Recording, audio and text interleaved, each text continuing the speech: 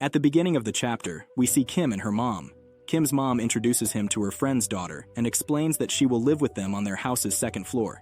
Hearing this, Kim immediately begins to whisper to his mom, asking why she would suddenly bring a girl to live in their house.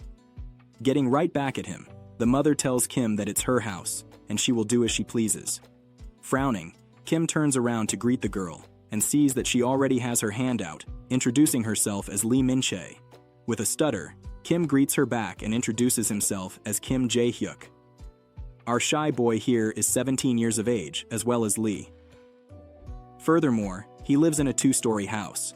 Kim and his mom live on the first floor, whereas on the second floor, Lee will live there now. Thereafter, Lee asks Kim if he goes to Youngmin High School, and reveals that she will be transferring there the next day. Lee then suggests that they both get along since they will be together most of the time from now on. Soon, Kim's mother leaves, asking Kim to take care of Lee. After her departure, Lee immediately pulls out a cigarette and asks Kim for a lighter.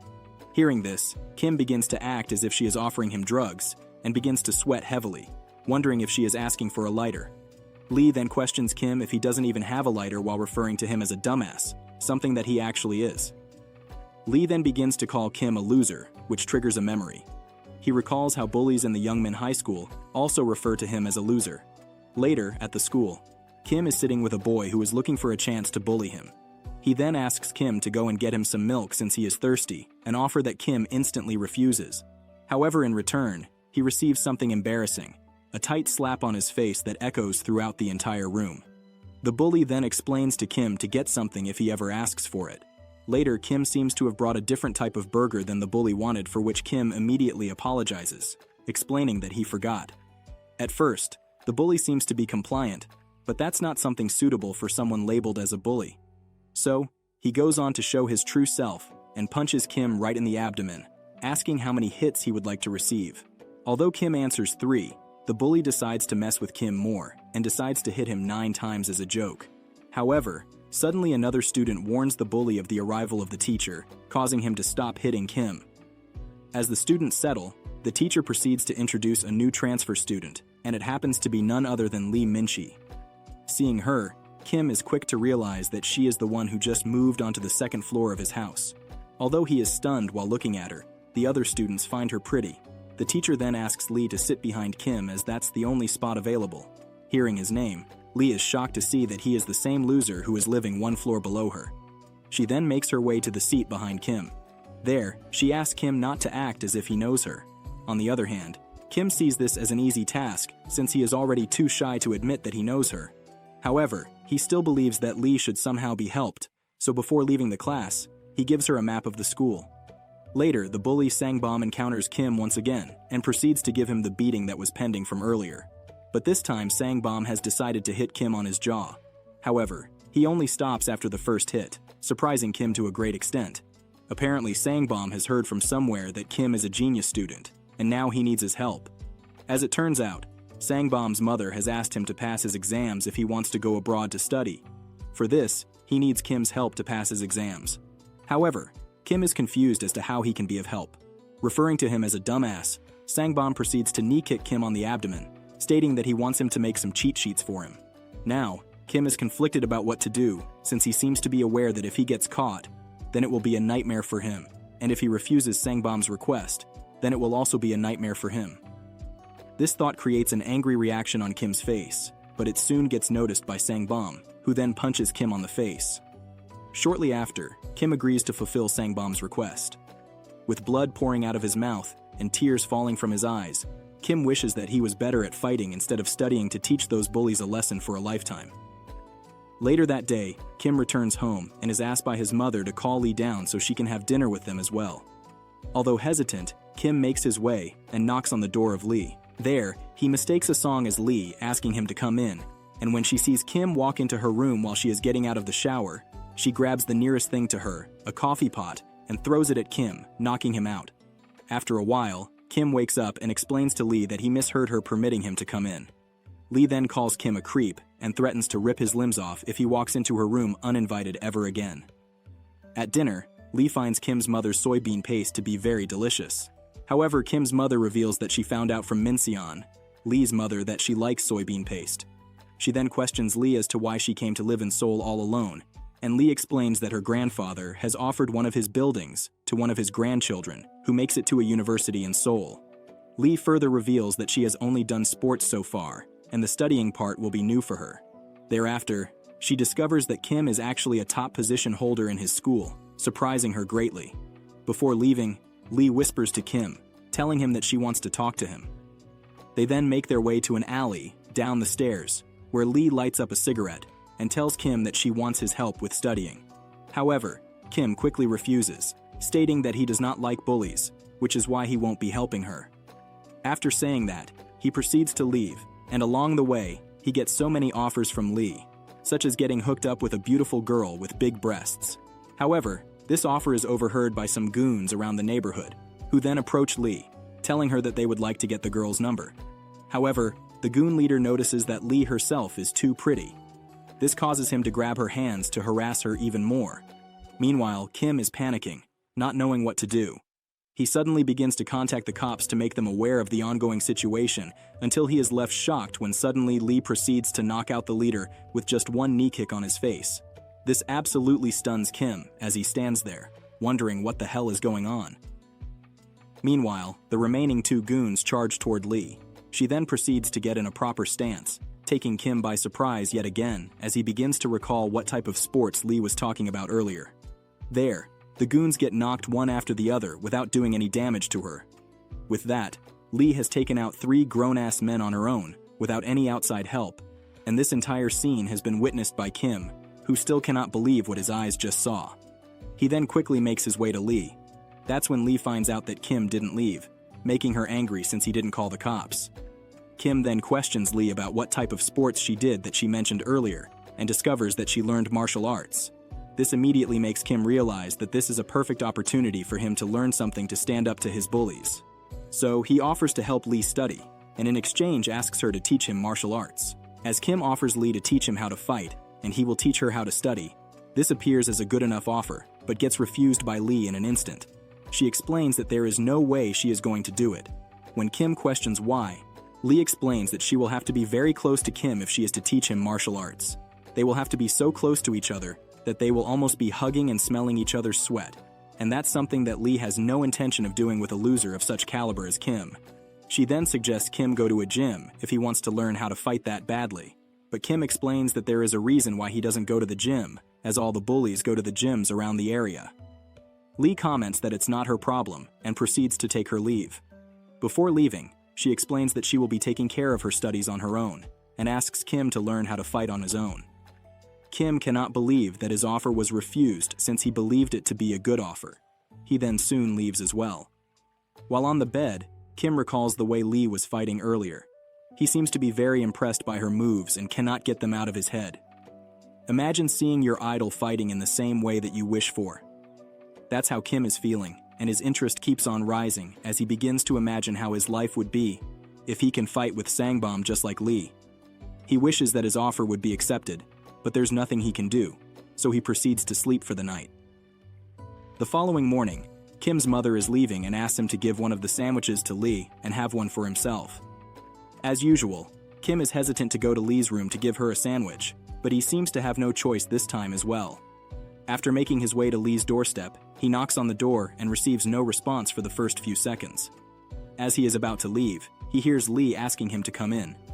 Not mishearing anything this time, Kim walks into Lee's room and immediately gets startled after seeing her in a short dress, thinking that she is not wearing anything to cover her underparts. However, Lee reveals that she still has her shorts on. Kim immediately apologizes, explaining that his mom asked him to give Lee a sandwich, which is why he has come. Lee asks him to put the sandwich on the table and leaves for the bathroom. However, as Kim is about to leave, he notices that Lee gets her education from elementary books. He opens one of the books and sees that Kim is learning how to spell basic fruits. Shortly after, Lee walks out of the bathroom and sees that Kim is messing with her stuff, causing her to grow furious. She frowningly asks Kim to get out of her room. But before leaving, Kim once again asks her if she has changed her mind on his offer, stating that she would not learn shit with those elementary books. This angers Lee even more, causing her to throw a book at Kim, but this time, he actually leaves. Later that night, Kim receives a phone call from his mother, who explains that she has gone out and asks Kim to give Lee some sweet potatoes that she put on the table for her. Kim agrees this time without frowning over his mom's request, and makes his way to Lee's room. However, he looks over at the stairs and sees that Lee is standing there, calling him out for creeping on her.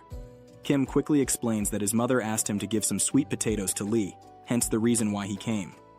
Lee then asks Kim to wait as she has something to talk to him about. She then reveals to him that she got rejected by 3 academies because of the level test. Lee seems to have failed drastically in these tests, which is why she got rejected. On the other hand, Kim realizes that Lee indeed does have elementary school skills. He then recalls how he already warned Lee that the way she is studying won't take her anywhere. Thereafter, Lee decides to accept Kim's offer from earlier and explains that she will be teaching him how to fight, and in exchange, he will have to help her study. The scene then shifts to the first day of their tutoring, and Kim starts giving Lee some lessons and how to call certain things. Out of all those, Lee only seems to know what cigarettes are and how they are pronounced in English. This makes Kim concerned, as he realizes that Lee doesn't know anything about basic English. He then moves on to teach her the 26 alphabet in the English language. Later, it was time for them to switch from study lessons to fighting lessons, and now the roles have shifted to Kim being a student and Lee being a teacher. Lee explains to Kim that he needs to find out what type of guy he is against first before getting into a fight with him. Kim did not know that such a thing was required to learn how to fight, and so he remains confused. The two then make their way to the school where Lee takes Kim's support to peek from over a wall to understand what type of a guy Joe Sangbom is. Shortly after, Sangbom walks out with his friends and begins to smoke. Meanwhile, Kim is finding it difficult to keep carrying Lee's weight as she is too heavy for him. Thereafter, Lee discovers that Sangbom has a fight scheduled in a parking lot after school ends and decides that they both will go and closely observe Sangbom's fighting style. On the other hand, Kim gives up, making Lee fall from his shoulders and causing her to furiously hit him. Later, Kim questions Lee as to why they are going to watch Sangbom's fight, prompting Lee to explain that this way he can learn Sangbom's fighting style. In the parking lot, Lee comes across a girl who is aware that she is a new student in their school. Moreover, she seems to be aware of Lee's history of being a bully in her previous school and proceeds to offer her a cigarette. However, Lee refuses, stating that she just had one before coming to watch the fight. Meanwhile, Kim is standing behind Lee looking all suspicious as he has a hoodie covering up his entire face. He is aware that the situation will turn bad if he is to be spotted here since losers are meant to stay away from the fighting areas. Meanwhile, Sangbom confronts his opponent, who seems to be furious at Sangbom for breaking his friend's finger. However, Sangbom finds this to be a very unusual reason for the other guy to pick up a fight with him. The guy then asks Sangbom to just apologize, who then proceeds to squeeze his eyeball, showing his dominance. With that, Sangbom goes on to beat the shit out of the other guy, while the others stand there and cheer for Sangbom, some even finding him sexy during all this. Meanwhile, Lee observes him closely. Back in the fight, the guy is absolutely beaten up as he proceeds to apologize, asking Sangbom to stop hitting him. However, he is not done as he goes on to strike the guy's finger with a fire extinguisher, making him meet the same fate as his friend. Later that night, Kim stays with his head down as he believes that there is no way he can take on Sangbom since he is too strong. Getting annoyed by his constant whining, Lee tells Kim to stop and assures him that he will be able to fight Sangbom in just 1 month.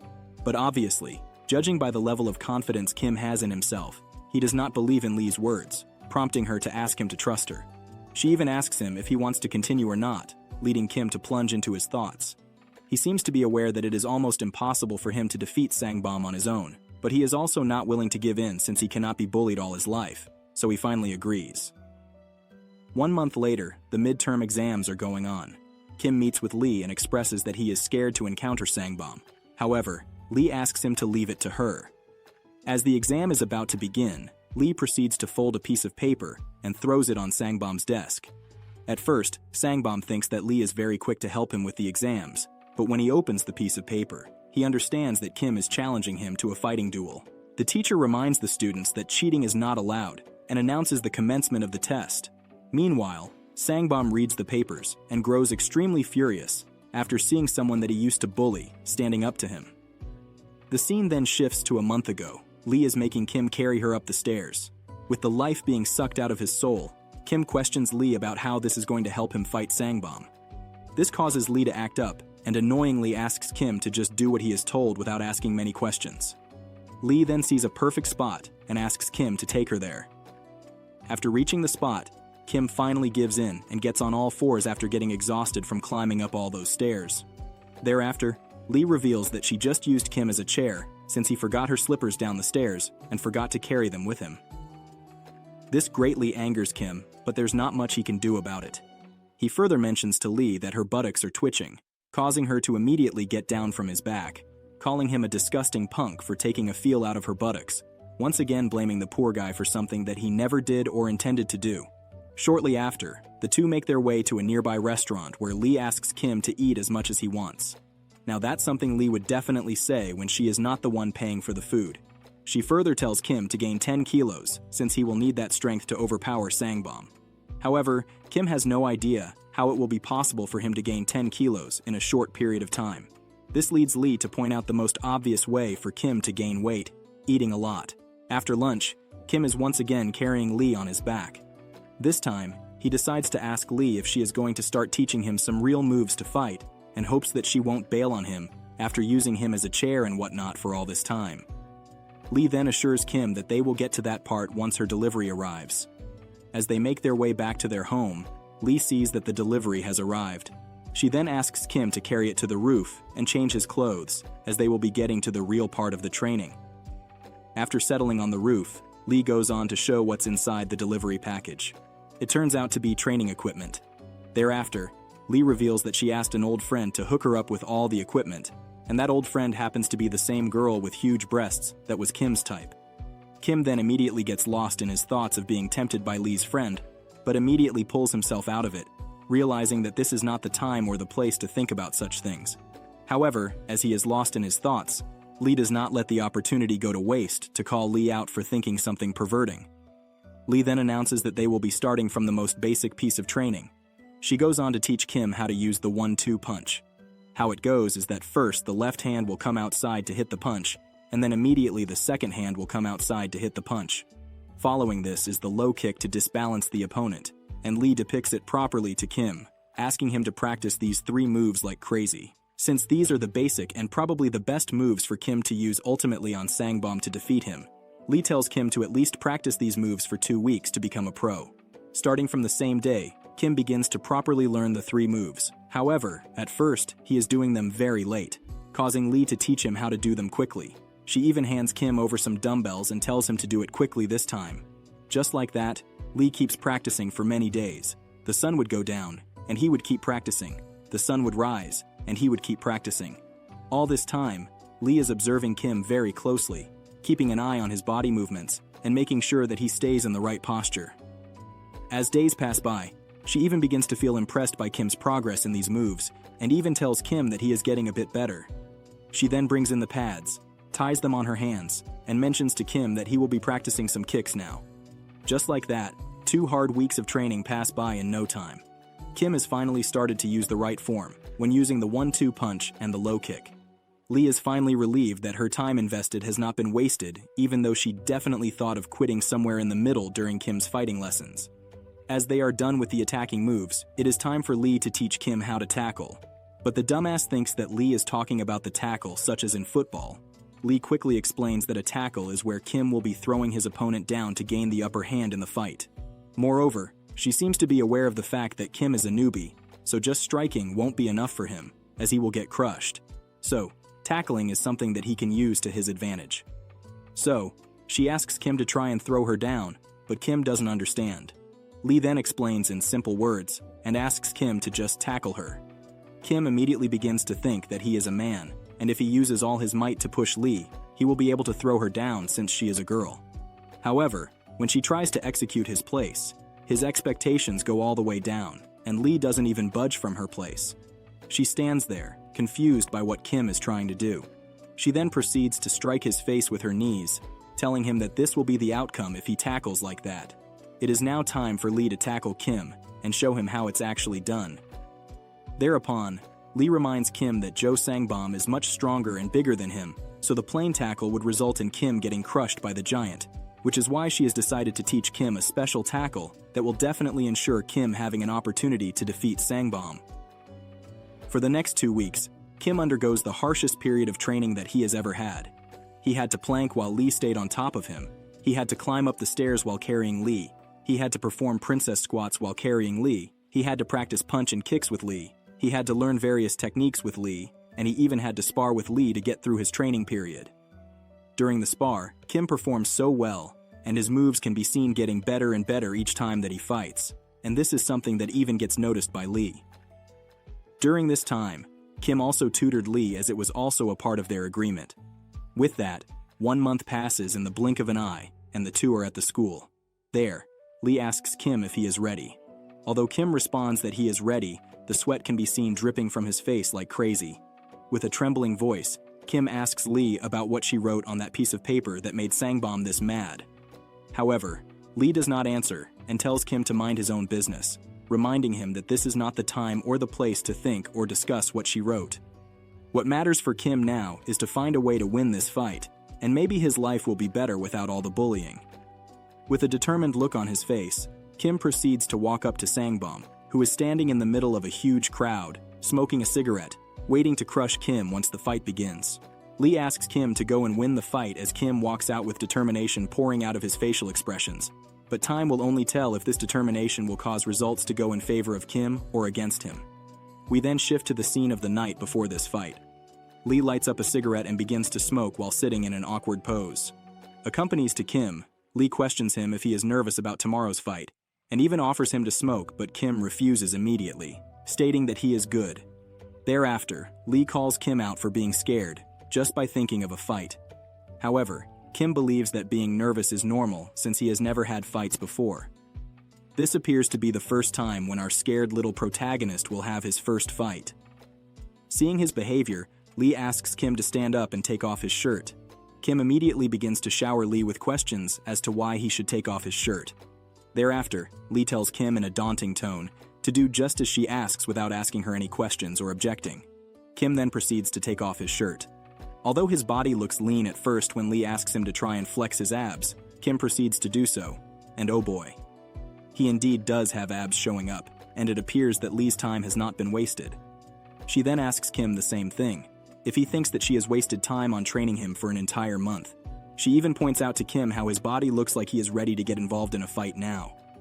She further suggests Kim stop thinking that he has no chance of winning the fight, as this thought will only take him down the path where he will definitely lose the fight. She asks Kim to have some confidence, as it is the very key to success in anything. Kim then asks Lee how long she is going to call him a loser, since it is very offensive to him. Hearing this, Lee is astonished by the fact that Kim is getting triggered for being called a loser, in just a matter of days when he hasn't gotten triggered yet for getting bullied all his life. However, Lee makes an offer to Kim. She tells him that she will stop referring to him as a loser if he wins this fight, and Kim seems to agree on this offer. She further goes ahead and hands over her lighter to Kim, telling him to hold this during his fight, as it will strengthen his punch. Kim then takes the lighter and assures Lee that he will return it to her once he wins the fight. However, Lee immediately asks him to buy her a new one, since he does not want to touch the things that have been touched by a loser. Furthermore, Kim questions Lee as to where she got the lighter from, leading her to grow annoyed. She is irritated by the fact that Kim asks a lot of questions, and even asks him if she has to explain everything to him. The scene then shifts back to the school where the stage is set for Kim to finally have his first ever fight. He is squeezing on the lighter that Lee gave him and is shaking like crazy. Kim has no idea how the bullies pile up their confidence when they get into a fight with someone, but he soon recalls Lee suggesting to him not to psych himself out, as it will make him lose the fight immediately. He seems to have belief in Lee that he can win the fight, and this makes him pick his courage up by a tiny bit. He further thinks that nothing is going to happen no matter how the fight ends anyway.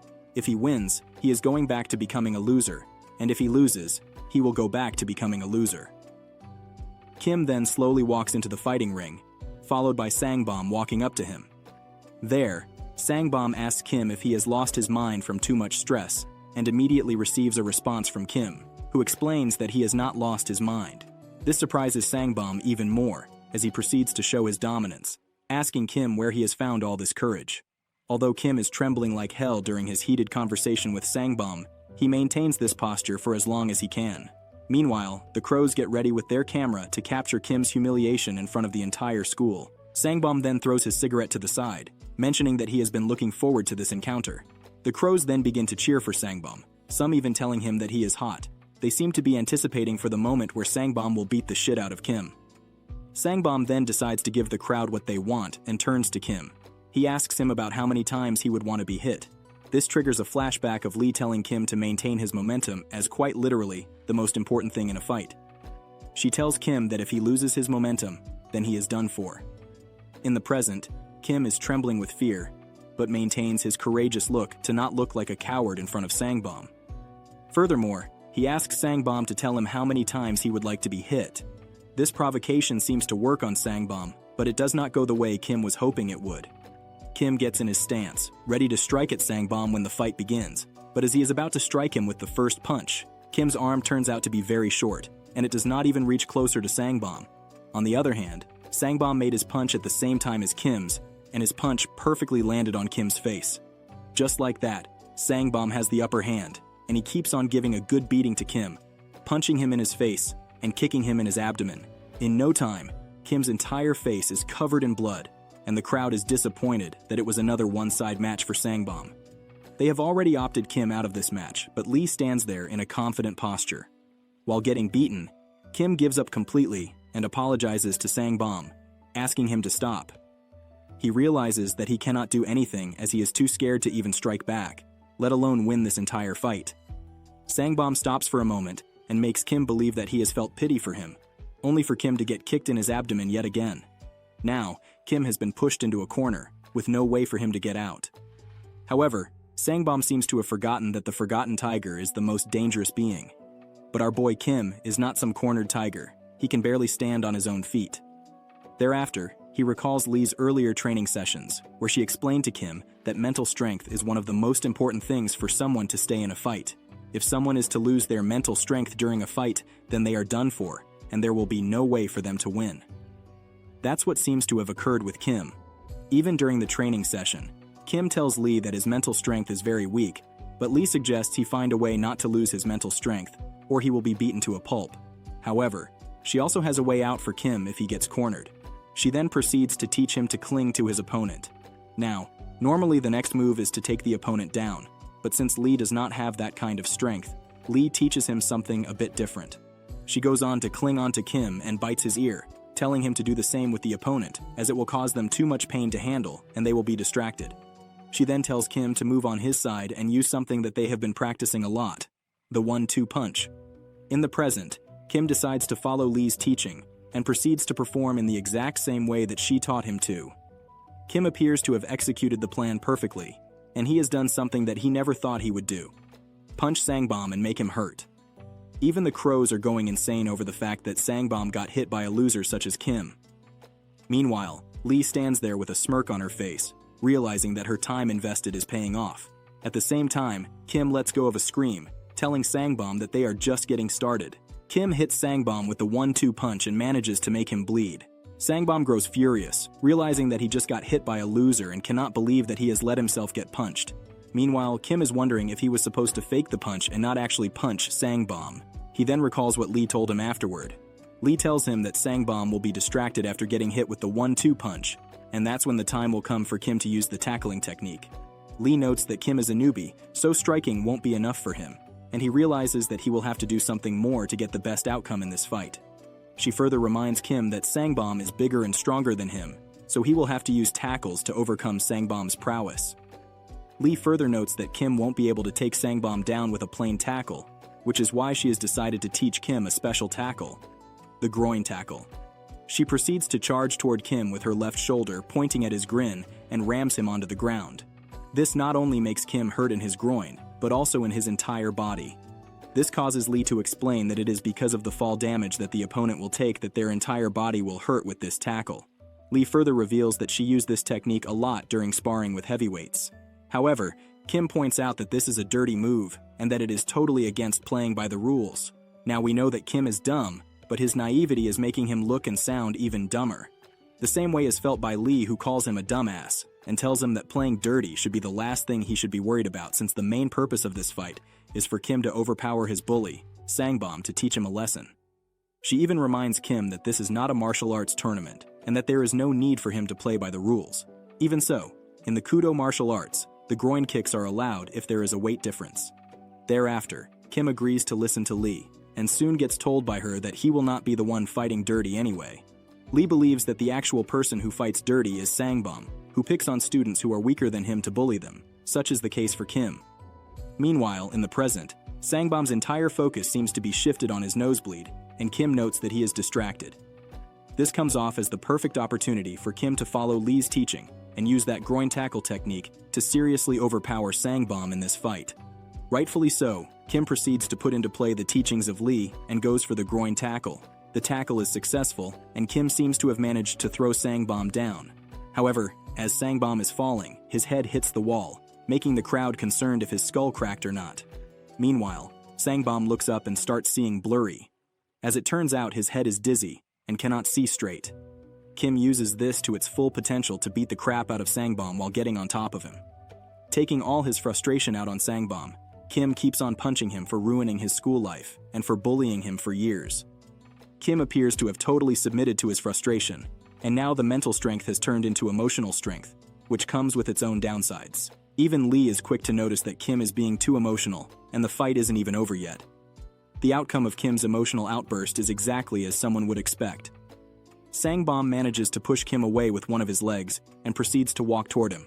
After holding his neck, Sangbom acknowledges how Kim seems to have learned martial arts to stand up against his bully. However, he reveals that he has borrowed some techniques from his friend as well, and proceeds to hold Kim in a guillotine choke. This dangerous move can make anyone pass out in just 7 seconds, and there is nothing really they can do about it. Sangbom mentions to Kim that he will treat him in the worst way possible once he passes out to make an example out of him for not ever messing up with Sangbom.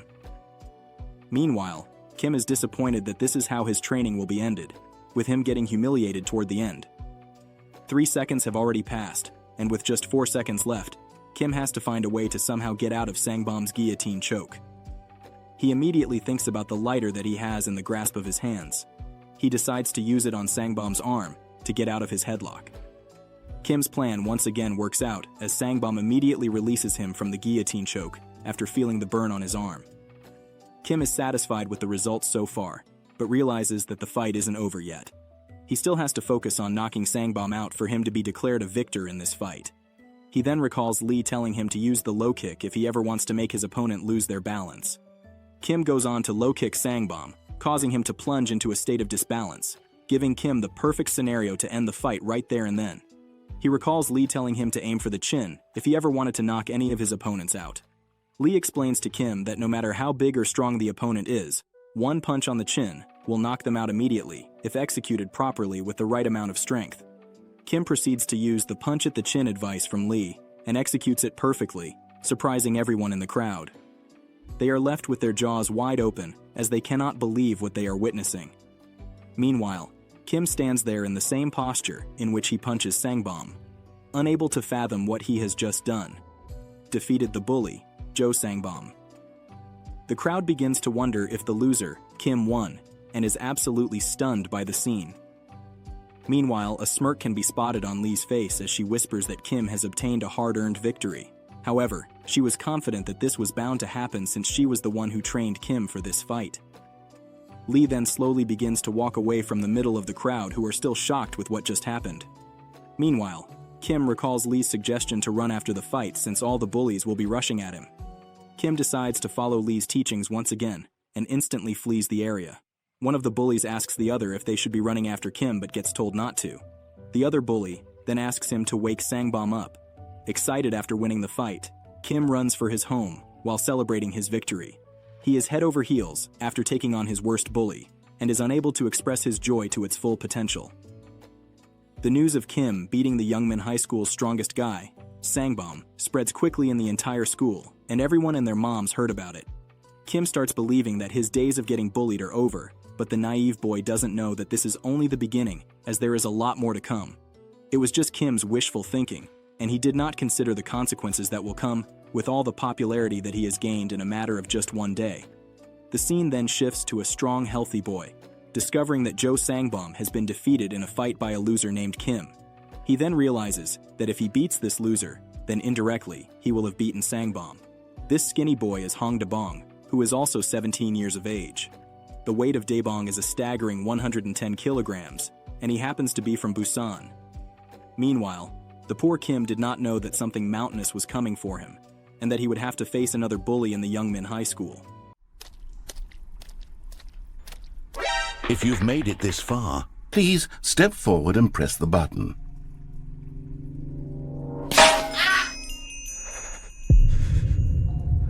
Now, open your eyes, step forward, and push the button. Yes! You see? What a thrill! What a rush! That was you! Now, I want you to do something else for me. Please press the subscribe button. Come on, give it a try. Can you feel it? The glow of comfort, even in the face of crushing despair, must already be sweeping through your body. And in fact, can I say that I do believe commenting "let him cook" will lend you an air of charisma as well? After the fight, Jo Sangbom takes a leave from school and returns after 3 days. The other students believe that Sangbom is embarrassed after noticing the depressing look on his face. Moreover, Sangbom does not even make eye contact with Lee when he walks into the class. On the other hand, Lee thought that Sangbom would be seeking revenge immediately after coming back to school. To Lee's surprise, that does not happen, and Sangbom quietly takes place on his seat without talking with anyone. Lee then gets touched with a foot from behind, and sees that it is none other than Lee, who then throws a piece of paper toward Kim, asking him to buy some bread for her. However, Kim refuses, stating that he is not her errand boy, and that she cannot order her around this easily. However, Lee shifts her eyes and asks Kim once again to get the bread. This convinces Kim to listen to Lee, so he proceeds to get up and leave the classroom. Thereafter, Kim believes that Lee deserves this much since she taught him how to overpower his bully. However, a sudden thought hits Kim that he is just following someone's order as before, but then shifts his opinion, realizing that this is his freedom.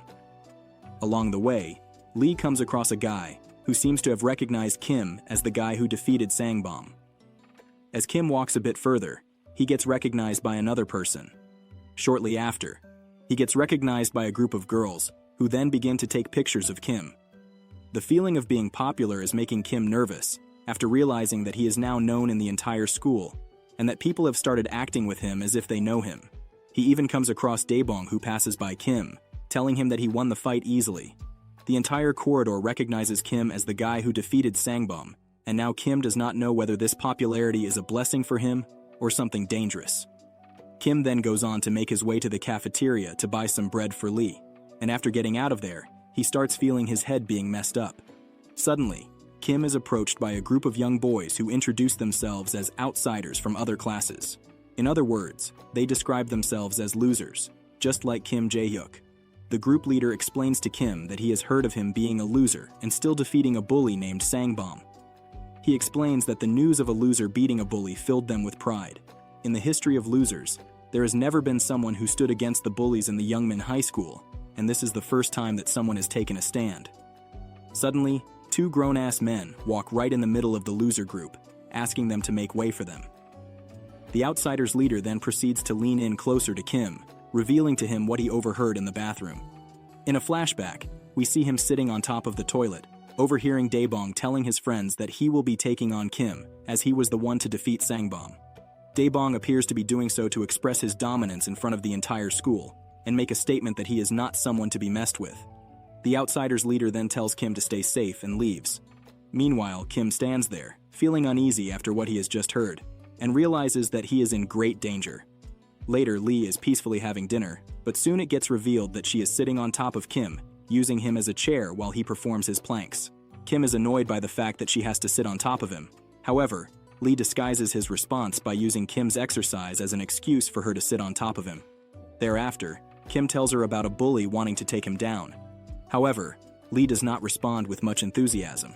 Kim finds this to be a bad behavior from Lee since she is his teacher, but Lee explains to Kim that he will keep on getting challenged by people, as such is the outcome of gaining popularity after defeating one of the strongest guys in school.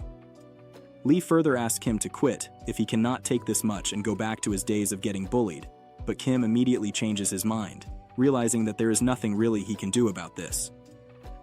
Lee then mentions that she will be leaving for the day since there won't be a study lesson as the exams just finished.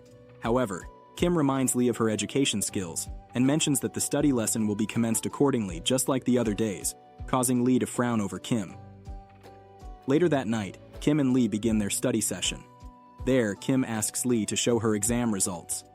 Hesitant at first, she refuses to show her results, but when Kim asserts that he needs to know how well she did, Lee has no other way but to comply.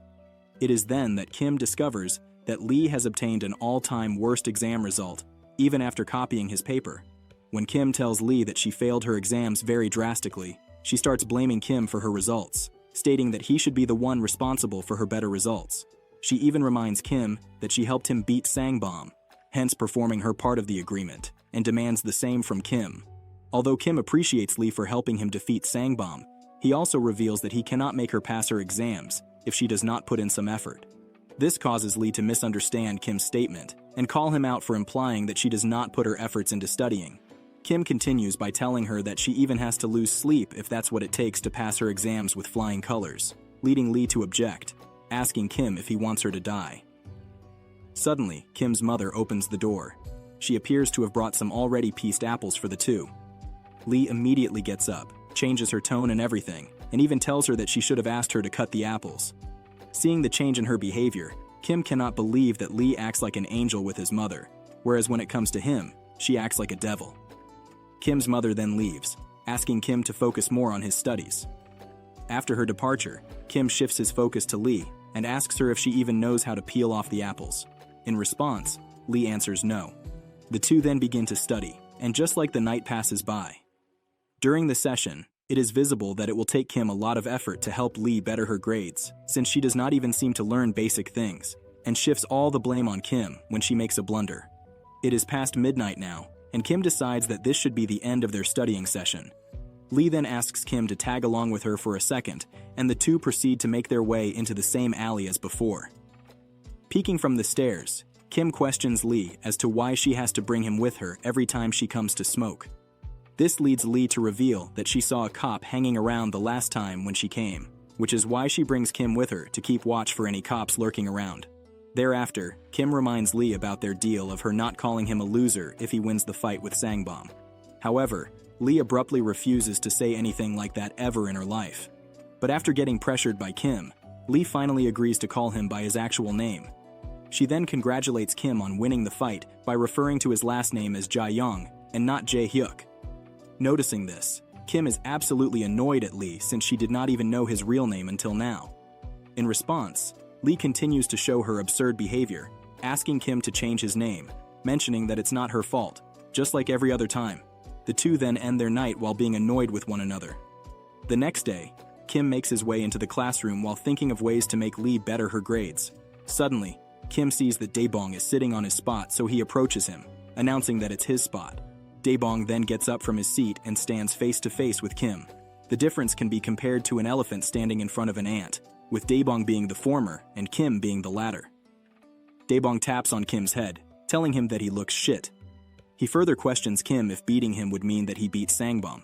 However, Kim has no idea what this fatso is blabbering about and remains confused about his true intentions until Daebong challenged him to a fight. This causes Kim to explain that they don't have any reason to fight with one another, leading Daebong to punch Kim brutally right in his face, stating that the reasons to fight can be made on the spot while referring to Kim as a worthless shit. As Daebong slaps the shit out of Kim, he then lifts him and throws him on his back on the ground. Kim has no idea how he will take on a bulldozer like Daebong on his own. Daebong then tells Kim once again that beating him will mean that he has beaten Sangbom. With that being said, Daebong finds it fun to have easy wins, and with a smile on his face, he leaves. Meanwhile, Kim stays on the ground, thinking if this is the end of Daebong's bullying, and finds it reliving that he won't have to suffer much if this is how he bullies. Meanwhile, Lee watches all this and decides to remain quiet. The very next day, as even some kids would know, it was not the end of Daebong's bullying. He is now asking people to make way for him while he walks in the hallway with Kim hanging by his neck with his feet pointing toward the sky and his head pointing toward the ground. Turns out that Daebong woke up and decided to make Kim his lackey today. The entire school is enjoying as the skinny, shirtless Kim hangs by Daebong's neck. They further notice that it is the same guy who defeated Sangbom, and now they see that he is being toyed with. Such should be the expectation when you are a student of Youngman High School. If you think that you are the strongest, You are always going to find someone stronger than you. Daebong then takes out a spider, revealing that he caught it looking at him funny when he was using the restroom. Daebong then proceeds to move the spider closer to Kim's mouth, asking him to eat it. Thereafter, Kim immediately asks Daebong to stop, revealing that he is an arachnophobe, someone who is afraid of spiders. When Daebong sees Kim resisting what he is asked to do, he proceeds to slap him out of his misery. He then introduces himself to Kim in a way that he would get an idea of just who he has come across with. Daebong reveals that he is the one who call all the shots in Busan, and warns Kim to just do as he is told, while giving him another punch. He then asks one of his men to open Kim's mouth even wider and goes on to place the spider inside his mouth, causing it to slip down Kim's throat. While the bullies are having fun, Kim is absolutely devastated. The poor guy has to meet the same fate again and again, no matter how hard he works not to be bullied. He even took on Sangbom to get rid of his #1 bully, but now he has come across another one who is now making jokes of Kim, calling him a Spider-Man after making him swallow a literal spider. With tears falling out of his eyes and completely defeated, Kim questions Daebong as to why he is doing this to him. In response, he explains that he is doing this just because of the fun that he is getting out of this situation, something that a typical bully would say. He further explains that he wants to keep Sangbom in check, and the best way he can find to do that is to take on Kim. Moreover, Daebong mentions how he finds Kim's reaction to be quite funny when he is getting played with, which is why he has decided that he will continue with the bullying until he makes a statement of his dominance. He further explains to Kim that losers like him are meant to be treated this way, and advises him to get used to this and think of it as his destiny. Daebong then asks Kim to come to his class the next day to continue being his lackey, and just like that, he leaves with his men. Meanwhile, Kim stands there recalling all the hard work he did just to get on top of his bullies, and now he is on the stage where he began from. It appears that just the bully changed and nothing else did. Later that night, Kim tells Lee that they will be beginning their study lesson. However, his posture stays undefeated as he recalls all the worst things he had to suffer that day at school during his bullying session with Daebong. Lee asks him to wait as she is chatting with a friend. Meanwhile, Kim wonders if his fate is actually going to stay the same for the rest of his life. He is damn sure that there is nothing he can do about that pig-sized Daebong. Sangbom was someone Kim was able to take on, since he wasn't that big, but comparing him to Daebong would be an understatement. Kim then asks Lee if it is true that he cannot beat the pig, Daebong. Immediately, Lee agrees with Kim, realizing that there is no way someone of Kim's size would be able to take on and defeat someone of Daebong's size. But she also reveals that he can defeat Daebong. This statement piques Kim's interest greatly, as he becomes more invested in this conversation. He immediately questions Lee how he can pull it off, causing her to reveal that it's not something that can be pulled off by just anyone. She further explains that they will need some equipment for this, so she proceeded to ring the same friend who she was chatting with. Once again, it turns out to be the same friend that has big breasts. Hearing about her, Kim once again begins to fantasize about Lee's friend who also happens to be interested in boys with the likes of Kim. However, he quickly pulls himself out of these naughty thoughts, realizing this is not the time or place to think about such things. The friend's name is Sarah. As soon as she picks up the phone, Lee inquires if she has time to talk and discovers that Sarah is in a bar, drinking with a lot of hot boys around her. Lee comments how she would want to be with Sarah at that moment. Meanwhile, Kim thinks about how Lee has to study. Their conversation then shifts to the main topic, where Sarah questions Lee's purpose of the phone call. Lee then explains to Sarah that she wants some more stuff for the loser, Kim, whom she told her about. Furthermore, Lee explains that she will text her all the things that are required. Thereafter, Lee gets a stupid idea of making Kim talk with Sarah, so she hands him over the phone. Kim is absolutely shy to even talk with Sarah for at least 1 second, but somehow, he plucks up his courage and grabs the phone. Sarah then tells Kim how she hears about him all the time from Lee. She even describes to Kim his looks, wearing glasses, a nerdy face, and a loser's attitude. This makes Kim super nervous, as he has no idea how to respond, when suddenly he hears Sarah telling one of her friends that she is about to puke. The friend then goes on to help Sarah, and just like that, Kim hangs up the phone. When Lee questions Kim about what they talked about, Kim mentions not much. Later, a package arrives with the equipment that Lee asked Sarah to send. The delivery box is huge, and Kim has no idea what it is about to be. Lee then asks Kim to open the box. Immediately after opening, Kim stands there contemplating for some time if that is how he is going to win against Dae-bong. Just 3 weeks later, Kim is standing right in front of Dae-bong, waiting for their fight to begin. Dae-bong puts a cigarette in his mouth and calls Kim out for being overconfident. He questions Kim if he really wants to fight him, asking if he is insane. Furthermore, Dae-bong notices something that Kim is carrying with him, but he is confused if that's how Kim thinks he is going to defeat Dae-bong. Turns out that the package Lee asked Sarah to deliver was a pair of massive gloves. With those huge gloves, Kim stands in the middle of the crowd, face to face with Dae-bong. Meanwhile, the entire crowd thinks of this as a joke. They find Kim stupid for choosing gloves as his weapon to take on his mountainous opponent. Dae-bong takes it a step further and even asks Kim if he thinks this is a comedy club, confirming if he is joking or not. Meanwhile, Kim recalls Lee telling him that these gloves are the only way for him to overpower and defeat Dae-bong. Kim prepares to fight with Dae-bong with the massive gloves that Lee has for him. Turns out that 3 weeks earlier, when their package arrives, Lee explains to Kim that he will be using these gloves to fight with Dae-bong.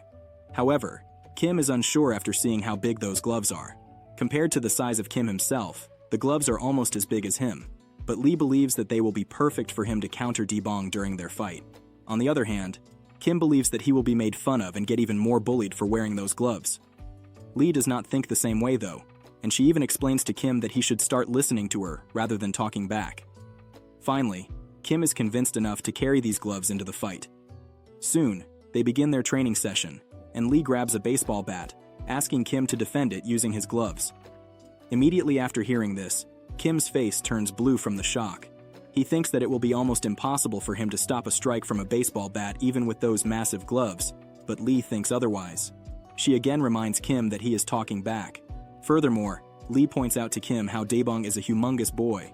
She judges the size of Dae-bong and believes that a punch from him will be very devastating, so she wants to train Kim accordingly. She believes that Kim needs to learn how to block a punch of that caliber with those massive gloves before moving to the next step. Just like that, Kim's training begins after he agrees to put a stone on his heart. Lee performs her first strike toward Kim with the baseball bat, and he gets sent flying way back. He was not able to take the hit and decided to give up on holding his ground. However, this blunder of him results in some scolding from Lee, who tells Kim to at least try and hold his ground. She notices that Kim is not even putting any effort into standing and doesn't budge when the hit gets in contact with him. Getting annoyed, Lee tells Kim that he will be going through hellish lower body training for this blunder, and that he will be doing this until he is ready to stand his ground while taking a hit from the baseball bat. From that day onward, Lee had to duck walk to school. Even though people found him crazy for walking in an awkward posture, Kim did not give a shit, realizing that this was necessary for him to do. Furthermore, he had to sit in his class on an invisible chair as it was instructed by Lee to do so. Even while eating, he had to sit like he was sitting on an invisible chair. At the cafeteria, Kim starts feeling uncomfortable in that posture and even complains about it to Lee, but gets asked to continue his training. Lee even reminds Kim not to talk with her in school as she finds it very annoying. Moreover, Kim even had to poop on the toilet as if he was sitting on an invisible chair. That's how harsh his training was. Later, Kim had to occupy a certain posture for Lee to sit on him and smoke. Thereupon, Lee looks back and asks Kim if he likes the feeling of her butt on him. However, Kim points out that his legs are about to break. Shortly after, he falls on the ground as he cannot take it anymore, causing Lee to blame him for falling intentionally and accusing him of being a pervert once again. 2 weeks later, after some really harsh training, Lee checks Kim's ability to stand his ground once again. She proceeds to strike Kim with her baseball bat, and this time Kim manages not to move from his place, while taking the hit on his massive gloves like a champ. She hits him once again but gets blocked yet again, realizing that Kim has really learned how to hold his ground. Thereafter, Lee makes a grand revelation, explaining that mastering this technique means that there are 90% chance for Kim to efficiently take on Dae-bong all by himself. Meanwhile, in the present, Dae-bong stands in front of hilariously looking Kim with huge gloves donned on him. Dae-bong calls out Kim for picking up this fight and threatens to show him his place. He proceeds to perform the first strike, but somehow Kim manages to block it. From Kim's perspective, he immediately feels the power of Dae-bong. At first, he believes that the strength behind Dae-bong's punch is the same as Lee with the bat, but later he realizes that Dae-bong's power is much higher than he initially anticipated. Meanwhile, The crowd finds it hilarious that Kim is using gloves bigger than his own size, but at the same time finds it impressive that he can block Daebong's punches. Daebong then realizes that Kim will try to block his attacks again, so he proceeds to rain punches at him to see how long he will be able to block off his attacks. Slowly, Daebong starts to feel pumped up as he starts making trashy comments toward Kim, calling him out for daring to challenge him. Meanwhile, Kim keeps on blocking his attacks, while thinking how things are going exactly as he expected them to. Turns out that Kim wants Daebong to feel excited. The scene then shifts to a flashback, where Lee explains to Kim that she used to go to a gym, where she used to spar with fatsos just like Daebong. During her fights with them, one thing Lee noticed was common among all of them: they would get tired really quickly. I guess that's what should be expected from the likes of Daebong with the huge size of bodies. This information surprises Kim greatly as he realizes that this can be easily used against them. Thereafter, Lee explains to Kim that he just needs to last for 30 seconds, and after that, Daebong will start feeling tired after all his energy gets depleted. Meanwhile, in the present, Kim keeps on countering Daebong's attack without attacking him back. On the other hand, Daebong has no idea what Kim's plan is. He even calls him out for having a foolish plan, and clarifies that this won't help him much with the fight. Earlier, Lee had told Kim that if he can last for 30 seconds, then the bulky bully will be exhausted and will slow down. After that happens, Lee advises Kim to rush in to hit Daebong with a headbutt. Kim goes on to follow exactly how Lee had advised him to do, and even finds success in her strategy. The plan to use Daebong's slow movement as an advantage to headbutt him works in Lee's favor, and somehow, he has managed to land a blow on a guy that's 4 times the size of Kim. Kim rushes in and dashes toward Daebong, hitting with a headbutt right at his chin. With that, the saliva forcefully comes out of Daebong's mouth as his head tilts back with the impact of Kim's attack. With a chilling look in his eyes, Kim watched as Daebong fell to the ground. In a flashback, we see Lee reminding Kim that a strike on a jaw will make anyone pass out, even if they are very strong and muscular. All Kim needed was just one hit on Daebong's chin, and voila. But it is not confirmed whether the battle between the two has ended or not. Kim notices that Daebong's eyes are rolled back. However, instead of falling backward, Daebong falls forward, crushing Kim in the process. With the thudding sound, everyone in the crowd realizes that Kim just got seriously hurt. Meanwhile, Kim is finding it difficult for him to breathe with a bulldozer of a guy lying on top of him. In no time, Daebong regains his consciousness, but has no idea what the heck is going on. He begins to wonder about what is going on around him.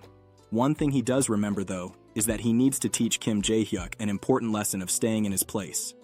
We then discover that Lee had told Kim that he would be done if he somehow managed to mess things up and not win with the headbutting technique. Lying on the ground, Kim recalls this and begins to cry, realizing that there is nothing he can do now but to get his ass beaten by a sumo wrestler, Daebong. Meanwhile, the crowd is enjoying every bit of this fight. They find it very hilarious that a mountain of a guy fell on a skinny loser, Kim. Meanwhile, Lee appears concerned, worrying how Kim will manage to get out of this situation. Thereafter, Daebong alarmingly tells Kim that he is doomed now, and that the only thing left for him to do now is to get beaten up gracefully without resisting. Meanwhile, Kim is displeased with his efforts. He recalls how the headbutt was supposed to be a critical hit, but now that he sees that it didn't work, he has no idea what to do now. Simultaneously, the crowd thinks the same as Kim. They believe that he is completely screwed now, and the only thing left for him to do is to indeed get beaten up. Suddenly, a man walks amid the crowd, excusing himself and asking them to make way for him. The people in the crowd point out to him how the place is jam-packed, and that there is no other way for him but to watch the fight from the back. One of the students in the crowd curiously tries to find out who this guy is. Turns out that the guy making way into the crowd is a sophomore. It appears that he and his mates were bored, which is why they have decided to spectate this hilarious fight between an elephant and an ant. The sophomore then introduces himself as Han Philip, and he happens to be 18 years of age. Another sophomore named Jong Daniel, also 18 years of age, asks Philip if he finds these kinds of fights amusing. The students in the crowd are left wondering as to why there is a foreigner in the Youngman High School. The two sophomores then make their way to the front of the crowd and see that the fight has already begun. Moreover, Philip sees that a fat guy is already on top of a skinny one and immediately tells Daniel that they should have come earlier.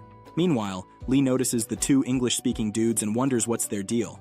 Thereafter, Philip grows excited as Dae-bong decides to take things a step further. He proceeds to start raining punches on Kim, telling him to be ready to get beaten to death. Kim tries to block Dae-bong's first punch, but the posture he is currently lying in doesn't allow him to be much effective defensively, causing Kim to enter a stage where he can do nothing but get beaten up. With that, Dae-bong continues to keep hitting Kim like an animal and has no intentions of stopping anytime soon. Philip notes that Kim is taking too much of a beating and wonders if they should be interfering in the fight. He believes that Kim is going to die at this rate. Meanwhile, Lee appears concerned for the loser as well and wonders if he is just going to let the fight end like this. She believes that Kim needs to keep fighting and even starts rooting for him, although she again gets Kim's full name wrong. However, that doesn't matter. What matters is that Kim has someone who wants to see him succeed. However, Dae-bong continues to punch the life out of Kim while he is helpless. The scene then shifts to a flashback where Kim is looking at what seems to be a UFC fight. There, he sees a boxer pinning his opponent by staying on top of him and constantly punching him. Seeing this, Kim's interest peaks, wondering what would happen if he were to get in a situation like that. He immediately turns to Lee and asks her if there is a way for him to counter this move. Immediately, with no second thoughts, Lee tells Kim that he won't be able to escape. She further clarifies that Dae-bong is probably more than 100 kilos, and if someone of that weight sits on top of a weak boy like Kim, then there is no way for him to escape. She asks Kim to lose all his hopes and dreams if somehow Dae-bong manages to get on top of him. Now that's one way to destroy someone's morale. Kim begins to question if there is really no other way and questions if jujitsu can help in such a situation. Hearing the name jujitsu, Lee realizes that there is indeed a way, but is not sure if someone like Kim can pull it off on a guy like Dae-bong. However, Kim requests Lee to teach him anyhow, and even offers to help her study hard in return. Lee then warns Kim that he will need to practice a lot to get better at this move. She then proceeds to lie on a floor mat and asks Kim to get on top of her. Immediately, Kim starts getting weird ideas, but Lee is quick to remind him that they are learning jujitsu, and this seems to be the only way. Kim then moves on top of Lee, and as soon as she begins to explain to him, the scene shifts to the present, where Kim is getting beaten the shit out of him. Dae-bong warns Kim that he will make him pass out by beating him consistently, and explains that this is what he gets for resisting being his lackey. With a fearsome tone, Dae-bong tells Kim that this is the survival of the fittest and losers like him don't deserve any place here. That is their destiny. Hearing the word destiny triggers the previous bullying moments for Kim, where Dae-bong made him swallow a spider and told Kim that it is his destiny to be treated like a piece of shit. Kim finds this false and believes that no such thing as a doomed destiny exists for losers like him. Going back to Lee teaching Kim jujitsu, she explains to Kim that the only way for him to get out of the position where someone is sitting on top of him is to bend one of his legs and then turn his body to form a shoulder bridge. This way, when one of Kim's knees lifts, it will make his opponent lose balance, and then Kim will be able to push his hips out of the empty space and escape. Listening to this technique, Kim appears very excited. Going back to the present, Kim performs the same technique as it was taught by Lee, and manages to escape from the position of Dae-bong sitting on top of him. After escaping, Kim immediately gets up and strikes his left punch toward Dae-bong's chin. This punch greatly excites the crowd, as they see Kim finally landing a successful punch with his massive gloves. Meanwhile, Philip finds Kim's move to be quite impressive and is left in a state of awe. Simultaneously, Lee stands right beside Philip, watching the fight closely, observing every Kim's move to see if he is doing according to what she taught him. One of the guys from the crowd is surprised to see that Kim can not only block with those huge gloves, but can also strike back. However, one thing that makes him curious is the thought of getting hit by those gloves actually hurt or not. Standing there, waiting to make his next move, Kim recalls Lee telling him that the only way for him to win this fight is through a headbutt, and that there is no way to take Dae-bong down using the massive gloves. So she advises Kim to keep on fighting until he finds an opportunity to end the fight with a headbutt. Kim proceeds to strike Dae-bong with a left jab and then uses the right jab. He keeps on hitting Dae-bong with jabs until he starts to bleed. Kim then backs up and begins to take a run toward Dae-bong yet again, this time with his arms spinning like crazy in the air. It appears that Kim is trying to hit Dae-bong with a double jab at the same time, and such an awkward move is found hilarious by the crowd. They believe that this attack is not going to do any damage at all. As Kim is about to hit Dae-bong, the tables turn, the situation changes, and Dae-bong proceeds to lift off the massive gloves from Kim's arms and dons them on himself. Just a while ago, Kim was confident enough to end the fight as he found his momentum. He had the perfect opportunity to achieve another milestone in a short span of time, defeating another notorious bully. However, the tables have turned, and the once confident Kim is not fearing for his life. Seeing this, even Lee is scared for Kim now, and has no idea how he will be able to get out of this drastic situation. Meanwhile, Daebong stands there, with his head held high, stating that he will be the one using the gloves now. Immediately, Kim realizes that he is fucked. Daebong gets in the stance to hit Kim and proceeds to do as planned. As the punch is coming toward Kim, he wonders if he can block it off by covering it with his hands. Little did he know that it was near impossible for him to block a punch with such strength, let alone with those massive gloves on. With that, Daebong strikes Kim with a punch, sending him flying miles away. Someone from the crowd finds it hilarious that Kim thought he would be able to block Daebong's punch. As Kim lands on the ground, a girl immediately closes her legs, thinking that Kim is looking at her underpants. However, that is not the case at all. Kim then gets up while apologizing to the girl. Right beside that girl is Lee, who finds Kim's move to be foolish, but this fight does not seem to be over for Kim yet, as he once again proceeds to walk toward Daebong fearlessly, as if something got into him. Seeing this, Daniel believes that Kim is better off without the gloves, a comment that Philip finds very funny. He then asks Daniel if he has been watching the fight, since it does not seem like Kim is better off without anything, as he has hardly been holding on to the hopes of not badly getting beaten up by Daebong. Overhearing their conversation, Lee finds the two to be quite annoying, since they have not shut up since they got here. While donning the gloves, Daebong realizes how magnificent they are, and he is surprised by the fact that Kim was able to keep these gloves on for such a long period. Daebong believes that the gloves fit him better than Kim. He then asks Kim to hurry and come over to him as his hands are itching to punch someone. Meanwhile, Kim is slowly walking toward Daebong, realizing that the only way out for him is to take him head-on. Kim is aware that this is not over yet and convinces himself that he can still fight without the gloves on. As Daebong said earlier, it is the survival of the fittest, and this is the perfect gateway for Kim to express just how determined he is to teach his bullies a lesson. He is clearly overpowered in this situation, and the only way for him to defeat Daebong is with his bare hands. Kim then shadow punches in the air and realizes that his hands are moving much faster now.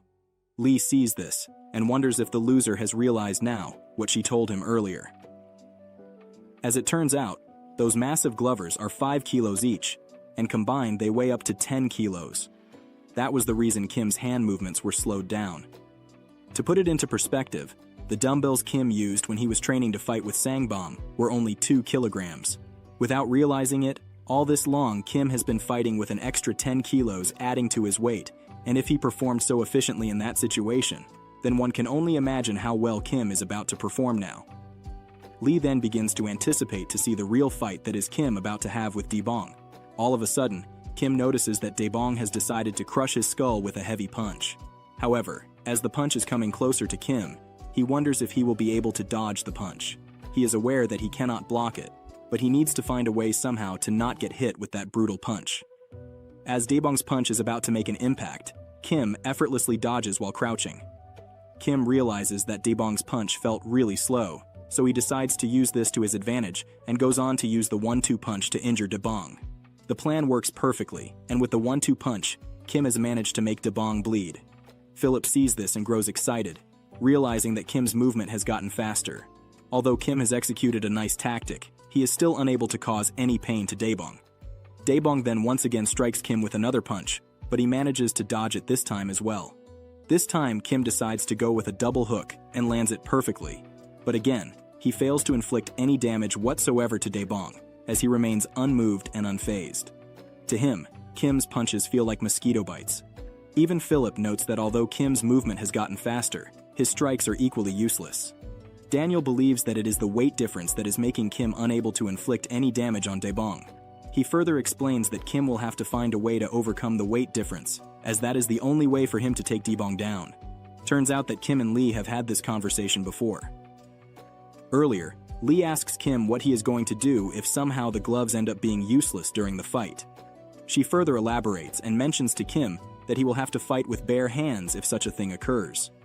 Lee then points out that Daebong's entire body is covered in fat, and if Kim finds himself in a situation where he will have to strike at him using his hands, then he is not going to make much big of an impact, since Kim is just going to feel squishy after hitting Daebong anywhere on his body due to fat. It is clear that no damage is going to get through. It seems that Kim will have to be smarter with how he plays once the gloves become useless. To find the perfect solution, Lee advises Kim to just aim for the spot that has less or no fat on Daebong, as that would make him hurt. The spot Lee seems to be talking about happens to be Daebong's knee. Meanwhile, in the present, Daebong is about to strike Kim once again when suddenly, he dodges the attack and low kicks his knees, making a fearsome sound. Just by hearing the sound, it can be seen that Kim has finally started dealing with some serious damage. Philip is quick to note that Kim is aiming for Daebong's joints now. Realizing that Kim has started involving kicks in the fight now, Daebong grows even more furious and starts swinging his punches all over the place. He thinks that he can land one of the punches on Kim, and he seems to be giving in to his anger more than playing it smart. The first punch is easily dodged by Kim, who then realizes that Daebong is getting more and more exhausted after every attack that he performs, which is why his punches are also getting slower from time to time. At this rate, Kim is confident that he can dodge just about anything that Daebong might throw at him. On top of that, Kim decides to use this as an advantage for him to strike back at Daebong, in an attempt to make him weaker. He then proceeds to hit Daebong with a double jab and another kick on his knees. Daebong proceeds to do what he does best, swinging random punches. However, these attacks are easily dodged by Kim, who fights effortlessly, while being smart at the same time. Thanks to Lee, Kim is now fighting with his brains, realizing that he neither has the same strength as Daebong, nor is he as big. Keeping the plan in mind of hurting Daebong on a spot where there is no fat, Kim constantly kicks him in the knees after dodging his every punch.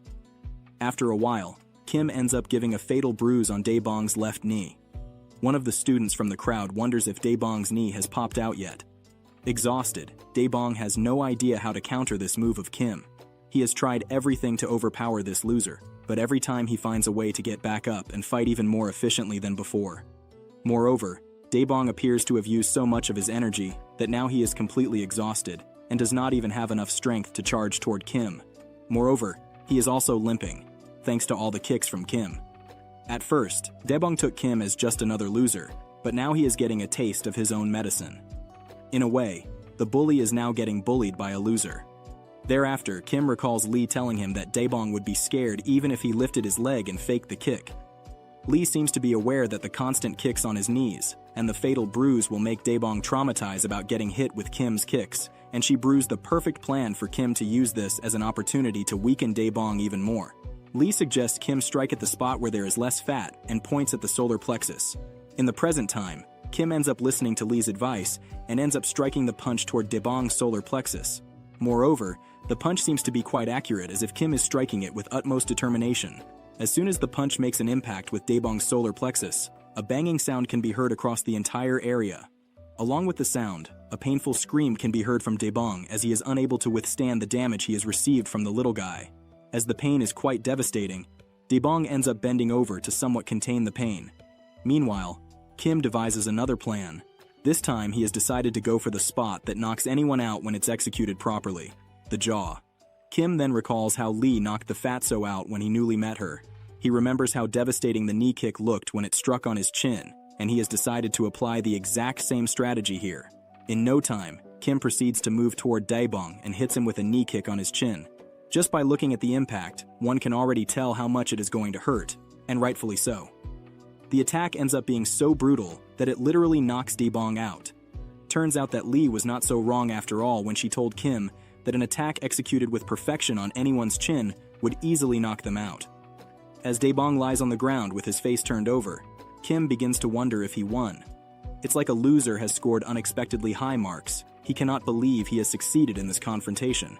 Meanwhile, the crowd also begins to wonder if Kim won. One even comments on how Kim has knocked Daebong out brutally. While the crowd appears quite impressed with Kim's hard work and progression from his bully days, Lee is not so impressed after all. She believes that Kim almost lost this fight as well. Undeniably, that is the truth, since in the fight before Daebong, Kim almost lost as well until the very last moment when he decided not to be bullied anymore. She further believes that there is a lot of work left for Kim to do to become even better. Meanwhile, Philip is laughing, finding Kim, an elementary school student, to win a fight. It comes off as too hilarious for Philip that a skinny loser ended up defeating a bulldozer of a guy. He then taps Daniel on his back and asks if he found it hilarious as well. Philip further comments how he doesn't regret skipping his class to watch this fight as it was very entertaining. Without answering, Daniel begins to walk away and tells Philip that he is too laid back. Philip even attempts to stop Daniel and asks where he is going. In response, Daniel reveals that he is heading to the meeting. Meanwhile, the arena stays in a chaotic appearance after a tremendous display of a battle between Kim and Dae-Bong. Another student standing there, Kwok Hansel, finds Dae-Bong to be a loser. Furthermore, he believes that Kim winning this fight was a mere fluke of his. On the other hand, Kim recalls that the only thing left to do after a fight is for him to run away, and that's exactly what he ends up doing. He understands that he should not stick around anymore as the other bullies will beat him up. Meanwhile, the loser group spectates from behind a wall, celebrating Kim's victory. It appears that they are really rooting for Kim to win every bully encounter, and it is also evident that they have complete faith in Kim. Not only that, they even declare him the Knight of the Loser Kingdom, and believe that watching Kim fight is like watching an anime. However, as they are talking loudly, one of their members asks them to keep it down, or the bullies might hear them. As all of this is going on, another Yongmin High School freshman girl watches this from somewhere, and finds it astonishing that a bullied kid managed to defeat a bully in a one-on-one fight. Meanwhile, in the gym storage room, a lot of students are gathered. They are partying, smoking, and enjoying their time. One of them questions another if he sold his stuff yet, but discovers that he had to bail since the cops have been too active these days. Meanwhile, another offers someone to have whiskey with them, and his offer is accepted in no time. This gathering turns out to be the Yongmin High School bully union called Invincible. Shortly after, their conversation shifts to discussing where their president is since he hasn't shown up yet. Suddenly, the main door opens as sunlight passes through. A man continues to walk and reveals himself. The man turns out to be none other than Han Philip, and he also happens to be the president of this union. The second in command turns out to be, you guessed it, Jong Daniel. Philip explains that he had to make a stop while on his way to the gym storage room since his eyes caught something amusing, referring to watching the fight between Kim and Dae-Bong. One of the bullies mentions how he heard of a freshman gaining popularity due to his fighting techniques. No, it's not Kim, it's Dae-Bong that he has heard of. However, Philip reveals that Dae-Bong got his ass beaten really badly during the fight. We also discover that Philip actually went there to scout for a bully to take them to their union. The bully then questions Philip about the winner of the fight. In response, Philip reveals that the winner of the fight is just funny to look out, but he is not sure of the capability he possesses. The bully then suggests that he go for recruiting new members for their union since they are looking for it. But Philip refrains him from doing so, suggesting that they should keep their eyes on Kim for now and see if he grows bigger and becomes worthy of being recruited into their union. A few days later, Kim is having a study lesson with Lee, where she is involved in solving problems. Meanwhile, Kim sits there with a worrying expression on his face. Kim then calls out Lee and tells her that there is something he wants to consult with her. Lee asks him what it is, and Kim explains that it has been 3 days since his fight with Dae-Bong, and someone recorded it and posted it on social media. From that day, everyone has come to know about Kim and that he is taking on bullies. Not just students from Yongmin High School, but also from outside, people know Kim and are coming to his school just to have a look at him. Moreover, Kim is getting shoulder bumped at least 20 times a day. On top of that, people are constantly challenging him to fight, even though he doesn't want to. Kim just wants all of this to stop. He doesn't seem to care about getting all the attention after winning a few fights. Therefore, he asks Lee for a way to get out of this. Lee explains that this is bound to happen and advises Kim to become strong enough for people to start taking him seriously. She even tells Kim how he still looks like a loser. She then tells Kim to accept the next offer he gets for a fight if he wants to get stronger. Hearing this, Kim realizes that there is no way out for him but to fight. The very next day, Kwok Hansel introduces himself to Kim. In another scene, it is nighttime, and a Mercedes-Benz is driving by. The driver turns out to be Kwok Hansel. In the car, Hansel is accompanied by his friend who asks him where he got this car from. Hansel reveals that he slipped it out from his garage while his dad was asleep, and believes that his dad is an idiot for not knowing what his kid is doing. The friend is surprised to know that Hansel's father owns a Benz. However, Hansel explains that his dad is stupid to spend all his money on the installment of this Benz even though he is broke. His friend then questions more about his father and why he acts in such a way, prompting Hansel to ask him to mind his own business. He then asks his friend to hold tight since he is about to floor the car. Immediately, Hansel hits the pedal on the metal, and the car accelerates in a flash. The car is going so fast that it would start flying if it had wings. Meanwhile, his friend comments how he has noticed that Hansel has gotten better at driving. Hansel agrees with this, mentioning that he hit 200 kilometers per hour that day. This friend of Hansel turns out to be a friend from his middle school and not high school. He then asks Hansel about how his school is going, stating that he is the only person from Gumayong Middle who went to Yongmin High. Even he knows that Yongmin is a tough school and that it contains seniors who are unbeatable. He further inquires to Hansel if he is getting treated like a loser there. Upon hearing this, Hansel wastes no time in reminding his friend that he is the number 2 bully in Gumayong Middle. In response, his friend also reminds Hansel that he was only number 1 because he was always sticking with the number 1 bully in Gumayong Middle, Taesik. He further reminds Hansel that he never even fought once during his days when he used to bully. In response, Hansel mentions that he didn't find any reason to fight for dumbasses in his middle school and asks his friend to stop saying that he stuck with Taesik for his own benefit. Hansel believes that maintaining relationships can get you stages you can only dream of. He further explains that a predator recognizes another predator and believes that he just has to show in Yongmin High that he is a predator.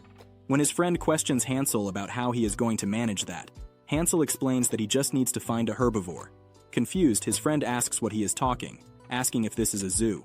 Orange Boy calls him a dimwit and explains that he is talking about a loser, but not just any loser, as he gotta chose a nutritious one that'll boost your reputation and spread your fame. Basically, a tasty loser. This dumbass is using the words like nutritious and tasty, referring to the loser as like a meal. These people are crazy. The friend starts laughing, asking him how will he cook them when he have never fought.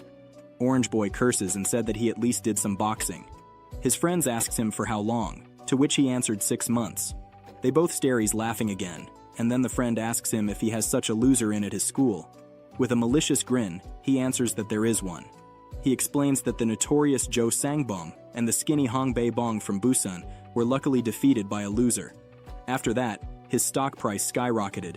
To him, that loser is a tasty one indeed. Meanwhile, in the present, Hansel saw our protagonist on the hallway. He stops him and introduces himself to Kim, and reveals that he is from class 6. He then asks Kim if he knows him, but discovers that he does not. Hansel does not mind this, and goes on to mention that he doesn't have any friends. He then asks Kim if he wants to be friends with him, and Kim agrees in no time. However, a confusing expression is clearly spotted on Kim's face, as he has no idea why anyone would all of a sudden come up to him and offer him friendship. As he stares longer at Hansel, Kim recognizes him from an earlier encounter where he shoulder-bumped Kim when he was going to the cafeteria to buy some bread for Lee. Kim recalls that Hansel is the same person who told him that he won because of a fluke. However, Kim does not understand why there is a sudden change in his attitude after that day. Hansel then continues the conversation by addressing Kim, but as he is about to call him a loser, Hansel stutters and mentions that he was really impressed by Kim's performance from earlier. Kim has no idea what Hansel is talking about, leading him to remind Kim about his fight earlier with Daebong. Hansel explains that he is a big fan of watching movies, and believes that watching Kim defeat that pig of a guy, Daebong, was like watching a movie. Kim is about to interfere, but Hansel continues showering praises toward him, telling him that he is very cool. Hearing this, Kim immediately stops and confirms with Hansel that he just said that he is very cool. Hansel repeats his words, flattering Kim even more. He immediately begins to think how the only other person that has called him cool is his mother. Kim finds it really refreshing and touching to hear someone else other than his mom call him cool. Hansel then once again tells Kim that he is really cool and asks him for his name, acting like he doesn't remember when in truth he doesn't even know it to begin with. Kim then introduces himself to Hansel, and Hansel continues his act of flattery by telling Kim that he has such a manly name. He then proceeds to move his hand forward to shake Kim's hands, offering him to become his friend. Without giving it any thought, Kim shakes Hansel's hand, marking the beginning of their quote-unquote friendship. Our naive little boy grows excited after hearing the word friendship, and begins acting like a kid who just got candy. Furthermore, Kim's naivety doesn't stop there, as he thinks that Hansel is a warm-hearted guy despite his looks. Hansel then begins to walk away, telling Kim to tell him more about his fights next time when they meet with each other. With that being said, Hansel departs. While on his way, he begins to laugh hysterically on how Kim totally fell for his glazing, realizing how naive Kim is. He understands that he has gotten Kim right where he wants him to be, in the palm of his hands, just by acting like he cares about him. He then revises his plan of slowly luring Kim in and when the time is right, he will bite him in the neck. Later that night, Kim is busy teaching Lee another study lesson. He writes a formula on the board and asks Lee to master it, revealing that this will mean that she has gone past the elementary level of study. Lee then quickly begins to solve the problems while Kim sits there with a grin on his face. He recalls his encounter with Hansel, where he told Kim that he is very cool and even offered to be his friend. At that time, Kim thought that he had no idea what friendship is, but this doesn't mean that he should stop himself from making friends, which is why he ended up taking on Hansel's friendship offer. In the present, Kim interrupts Lee solving problems and asks her about the definition of friends. This causes Lee to grow annoyed with Kim, asking him not to disturb her when she is solving problems. Kim then immediately apologizes and acquires silence. But he doesn't stay quiet for long, as he remembers that he has never seen Lee roaming around the school with her friends. In response, Lee mentions that she does not care about making friends here since she came to Seoul alone to study and to get into a university. In her goals, there is no space where she is required to hang out with friends. Besides, Lee mentions how she has many friends in her hometown and that she doesn't need more friends. While speaking of friends, Lee recalls that her friend with big breasts was meant to come over that day. Upon hearing this, Kim immediately starts to panic. What's more, is that Lee has even taken permission from Kim's mom for her friend Sarah to stay over. Meanwhile, Kim remains in a state of panic when suddenly the doorbell rings. This ends up increasing the anxiety level of Kim as Lee asks him to open the door, realizing that it must be Sarah. Kim then goes on to open the door and discovers that Lee's friend with a big heart, Sarah, has arrived. Kim goes on to open the door and is left with his mouth wide open after seeing that it is really Sarah Hong, Lee's friend. The two then greet each other, and Sarah is finally relieved to see Kim face to face after hearing so much about his personality as a loser. After taking a look at him, Sarah finally understands why Lee has been telling her about Kim so much. With a tap on his head, Sarah proceeds to get in the room, telling him that he is really a loser. Hearing this, Kim is irritated by the fact that this is the first thing Sarah has to say to him after meeting him for the first time. There is another reason why Kim is annoyed, and that's because Sarah's tone is very loud, so much so that it's hurting his ears. From behind, Lee comes shouting for Sarah, realizing that she has finally arrived. Sarah too jumps in on the action, refers to Lee as stir-fry, which happens to be her nickname, and goes on to hug her. As the hug ends, Sarah backs off and questions Lee about the state of her breasts. Sarah believes that they have gotten bigger, and questions Lee if she has a boyfriend now. However, Lee does not understand what having a boyfriend has to do with her breasts getting bigger. Thereafter, Sarah explains that when a female is in love, their breasts tend to grow bigger, but Lee finds this bullshit. During their very mature conversation, Kim stands behind the two in complete shock. It seems that he is looking for an opportunity to cover his ears as soon as he can.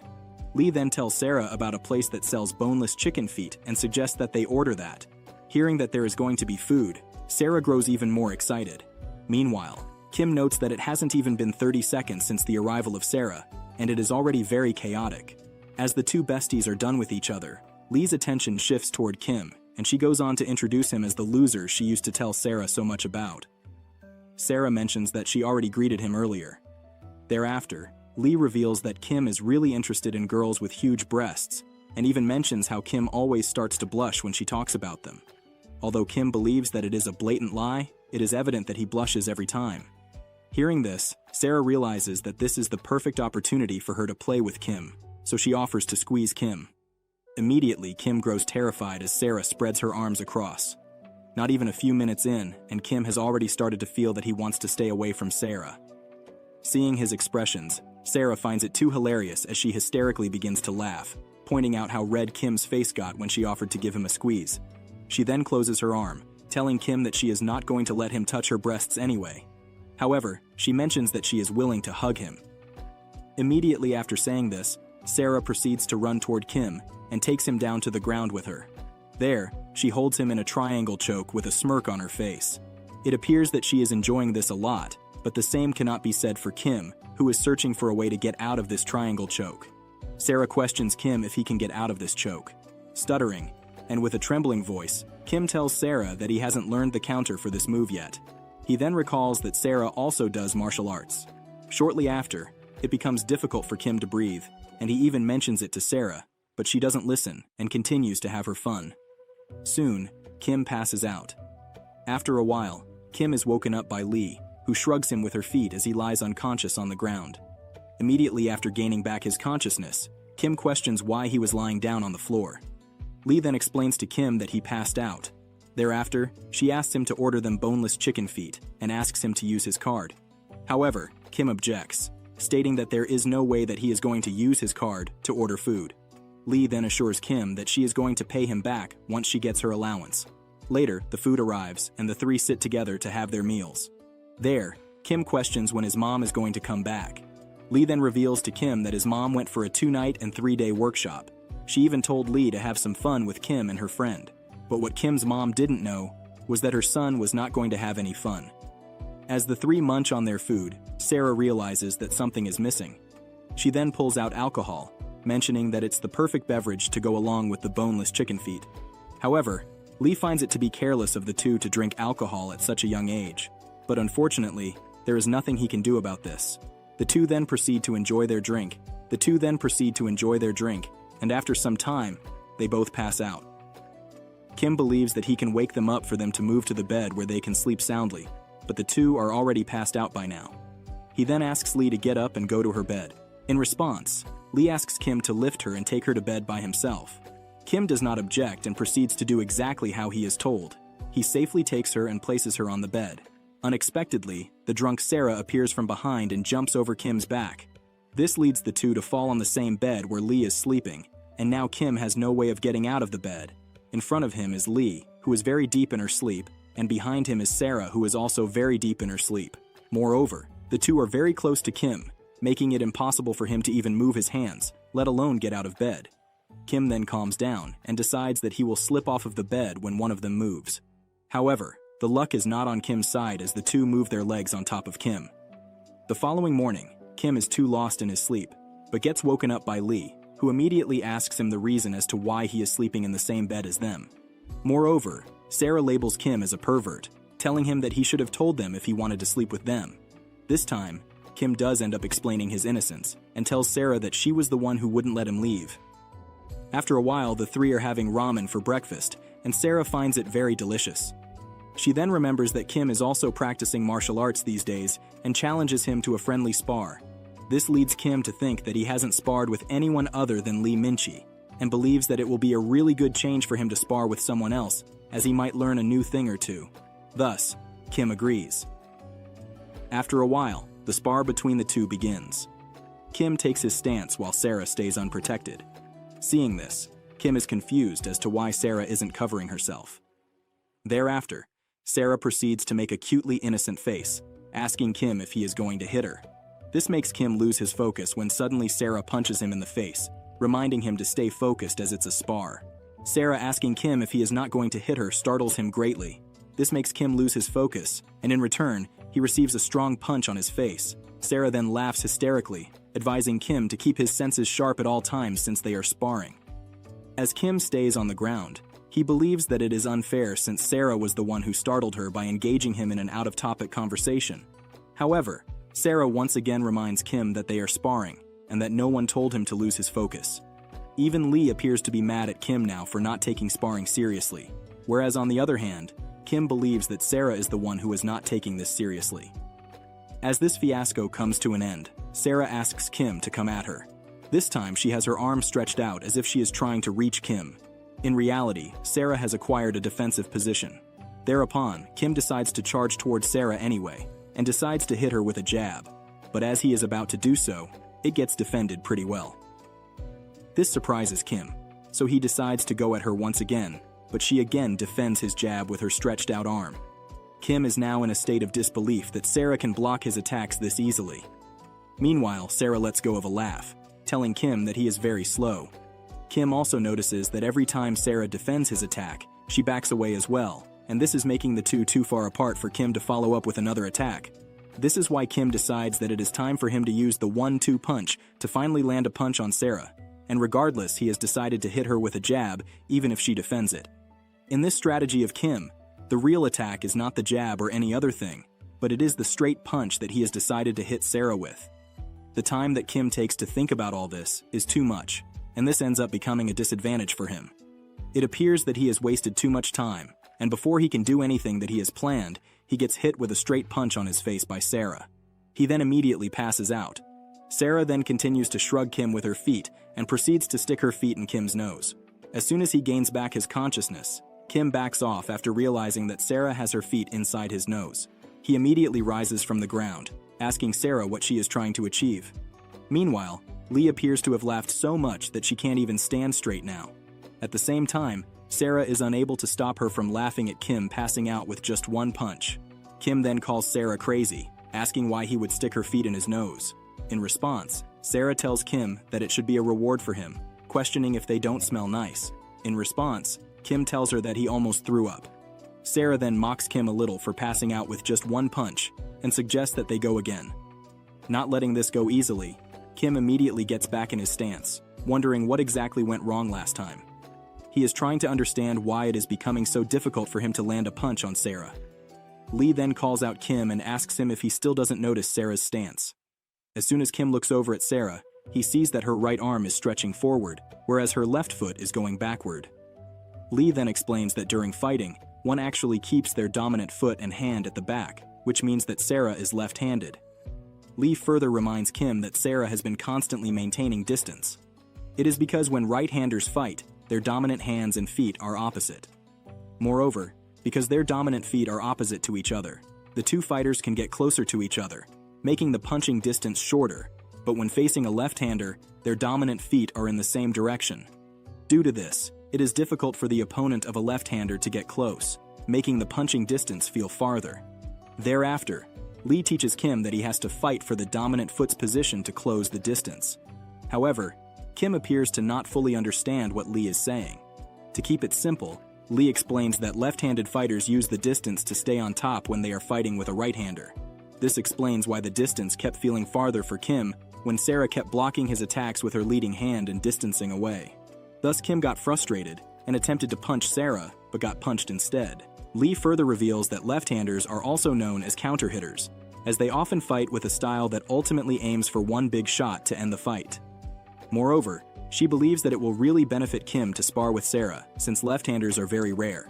Even Kim realizes that left-handers are trickier to deal with since he has only ever sparred with Lee Min-chae, who is a right-hander. The spar between the two then continues, and Kim manages to block Sarah's punch, but he gets punched anyway with her dominant hand. Kim immediately questions Sarah why she hit him all of a sudden. I mean, what else is he expecting during a spar? Obviously, he is going to get hit all of a sudden. Sarah then tells Kim to get better next time when they fight. However, the loser hopes that there won't be another time when they will have to fight. The very next day, Hansel is walking down the hallway. In front of him, he sees a loser walking in front of him, realizing that it must be Kim. Hansel then proceeds to throw his basketball toward Kim, which leads him to turn around. There, Hansel immediately apologizes, stating that he mistook Kim for another student from his class. Seeing that it is Hansel, Kim continues to act naive and tells him that it's okay. Hansel finds this to be very naive of Kim to just forgive him like that. However, he keeps up his act of being friends with Kim. He then proceeds to hand over a candy bar to Kim, expressing that he still feels bad for him. Although Kim shows hesitation in accepting the candy bar at first, but soon gets convinced by Hansel to take it. Hansel then inquires Kim if he is interested in PC games and suggests that they go to a PC gaming cafe after class, and even agrees to pay for everything. The two then part ways with each other. While walking back, Hansel sees three bullies having a discussion. He decides to get close to them to keep up his image. After approaching the three, Hansel introduces himself and reveals that he is from the class next door. He then asks the three if they are done eating since he has some good stuff for them to smoke. The three bullies agree without thinking about it much and begin to walk toward the recycling area. Staying behind them, Hansel gives off a smirk after perfectly showcasing his social skills. One of the bullies then questions Hansel if he is aware of the guy who beat up Daebong. Hansel understands that he must be talking about Kim. Hansel then questions the bully if he is curious about Kim, prompting him to ask Hansel if he is familiar with Kim. Hansel then continues his act of being delusional, and reveals that he is not exactly friends with Kim, and instead, he is his errand boy. He further mentions that he felt bad for Kim, which is why he ended up teaching him how to fight. However, Hansel explains that Kim has started to act cocky after gaining a bit of popularity, and now he has decided to put him back in his place. If you've made it this far, Please step forward and press the button.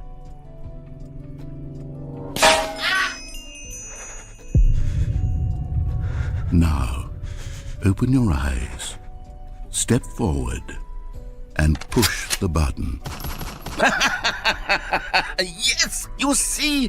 What a thrill! What a rush! That was you! Now, I want you to do something else for me. Please press the subscribe button. Come on, give it a try. Can you feel it? The glow of comfort, even in the face of crushing despair, must already be sweeping through your body. And in fact, can I say that I do believe commenting "let him cook" will lend you an air of charisma as well? Hansel tells the bullies that he is not exactly friends with Kim, and instead, he is his errand boy. He further mentions that he felt bad for Kim, which is why he ended up teaching him how to fight. However, Hansel explains that Kim has started to act cocky after gaining a bit of popularity, and now he has decided to put him back in his place.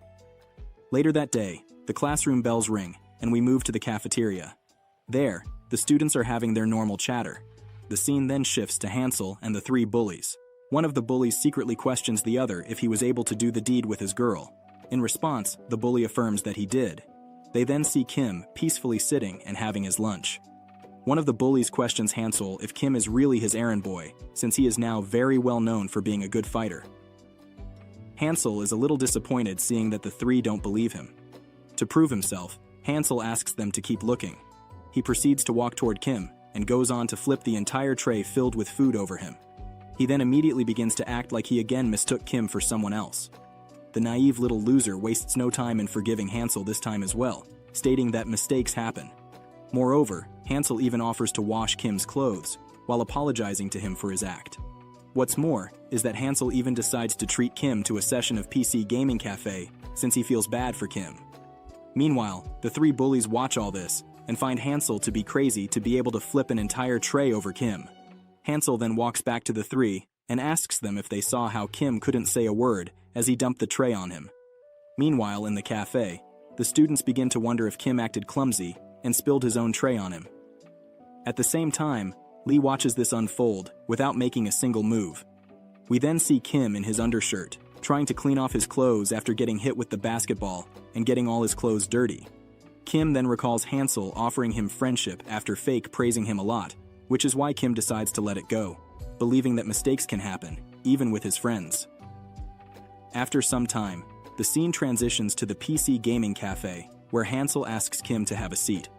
Moreover, Hansel mentions that he will be paying for Kim's seat, but Kim objects that he can pay by himself. There, once again Hansel tells Kim that he feels bad for making the mistake earlier. He then says that he will be going to the bathroom and asks Kim to start by himself. As soon as he leaves, Kim grows excited, thinking how cool it is that he is going to have a gaming session with his new friend. Kim is then hit with a surprise appearance. The two girls, Lee and Sarah, suddenly appear before him, acting the same level of surprise as Kim. Coincidentally, the three of them have ended up together in the same PC cafe. Kim then recalls Lee texting him to postpone their study lesson, and now he understands the reason why she did so. He is a bit disappointed at Lee for neglecting her studies, but at the same time, it allowed him to come here as well. Unfortunately for Lee, the only places available for them to sit are near Kim, so she decides to sit at the end of the row. Kim then questions Sarah if her holidays aren't over yet, to which Sarah explains that she extended it by informing her home teacher. This takes Kim by surprise as he comes to know that one can just call their home teacher and decide to take more holidays. Sarah further explains that she is staying with a friend. Their conversation is soon interrupted by Lee, who tells Kim to act like they don't know each other, since a lot of students from Yongmin High School are there. It seems that Lee does not want to be associated with Kim in any way or shape whatsoever. At the same time, Kim finds Lee's behavior to be too much.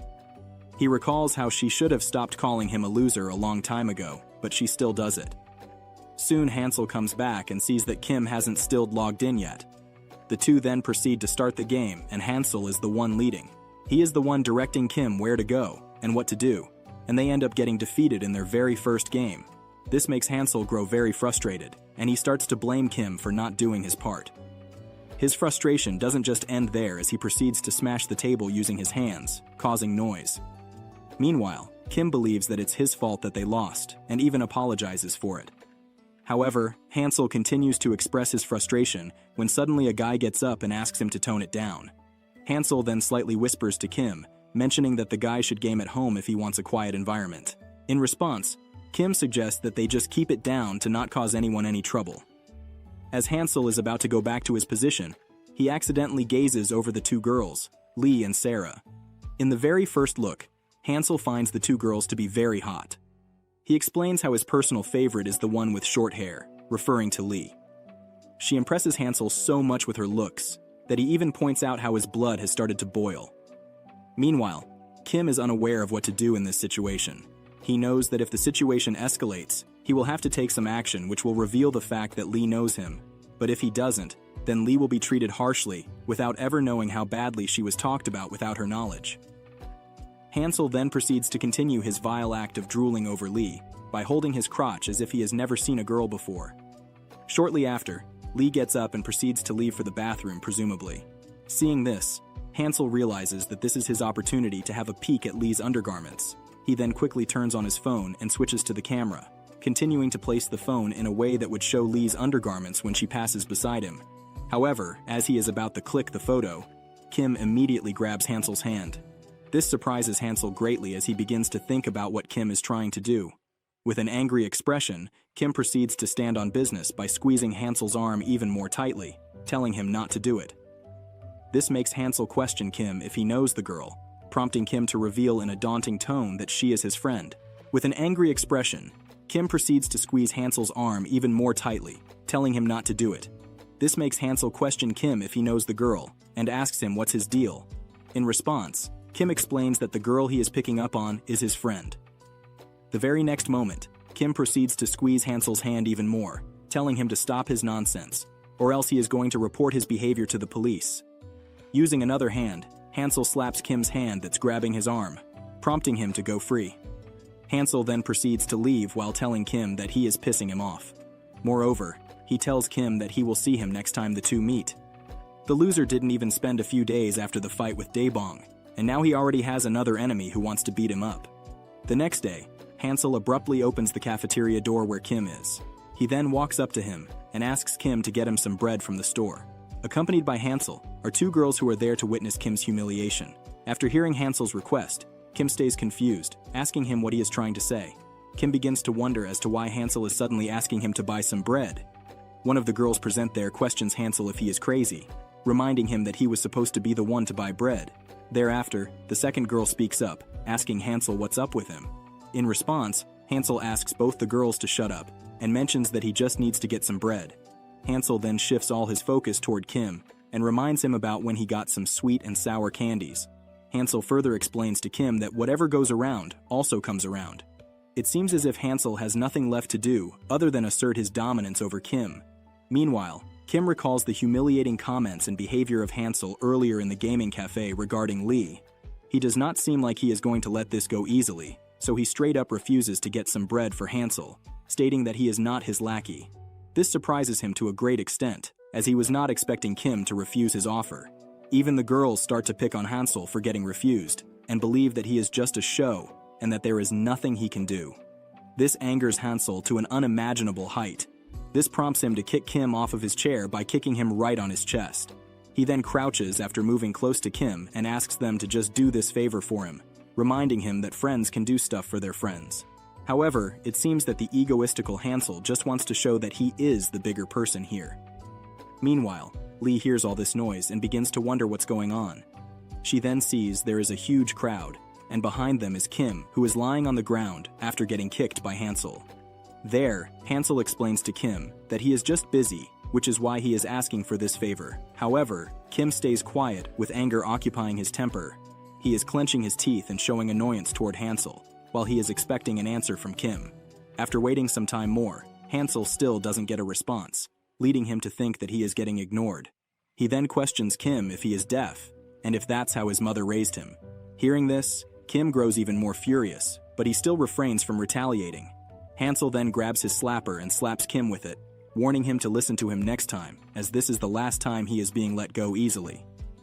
Hansel even tells Kim to ask about him from the students of Gumeyang Middle, to find out what kind of a person Hansel really is. He further believes that he has gotten too soft lately.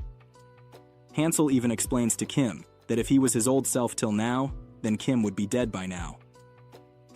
After praising himself for the past billion hours, Hansel finally feels satisfied and believes that he even impresses himself with his verbal comebacks. Furthermore, he asks Kim to come at him if he has a problem with him, while also challenging him to a fight. The delusional Hansel starts to think that he is a total badass after picking on a boy who is half the size of him.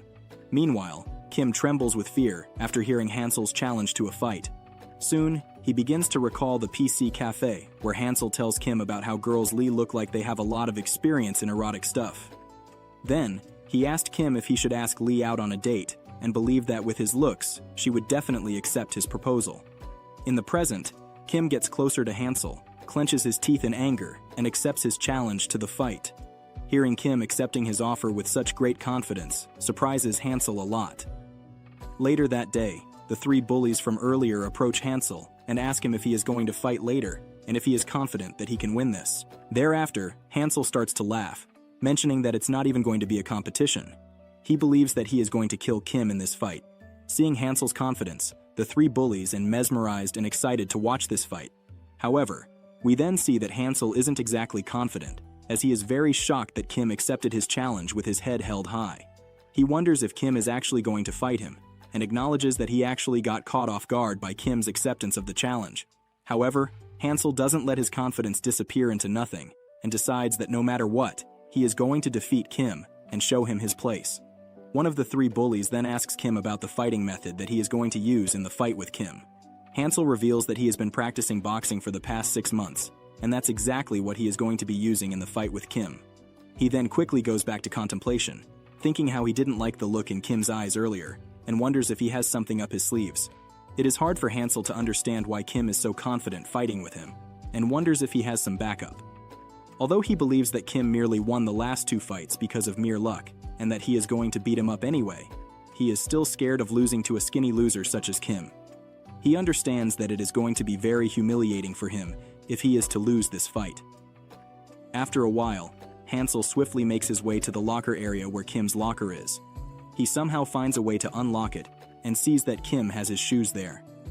Thereafter, Hansel goes on to put some broken glass shards inside Kim's shoes. He believes that this is not him acting cowardly, rather he is acting genius. After some time, Kim is staying by his locker where he is approached by Lee, who then asks him if he is going to fight 6 that day. Kim confirms this. Lee then points out to Kim that he is rushing to this fight without preparing much for it, and asks him if he is sure he wants to carry on with this. Kim then reminds Lee that she was the one who told him not to run next time, when someone challenges him to a fight. However, Lee believes that it is unlike Kim to rush into a fight, and even asks him if there is a specific reason why he wants to fight Hansel so badly. With some thought given to it, Kim explains to Lee that he cannot tell her the reason, but instead of pushing for it, Lee decides to let it go.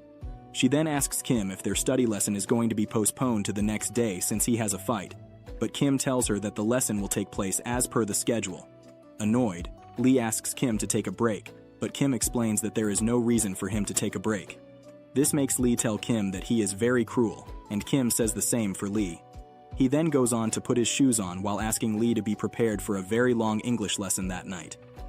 As he puts on his shoes, Kim suddenly screams from the sudden pain, leading Lee to confirm if he is hurt. It can be seen that Kim's entire sock is filled with blood. Suddenly, Hansel comes running from behind and brutally kicks Kim, sending him far back.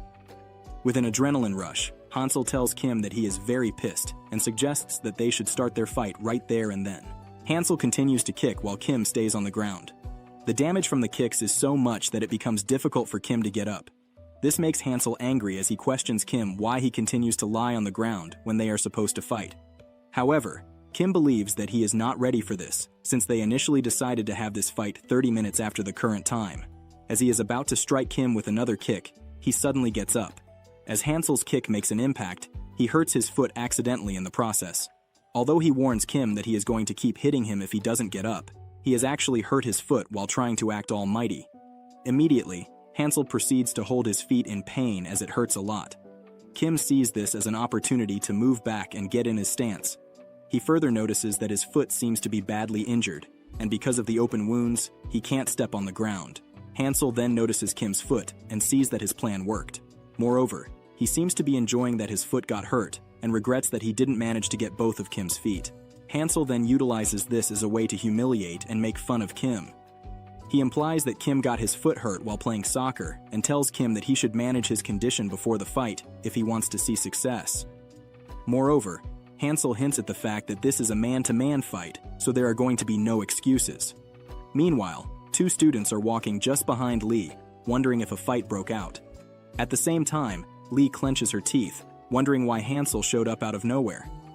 She further notes that the little loser is hurt in his foot and that he cannot even properly stand up. After connecting all the dots, Lee begins to wonder if Hansel is the one who caused Kim his foot injury.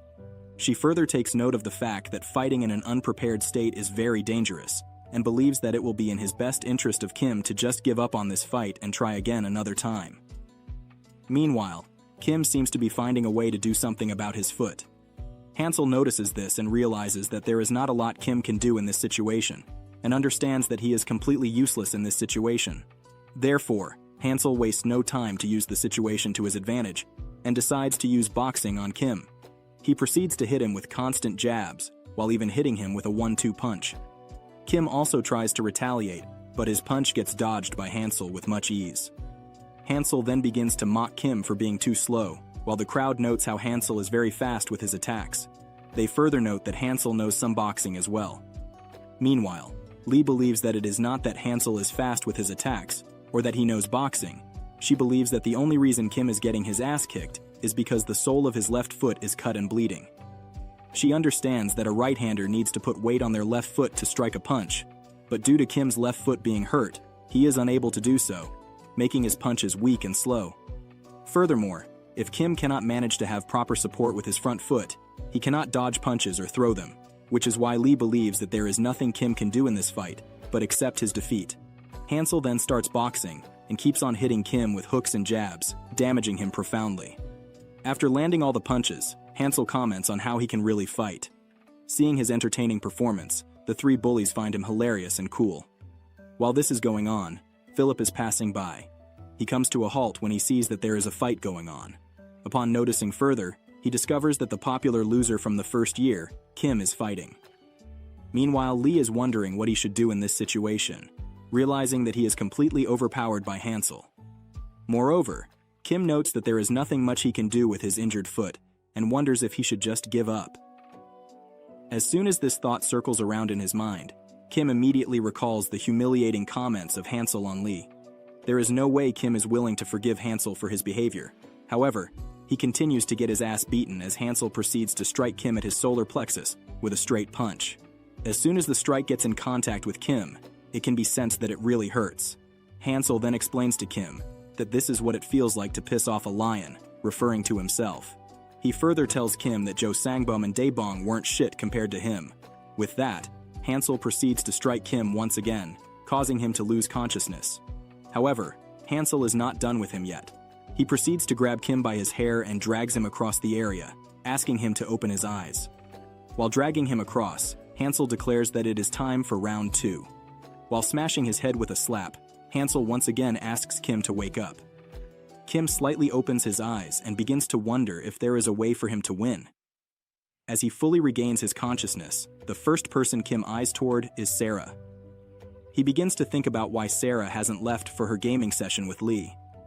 However, as he is thinking this, suddenly something comes up in his mind. He recalls how Sarah took the stance where her right arm was reaching out with his left foot stayed back. Kim recalls how it was pretty difficult for him to counter this stance. He then goes on to apply the same southpaw stance during his fight with Hansel. Philip notices this and appears impressed by Kim's change in stance. He does wonder if Kim is doing this because of his foot. Thereafter, Daniel comments how switching stances in a fight isn't an easy thing to do. He proceeds to resemble it with a right-handed person trying to hold chopsticks with their left hand. Daniel believes that suddenly fighting with your left hand is quite hard for a right-handed person, but our little loser here is determined to teach Hansel a lesson for his behavior earlier. However, Philip still believes that there must be a reason as to why Kim changes his stance. Meanwhile, Kim goes on to shift his injured foot to the back and stands on his tiptoe. Even though his sole is badly injured, standing on his tiptoe is proving to be quite manageable for him. Furthermore, Kim recalls when Sarah told him that left-handed fighters mostly rely on ending the fight with one hit. Thereupon, Hansel inquires to Kim about the reason as to why he shifted his stance, but soon realizes that it doesn't really matter to him. Hansel understands that Kim wants to carry on fighting, and he prepares himself to beat his ass even more. Simultaneously, the skinny Kim reminisces about the time when Sarah asked Kim to focus on fighting with his left hand as well, even though he is right-handed. Furthermore, Sarah even tells Kim that there might come a need for him to switch his stance during a fight if one of his legs gets injured. However, this is not something Kim can learn in just 1 or 2 tries. He had to train extremely hard for this, and even get his ass beaten multiple times by Sarah, who enjoyed it a lot. After her lesson, Sarah and Kim sparred a lot, and now Kim understands what is required of him to do. In the present time, Kim starts attempting to grab Hansel's hand with his right arm, which is stretched forward. Hansel grows confused as to why Kim is doing this, and even starts showing signs of getting annoyed. But that's exactly what Kim is trying to get out of him. As it turns out, Sarah told Kim earlier that trying to grab the opponent's hand will surely make them annoyed, but the real move comes after they grow infuriated. Rightfully so, as Hansel comments how it's useless of Kim to grab one of his hands since his other hand is free. Saying that, he proceeds to throw a punch at Kim. However, before the punch can strike Kim, he throws a much faster punch in return, and with this left-handed counterattack, Kim manages to land a brutal punch on Hansel. Earlier, Sarah had taught Kim to throw back a faster punch when his opponent irritatingly attacks. That's exactly what Kim ends up doing, and manages to land a straight left-handed punch toward Hansel. We then jump to the scene post-fight where Sarah mentions that she will leave now. She further conveys how it was fun hanging out with the two, Lee and Kim. Extremely happy with the performance of Kim, Sarah turns to him and expresses her impressiveness with Kim fighting pretty well. She also seems to be aware of the fact that Kim used the same tactics that she taught him earlier. However, Kim gives all the credit to Sarah's good teaching skills. Lee then reminds Sarah about quote-unquote the thing that she said she would do if Kim won the fight. She then questions Sarah about when she is going to do it. Sarah does confirm that she said something like that. Meanwhile, Kim stays confused regarding the thing that they both are talking about. The scene then transitions back to the fight, where Kim manages to strike another punch toward Hansel, this time using his right hand. There, Lee is spectating the fight when suddenly Sarah from beside her comments how good Kim is with his left hand. Seeing Sarah there, Lee becomes startled. She then questions Sarah why she is there, prompting her to remind Lee that they were supposed to head to the PC cafe. However, seeing Kim fight seems to have captivated Sarah's attention. Not only that, she is also impressed with Kim's progress, since he only practiced for a week with his left hand. Lee then wastes no time reminding Sarah that she was the one who trained Kim like crazy, and now the outcome is clearly visible. Thereupon, Sarah tells Kim to keep going, and is even willing to give him a chance if he wins. However, our shy little loser is busy fighting the delusional second-in-command from Gumayong Middle, and he cannot hear a thing Sarah is saying. Meanwhile, Hansel is unable to fathom the sudden rise in the energy level of Kim. For a moment, he even thinks that he is doomed, but he immediately backs off to gain some distance between him and Kim. Hansel is aware of the fact that Kim won't be able to chase him with his injured foot. Although Hansel has somehow managed to get out of Kim's reach, he understands that his reputation is totally ruined now. If it wasn't for his ego, he could have easily ended the fight when he had the chance. But now he has already gotten hit by Kim, not just once, but multiple times. Hansel had to show Kim that he was his boss, but he messed up his chance, and now there is no going back. The only thing left for Hansel to do now is to beat Kim to maintain some of his reputation. He then immediately begins to look around for an object to smash Kim's head with. Finally, he comes across a bicycle. He proceeds to pick it up and smashes Kim with it, surprising everyone as they see Hansel going out of limits to win this fight. Although Kim tries to block the bicycle smash, he proves to be too weak to do so. Thereafter, Hansel mentions how there are no rules in a street fight. It is now clear that he is willing to go to any length to see himself becoming the victor of this fight. Moreover, the bicycle smash is so brutal that one of its tires appears bent. Hansel then goes on to strike Kim with his flurry of punches. He seems to be using his boxing skills to gain the upper hand in this fight. As he is hitting Kim with punches one after the other like an animal, Kim continues to lock eyes with Hansel while blocking all of his punches. We then jump into a flashback where Sarah explains to Kim about the weakness of a left-handed fighter. She reveals that their weakness is when they are cornered against a wall. She explains how they need to back up to hit a punch, but since there is no space for them to back up, They constantly get beaten when they are cornered against a wall. Kim then questions Sarah if there is no way out of such a way. Sarah replies by explaining that there is one way. She explains that since it's a style of fighting centered around counters, then the only way for a left-handed fighter in this situation is to handle the situation with a counter. Sarah further teaches Kim that he should get his guard up first, then he has to keep blocking his opponent's hit while waiting for the right moment. Furthermore, she advises Kim to pretend that he is hurt to lower his opponent's guard. This way, the opponent will get excited and start throwing bigger punches, which will create even more gaps between their moves. In the present, Kim proceeds to exactly do how he was taught by Sarah and goes on to pretend that he is hurt. This causes Hansel to grow excited as he increases the gap between his punches to land even bigger ones. Kim then continues to follow Sarah's advice by placing his back foot against the wall and goes on to use the wall as a push to land an even stronger punch. As Hansel attempts to hit Kim with a strong punch, Kim sees an opening and decides to use it to his advantage. He ends up throwing a brutal straight counterpunch. This causes Hansel to fall to the ground after taking a strong hit right on his face. Furthermore, Sarah advised Kim to get on top of his opponent if he or she still doesn't get knocked out after the counterpunch. The next step she taught Kim was to start pounding his opponent. In the present time, during the fight, Kim ends up following the exact same strategy and finds himself on top of Hansel, where he is beating the shit out of him. Meanwhile, Hansel has no idea how he ended up on the ground and does not seem to remember when he got sucker punched by Kim. Kim turns into an absolute beast and tells Hansel to think of an answer to his question while getting beaten. Followed by that are the sounds of brutal punches that are constantly making contact with Hansel's face, and Kim seems to have gone all in. His anger and frustration over Hansel's comments on Lee are visible. While getting beaten, Hansel looks over at the three bullies with blurred vision and asks them to help him out. However, one of the three bullies reminds Hansel that he is not his lackey and that it is a one-on-one fight. After getting refused, Hansel realizes that this is the end of the fight and that he lost while Kim continues to strike punches toward Hansel one after the other. Realizing that there is nothing else he can do, Hansel decides to acquire the coward's way and goes on to apologize to Kim, asking him to stop hitting him. As he is apologizing to Kim, Hansel sneaks and manages to pick up a shard and attempts to strike it toward Kim. However, Kim somehow ends up noticing Hansel picking a shard. Kim then proceeds to grab Hansel's arm as he is about to hit him. Growing tired of his cunningness, Kim goes on to strike devastating punches at Hansel, each making an even more brutal impact than the one before. Kim even tells Hansel that he is never going to forgive him for his behavior. With that, Kim ends up landing so many punches that Hansel passes out. As Kim's anger tones down a bit, he gets up from on top of Hansel, and it can be seen that Hansel pissed himself while getting his ass beaten, while Kim stands there with blood dripping from his fists. As Kim stands up after beating the living shit out of Hansel, the people in the crowd are absolutely stunned to see such an event unfold in front of their eyes. Blood drips down from Kim's fist while Philip enjoys this moment, realizing that Kim seems like a fun guy. Later that day, Sarah tells the two, Kim and Lee, that she will be leaving now. Thereafter, she slightly punches Kim's chest as a friend does, and tells him that he fought pretty well. Furthermore, she is aware of the fact that Kim mostly used the tactics that she taught him, and is quite impressed by how well he handled it. However, Kim shifts all the credit towards Sarah, telling him how her methods of teaching really helped him win this fight. Lee then reminds Sarah about quote-unquote the thing that she said she would do if Kim won the fight. She then questions Sarah about when she is going to do it.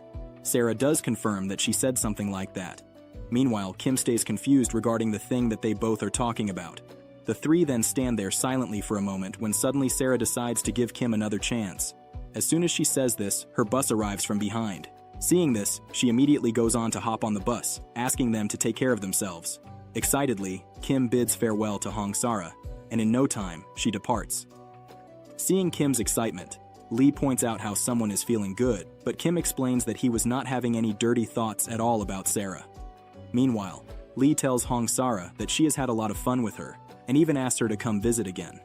At the same time, Kim begins to think about how Sarah's training actually helped him defeat the delusional bully, Hansel. He understands that if it wasn't for Sarah, then there would be no way for him to win this fight, as anger alone can only take a person so far. With that, Kim bids farewell to Lee's big-hearted friend, while she bids farewell with a flying smooch. Lee and Kim then proceed to take a bus back home.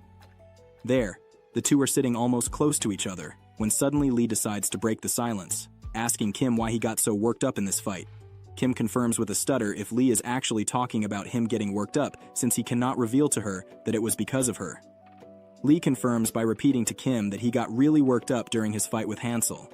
Particularly, she seems to be talking about the moment when Kim went all in and started punching Hansel brutally while staying on top of him as his fist started dripping with his blood. At that moment, Lee was absolutely astonished, as she had never seen Kim act like this before. Without maintaining any eye contact, Kim looks somewhere else, telling Lee that he got worked up because Hansel messed with his friend. However, Lee believes that Kim does not have any friends at all. With a shaky voice, Kim affirms to Lee that he has friends, or at least it's someone he wants to be friends with. It appears that he is too shy to ask Lee to be his friend since he already knows the outcome.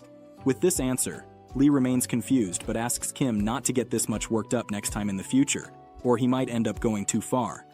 Although Kim agrees at the time, but believes that no one can really blame him for doing to Hansel after what he said about Lee, his presumably friend. The scene then shifts to the bullies from earlier discussing how Hansel was just a show-off. One even comments how it was very funny to see him piss himself because he was scared. One even comments how Hansel should just drop out after facing so much humiliation.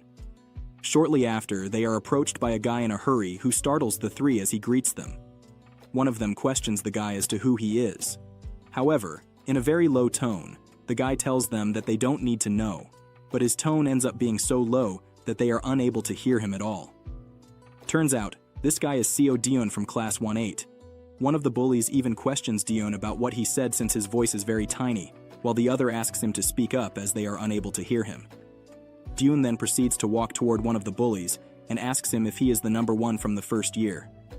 He finally hears Dae-Hyun this time, and confirms that he is indeed number one from the first year. He further explains how he dominated all the middle schools before coming to Yongmin High. He then questions Dae-Hyun about why he is asking, and questions if he wants to be their lackey just like Hansel. There, the other bully tells Dae-Hyun that he is in luck since there is an open spot for a lackey in their group.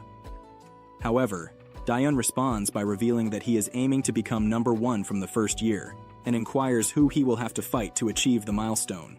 The actual number one then begins to laugh, seeing that a nobody wants to take his place. He then proceeds to walk closer to Dae-Hyun, telling him that he will have to fight with him in order to become number one. Dae-Hyun immediately agrees to the fight when suddenly the bell rings. With a smirk on his face, the actual number one proceeds to walk away, telling Dae-Hyun to come another time as the bell just rang. However, as he is walking away, Dae-Hyun tells him that he will consider himself a winner if he walks away.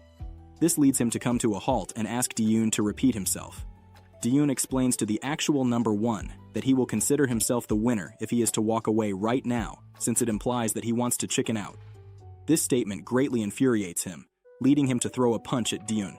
As his punch is about to land, Dae-Hyun efficiently dodges it and throws back a punch of his own.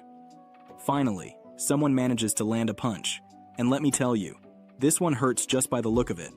As soon as Dae-Hyun's punch makes contact with the number one, he wastes no time in moving to step 2. Dae-Hyun goes on to hit him with a kick on his ribs. With that kick, Dae-Hyun manages to break his ribs, causing the number one to fall on the ground, defeated. Seeing this, the other bully rushes toward Dae-Hyun in an attempt to take him down, but with just one punch on his face, Dae-Hyun manages to knock him out as well. The only remaining bully somehow decides that he can take on Dae-Hyun after literally witnessing what just happened right in front of him. The conclusion turns out to be as expected. With a few moves, Dae-Hyun manages to take him out as well. Just in a matter of a few seconds, Dae-Hyun has managed to take down 3 muscular men on his own, and he doesn't even look that strong himself. After a while, Dae-Hyun swiftly makes his way to the gym storage room to meet with the Invincible. The door creaks open, followed by Dae-Hyun walking in. He stands there in the middle of the room while everyone stares at him, wondering who he is. One of them questions Dae-Hyun as to who he is, while the other asks him why he came inside without knocking. Philip is present there as well, who questions Dae-Hyun if he is from the first year, and explains to him that this place isn't just for anyone. Dae-Hyun then proceeds to walk closer to Philip, bows down, and tells him that he wants to join Invincible, requesting him to accept his proposal. With a smiley face, Philip tells Dae-Hyun that they just don't take anyone in their union. He further points out to Dae-Hyun how he doesn't even look like he can fight well. To clear any doubts, Dae-Hyun explains that he just became number one after defeating the previous number one in the first year. However, Philip does not believe it. He then questions Dae-Hyun about the no-name that he beat to call himself a number 1. Furthermore, Philip tells Dae-Hyun that he won't recognize him as number 1 until he beats someone that he approves of. Dae-Hyun immediately inquires about what he should do in order to get recognized. Philip then goes on to pull out his phone, shows a picture of Kim to Dae-Hyun, and asks him to defeat him in a fight. In return, Philip offers to recognize Dae-Hyun as number 1 from the first year if he is to win this fight. Without thinking about it much, Dae-Hyun agrees. Kim is finding stuff in a snack bar. There, he thinks about how it has been a few days since he defeated Hansel.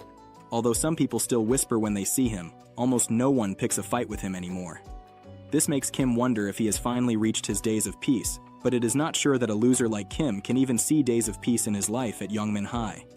Moreover, the reason why he is in a snack bar right now is of course because of the fact that he is there to get some bread for Lee Min-chae, who asks him to get some bread for her, like always. Thereafter, Kim is approached by the loser group. The leader of that group believes that he has already introduced himself and his group to Kim, but decides to do it once again anyway. He mentions how they are the outsiders from other classes when suddenly Kim remembers who they are. The leader of the group then tells Kim that they have been cheering for him from the sideline. Not only that, they appear to always see Kim's fight and cheer for him, even when it seems that he is losing the fight.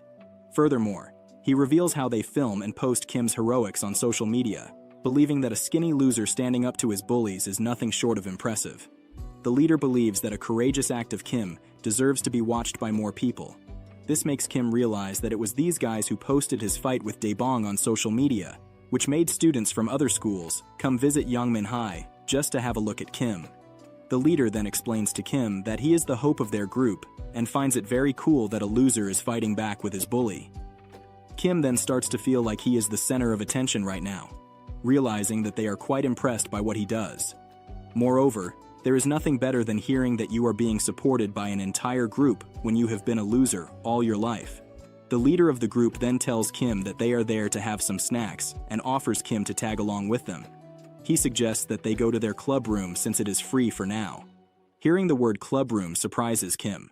This leads the leader to explain that they are all in the same club, which goes by the name of the Anime Appreciation Club. Now Kim finally understands that this is the reason why he always talks about anime. As their conversation moves to a conclusion, Kim accepts the offer of eating together with them, causing the leader to grow excited. He even mentions to Kim how other members of his group will welcome him as well.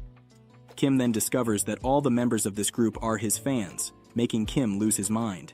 He cannot fathom that he has fans of his own, something that he can only dream of. Shortly after, they make their way to the club room. While opening the door, the leader wonders if there is someone in the club room and finds that there is only one person, Baek Dasom. She appears to be busy texting someone on her phone. As she notices someone entering the club room, Dasom gazes over the boys and immediately covers her face, which has suddenly gone red. It seems that she has noticed Kim's arrival as well, and she appears to be losing her mind. This comes off as very confusing for others, and the leader even questions Dasom why she is getting startled out of nowhere. He believes that she was reading a dirty webtoon again just before they walked in. However, Dasom quickly denies doing anything like that. Meanwhile, Kim whispers to the leader, telling him that Dasom must be startled after seeing him since he is not a member of their group. Thereafter, the leader explains to Kim that Dasom is his fan as well, and she finds it very cool when a loser beats a bully at their own game. Realizing that he has a female fan, Kim goes absolutely bonkers. Suddenly, Dasom gets up from her chair excitedly in an attempt to rush toward Kim to greet him. But as she is doing so, she trips and falls on her knees. The impact is so bad that she is in pain now, but this doesn't drive her away from the fact that she has to greet Kim. She immediately collects herself and tells Kim that she is happy to meet him. One of the members notices that Dasom's pair of slippers is mismatched and questions her about it. She explains that she unintentionally wore her dad's slipper, leading him to comment on how clumsy she is. Kim then introduces himself to Dasom, telling her that it's nice to meet her. In response, Dasom reveals to Kim that she already knows who he is. With a blushing face, Dasom explains to Kim how she has watched his every fight. The leader then walks up to Kim, telling him that Dasom is a very big fan of his. He further believes that she might even have a crush on Kim, leaving Kim with a surprised reaction. However, Dasom quickly mentions that she is just a fan.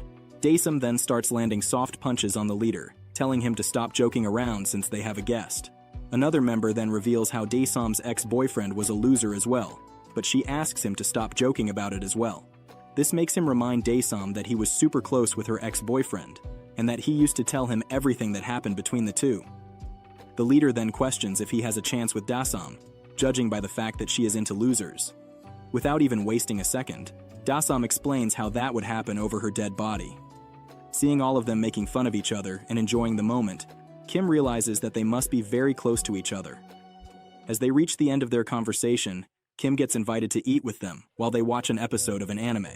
The leader then asks Dae-Sam if they should watch the same anime that they started earlier, prompting her to agree. Meanwhile, the scene transitions to Lee, who is eagerly waiting for Kim to come back with her bread. Moreover, she appears annoyed by the fact that Kim is a very slow guy. While watching the anime, the leader believes that Kim must watch a lot of anime. In response, Kim explains that he barely watches anime. However, the leader mentions to Kim how he looks like someone who would watch a lot of anime. The group then decides to persuade Kim to watch more anime. There, one of the members even asks Kim if he wants to know what happens next in this anime. This ignites a debate among the group members, as one of them how it's no fun to watch an anime after it gets spoiled. That's the opinion of one side of the group, whereas the other side believes that it can still be fun to watch an anime after it gets spoiled. Kim finds it fascinating to see that they are having such a passionate debate over anime. He then gets questioned about what type of girl he likes in an anime. In response, Kim mentions that he hasn't really thought about it. He then gets questioned about his type in real life. As Dae-Sam hears this question, her face starts to become red. She starts blushing before she even knows if she is the type of girl Kim is interested in or not. Kim then mentions that he is looking for a girl who will accept him even after knowing the fact that he is a loser. Since Dae-Sam is that type of girl, she starts going crazy after realizing that she might have a chance to end up together with Kim. Thereafter, she mentions how the atmosphere is getting hot, leading her to unbutton her shirt, but she suddenly stops after realizing that she is not wearing anything underneath her uniform. When she gets asked about it, Dae-Sam simply explains that she forgot to wear something underneath. Shortly after, the group makes their way outside, along with Kim after finishing the anime. There, one of the members comments how it's refreshing to finally meet his hero. Kim finds this annoying though, and even asks them to stop calling him a hero. Coincidentally, Dae-Hyun is walking by the clubroom, when suddenly he notices that he has finally found Kim. He immediately walks up to him, and asks if he is the number one from the first year. However, Kim does not understand Dae-Hyun because of his low tone. Dae-Hyun then leans closer to Kim, challenging him to a fight. Hearing that he has another challenger, Kim realizes that there is no way for him to have peaceful days, even after defeating 3 bullies. He then tells Dae-Hyun that he does not want to fight, but when Dae-Hyun starts to insist, a member of the group walks up to Dae-Hyun, asking him to back off since Kim does not want to fight. This causes Dae-Hyun to grow furious, leading him to brutally beat up the guy who stood up to him. Dae-Hyun then once again challenges Kim to a fight. Shortly after, Dae-Sam walks out of the clubroom after hearing all the disturbance caused by the boys. She then asks Dae-Hyun to stop this facade. Seeing Dae-Sam refer to Dae-Hyun by his actual name, Kim grows confused, wondering if she is somehow familiar with him. Dae-Sam comes out of the room and asks Dae-Hyun to stop it. Suddenly, silence occupies the entire hallway as confusion fills the area. Thereupon, Kim is wondering what is going on since Dae-Hyun and Dae-Sam seem to be familiar with each other. With a trembling voice, Dae-Sam once again asks Dae-Hyun to stop this drama. Hearing this, Dae-Hyun acts shocked as well as Kim. With a mouth wide open, Kim wonders if the two know each other. The shock value that Kim seems to have gotten after seeing that Dae-Hyun actually stopped when Dae-Sam asked him to stop is actually immense. Dae-Hyun then leans a bit closer to Kim and challenges him to a fight, confusing Kim even more. The guy who Dae-Hyun has just beaten up realizes that Dae-Hyun is a lost cause. He then questions Dae-Hyun if he is still bullying around. Dae-Hyun then loads a punch and starts swinging it toward the guy he just beat up, telling him to stay out of this. However, before he can land the punch, Dae-Sam once again interferes, asking Dae-Hyun to stop it. This time, Dae-Sam screams her lung out since she appears to be tired of Dae-Hyun's constant dick behavior. She even goes so far that she starts running toward Dae-Hyun to save the boy on the ground. However, as her luck acts against her all the time, this time is no different. As she arrives close to the boy on the floor, her knee actually makes contact with his back, causing her to fall over him, accidentally. Accidents happen, right? Well, this one was kind of a dumb accident. Seeing the impact of the fall, Kim immediately realizes that this has got to hurt more than the beating that the boy received from Dae-Hyun. Rightfully so, the boy's eyes are giving up on him, and he seems to be in a worse condition than he was just a few seconds ago. In the process, Dae-Sam also manages to hurt her elbow. Soon, she manages to get off of the boy. Gwangtae. Immediately, she questions him if he is okay, but what she doesn't know is that she is talking to the walls since Gwangtae appears to be unconscious. Unable to believe that something might happen to him, Dae-Sam tells Gwangtae to snap out of it and starts shaking him hard. The leader of the loser group then explains to Dae-Sam that she is going to break Gwangtae's bones at this rate. What's strange is that Dae-Hyun appears a bit worried about Gwangtae as well, but he doesn't go any further than that. He then murmurs something to the group and leaves. As soon as he starts leaving, Gwangtae asks Dae-Sam to stop shaking him since he is awake. Meanwhile, Kim stands there, confused yet again, wondering if Dae-Hyun is just going to leave like this. Moreover, Kim tries to understand who the hell is Dae-Hyun and his connections with Dae-Sam.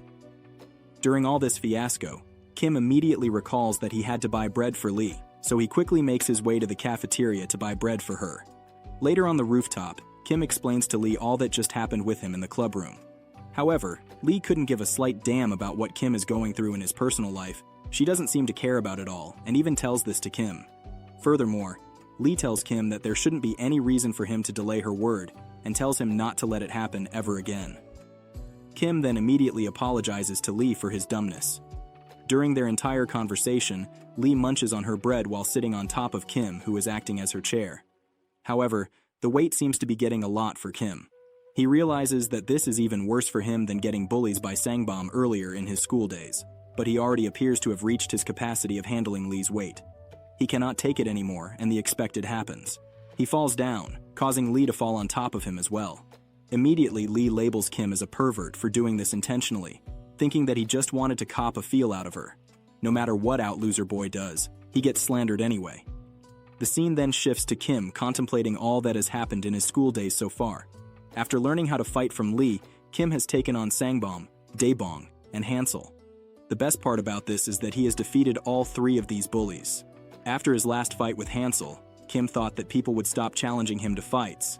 But what he doesn't realize is that once you start something, it has its consequences. And that is what seems to be happening with Kim. Instead of people avoiding challenging him to fights, the number of people actually challenging him is increasing daily, and there is nothing Kim can do about it. He can simply ignore the challenges, or he can take them on. Those are the only two options Kim happens to have. Later, a bully even challenges Kim to a fight to maintain his unbeatable record. So not only Kim is getting many challenges to a fight, he is also being considered a weak-ass loser even after defeating 3 bullies that were clearly double the size than him or more.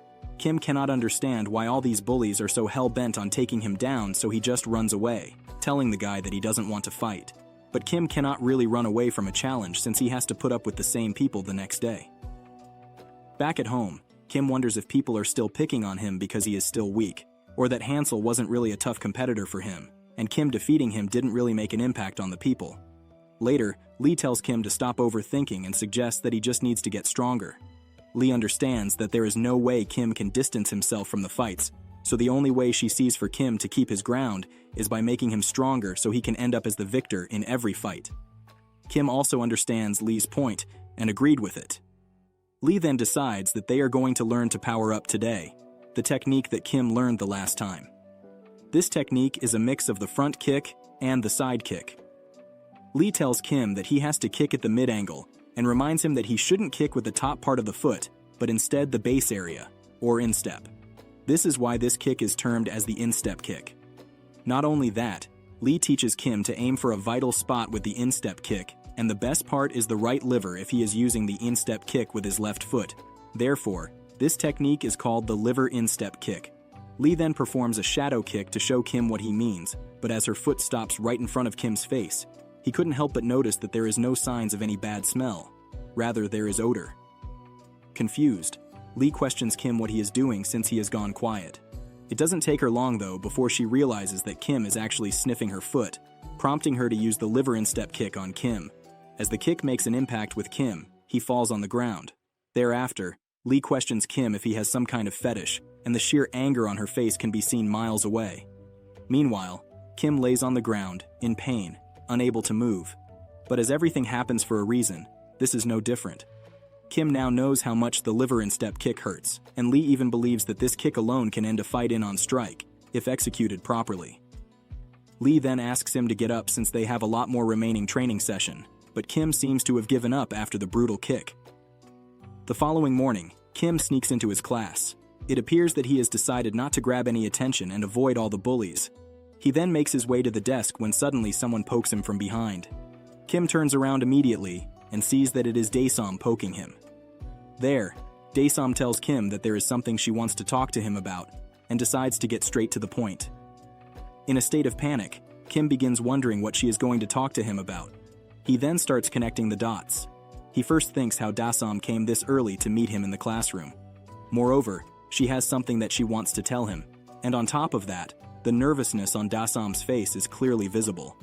Kim is sure that she is about to confess. However, the surprising element hits Kim when Dae-Hyun reveals what she wanted to ask him for. She wants him to fight Seo Do-yeon for her, and this request leaves Kim in total astonishment. After a moment of confusion and shock, Kim questions Dae-Hyun what she means when she says that she wants him to fight Do-yeon. Dae-Hyun explains that she means exactly how it sounds like. Kim then questions Dae-Hyun if Do-yeon is the guy who came, is the guy who approached them when they got out of the club room and beat up Gwangtae. Dae-Hyun confirms this, and adds that she overheard some of her classmates talking about Do-yeon wanting to take on Kim Jae-hyuk. One of the guys talking about this questions another if Do-yeon wants to fight Kim, because he is famous now. Meanwhile, Dae-Hyun is still overhearing their conversation. Thereafter, she comes to know that there is a union called Invincible that has just started recruiting new members. The entrance test in their union is that the person who wants to join has to defeat Kim in a one-on-one fight. However, the group of bullies laugh it off because Kim is a weakling, or so they think. They believe that the entrance test is relatively easier than they thought. From what Dae-Hyun understands, the situation goes like this. Do-yeon is really determined to fight Kim off to enter Invincible. Meanwhile, one of the group members expresses his wish to join Invincible as well, and explains that the group is an elite one for gangsters, hence the reason he wants to join it. Not only that, Invincible is connected to gangs, and once their members graduate, they put them directly to work. One time, even the news reported that MZ gangsters raked in millions right away, and Dae-Hyun couldn't be even more surprised after hearing all this. This is all that she appears to have heard from overhearing a conversation with his classmates. Meanwhile, Kim is absolutely terrified after discovering that he has come so far, that he has become a target to defeat whoever wants to join one of the most notorious gangs, Invincible. Furthermore, Dae-Hyun reveals that Do-yeon is her childhood friend. The crazy part about all this is that Do-yeon used to be a good kid actually, but at some point he started getting into fights. Suddenly he started doing bad things as well, and the fights from earlier had an impact on him now that he is a bit grown up. He has involved himself in even shadier things than before. But Dae-Hyun believes that Do-yeon is not the kind of person to involve himself with such things, and she is scared that if this continues, then Do-yeon will drag himself into an even darker path than this. Therefore, Dae-Hyun has come to Kim for his help. She wants him to defeat Do-yeon once and for all, and make him realize that he is not someone to be involved in this shady business. On the other hand, Kim appears to be in a tight stop. In Kim's opinion, he finds all this to be extraordinary for him, and to think that he has now a target for an entrance exam for a gang is just ridiculous. He did not want things to be like this, but now they have, and he doesn't want any part of it. In a shaky voice, Kim tells Dae-Hyun that he is not confident in fighting again. More importantly, he is not confident in winning. He then hits Dae-Hyun with a hard-hit reality for himself and her. He explains that he is just a pushover, a nobody who is actually trying very hard to escape from getting bullied. He doesn't want to be an asshole, so in a very polite way, Kim tells Dae-Hyun that it is too much for him to beat Do-yeon and help him change, no matter what his backstory is. With a down tone, Kim apologizes to Dae-Hyun and mentions that he cannot do what she is asking of him. Realizing that there is no other way to convince Kim, Dae-Hyun starts panicking. It appears that she had expected Kim to have some sort of plan to take down Do-yeon, but her expectations have been destroyed. She then suddenly burst into tears, apologizing to Kim for asking him for a favor. She then apologizes once again, stating that she didn't mean to cry, and tries to leave the room. But clumsy as she is, Dae-Hyun trips and falls yet again, hurting her knees in the process. Kim immediately grows worried, questioning Dae-Hyun if she is okay. She then immediately gets up, tells Kim that she is fine, and leaves the room in a hurry. After her departure, Kim starts to understand the whole story.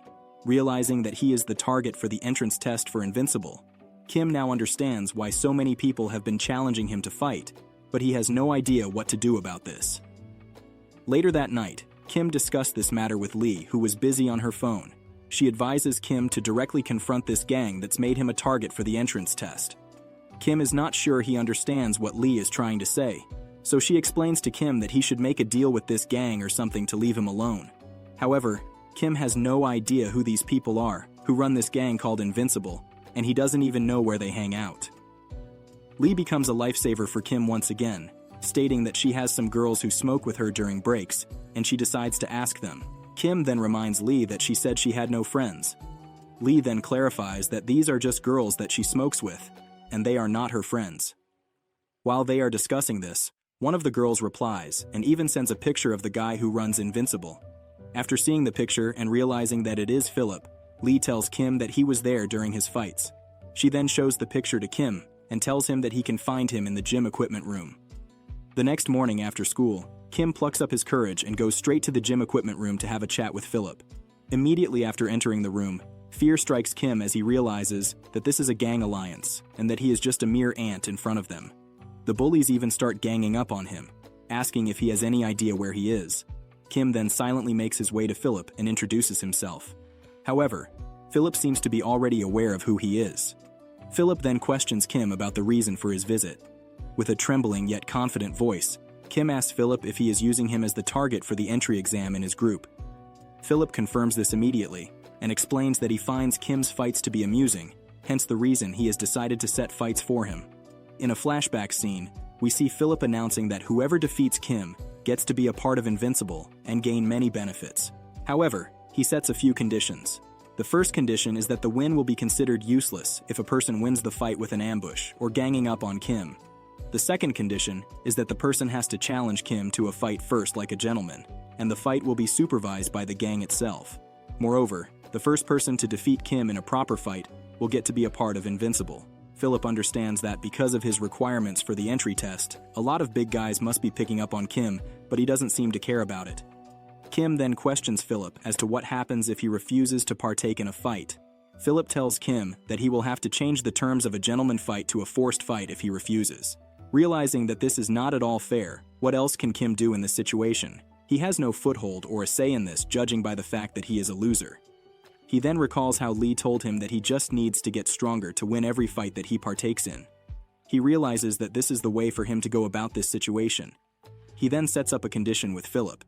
He tells him that he will have to leave him alone if he manages to defeat one of the contestants, who challenges him to a fight. Philip finally concurs with Kim's condition and tells him that he will leave him alone if he wins the fight with one of the contestants. Kim even tells Philip that he has to keep his word. A few weeks later, Kim is standing face to face with Dae-Hyun in the middle of the crowd. The fight is on, and Kim seems determined to win for the very first time.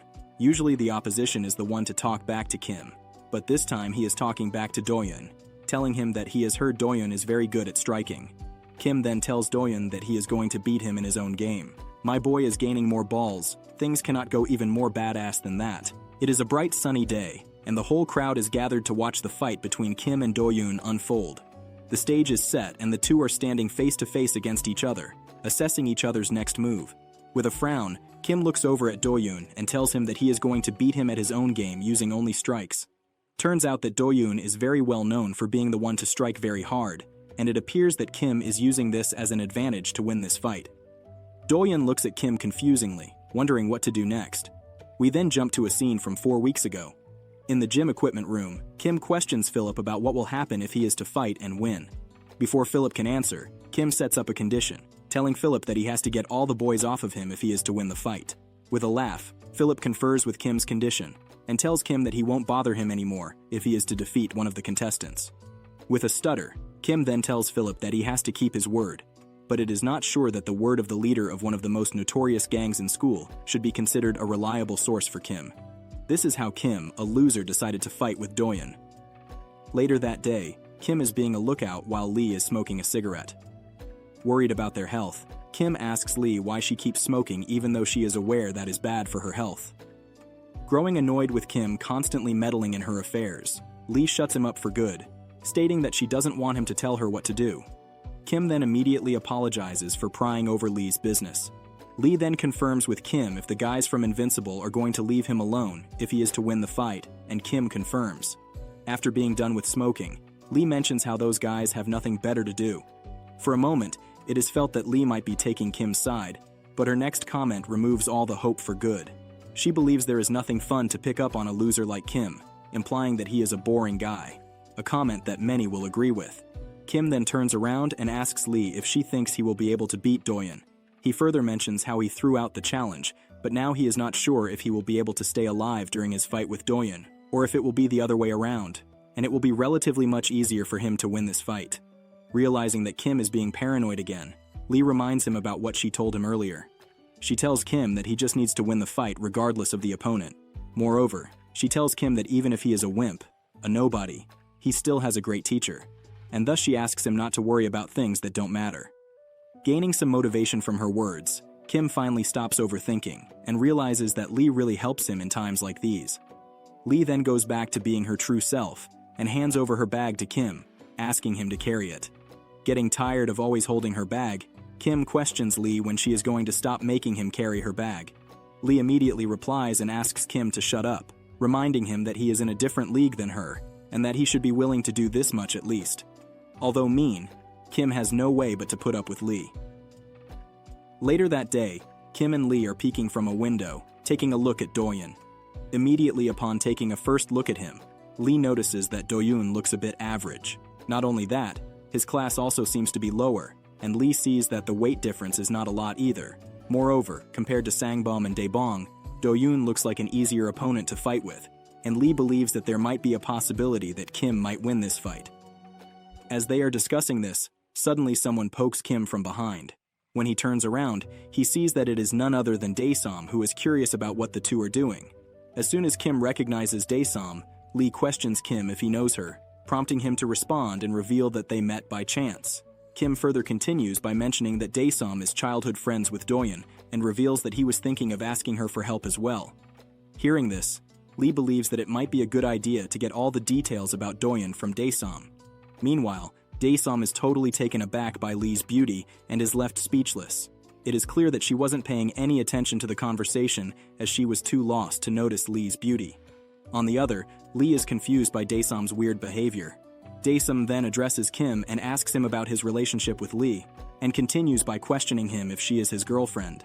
Getting mixed up for being Kim's girlfriend, Lee goes berserk in a matter of seconds, and immediately rage fills her up. She moves closer to Dae-Sam and tells him that she can beat her up even if they meet for the very first time. Dae-Sam realizes that Lee is very serious and quickly apologizes, while on the other hand, Kim tries his best to separate the two before things escalate for worse. Since Dae-Sam knows a lot about Dae-Hyun, Lee tells Dae-Sam to spill everything out. Thereafter, Kim suggests that they go someplace quiet, so no one will be able to hear their conversation. Shortly after, the three make their way to the club room, where Dae-Sam questions Kim if he is going to fight Dae-Hyun. Kim confirms that this is what he has decided to do. But Dae-Sam believes that Kim is doing this to bring Dae-Hyun back to his senses. Lee stays confused by what these two are talking about. Kim then explains that he is doing this for his own reasons and not for anyone else. He is going to fight Dae-Hyun though, which is why he has decided to gather as much information about Dae-Hyun as possible. Dae-Sam then begins to think and realizes that it has been so long since she last contacted Dae-Hyun. Dae-Sam then reveals that they both used to take martial arts classes together, though she is not aware if he still does it. She does remember that Dae-Hyun stayed for the martial arts class for 3 years, while she quit just after 3 months. Hearing that he has been training martial arts for 3 long years, Lee understands that the chances for Kim winning this fight are getting slimmer and slimmer. Lee then asks Dae-Sam if Dae-Hyun has ended up partaking in any tournaments. Dae-Sam responds and mentions that he indeed took part in tournaments, and on top of that, he won every single one of them. Lee gives off an expression as if everything is messed up now, leading Kim to mention that he knows martial arts as well. However, Lee reminds Kim that he has only been training for a few months, whereas Dae-Hyun has been training for 3 years. Shortly after, Dae-Sam mentions there being videos of Dae-Hyun's fights on YouTube and decides to play them. She ends up putting Dae-Hyun's debut fight, where his immense skills are truly displayed to a wider audience. His ability to dodge, his flexes, and his strikes were all very good. He also ends up winning the match by KO, by knocking out his opponent in just 15 seconds. As the video ends, Lee holds her head in disbelief, realizing that it will be very difficult for Kim to win this fight. Kim then reminds Lee not to lose hope in him since she is his teacher after all. This is when Dae-Sam also comes to know that Lee is also a martial artist. She shows her astonishment toward this face, while Lee wonders what's wrong with Dae-Sam. Kim then drags Dae-Sam back to the point and questions if there are any weaknesses that she knows of Dae-Hyun that can help him win the fight. After some brief thinking, Dae-Sam explains to them one thing about Dae-Hyun that comes to her mind, but she is not sure if that can be his weakness. After hearing Dae-Sam out, Lee is sure that this might be used against Dae-Hyun and believes that this might be a way for Kim to win this fight. Kim asks Dae-Sam to focus on the subject that's going on. He then asks Dae-Sam to tell him a weakness about Dae-Hyun and believes that she must know something about it since the two used to spar a lot. Dae-Sam soon begins to think and mentions that something does come up in her mind, but she is not sure if it is relevant to the situation. Lee mentions that she will be the one to decide whether it's relevant or not, and asks Dae-Sam to spill her guts out. After Dae-Sam is done, Lee realizes that this weakness can be used against Dae-Hyun. Later that day, Lee prepares Kim for the training session.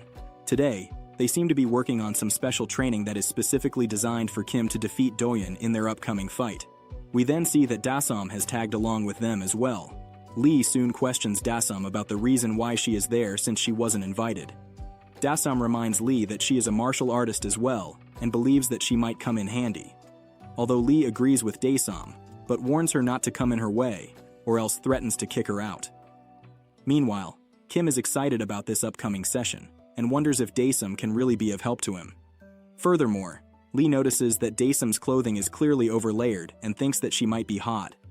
Dae-Sam then goes on to unzip and remove her top to reveal the tight training clothes that she has been wearing underneath. Seeing her clothes, Lee immediately overreacts, asking Dae-Sam what type of clothes she is wearing.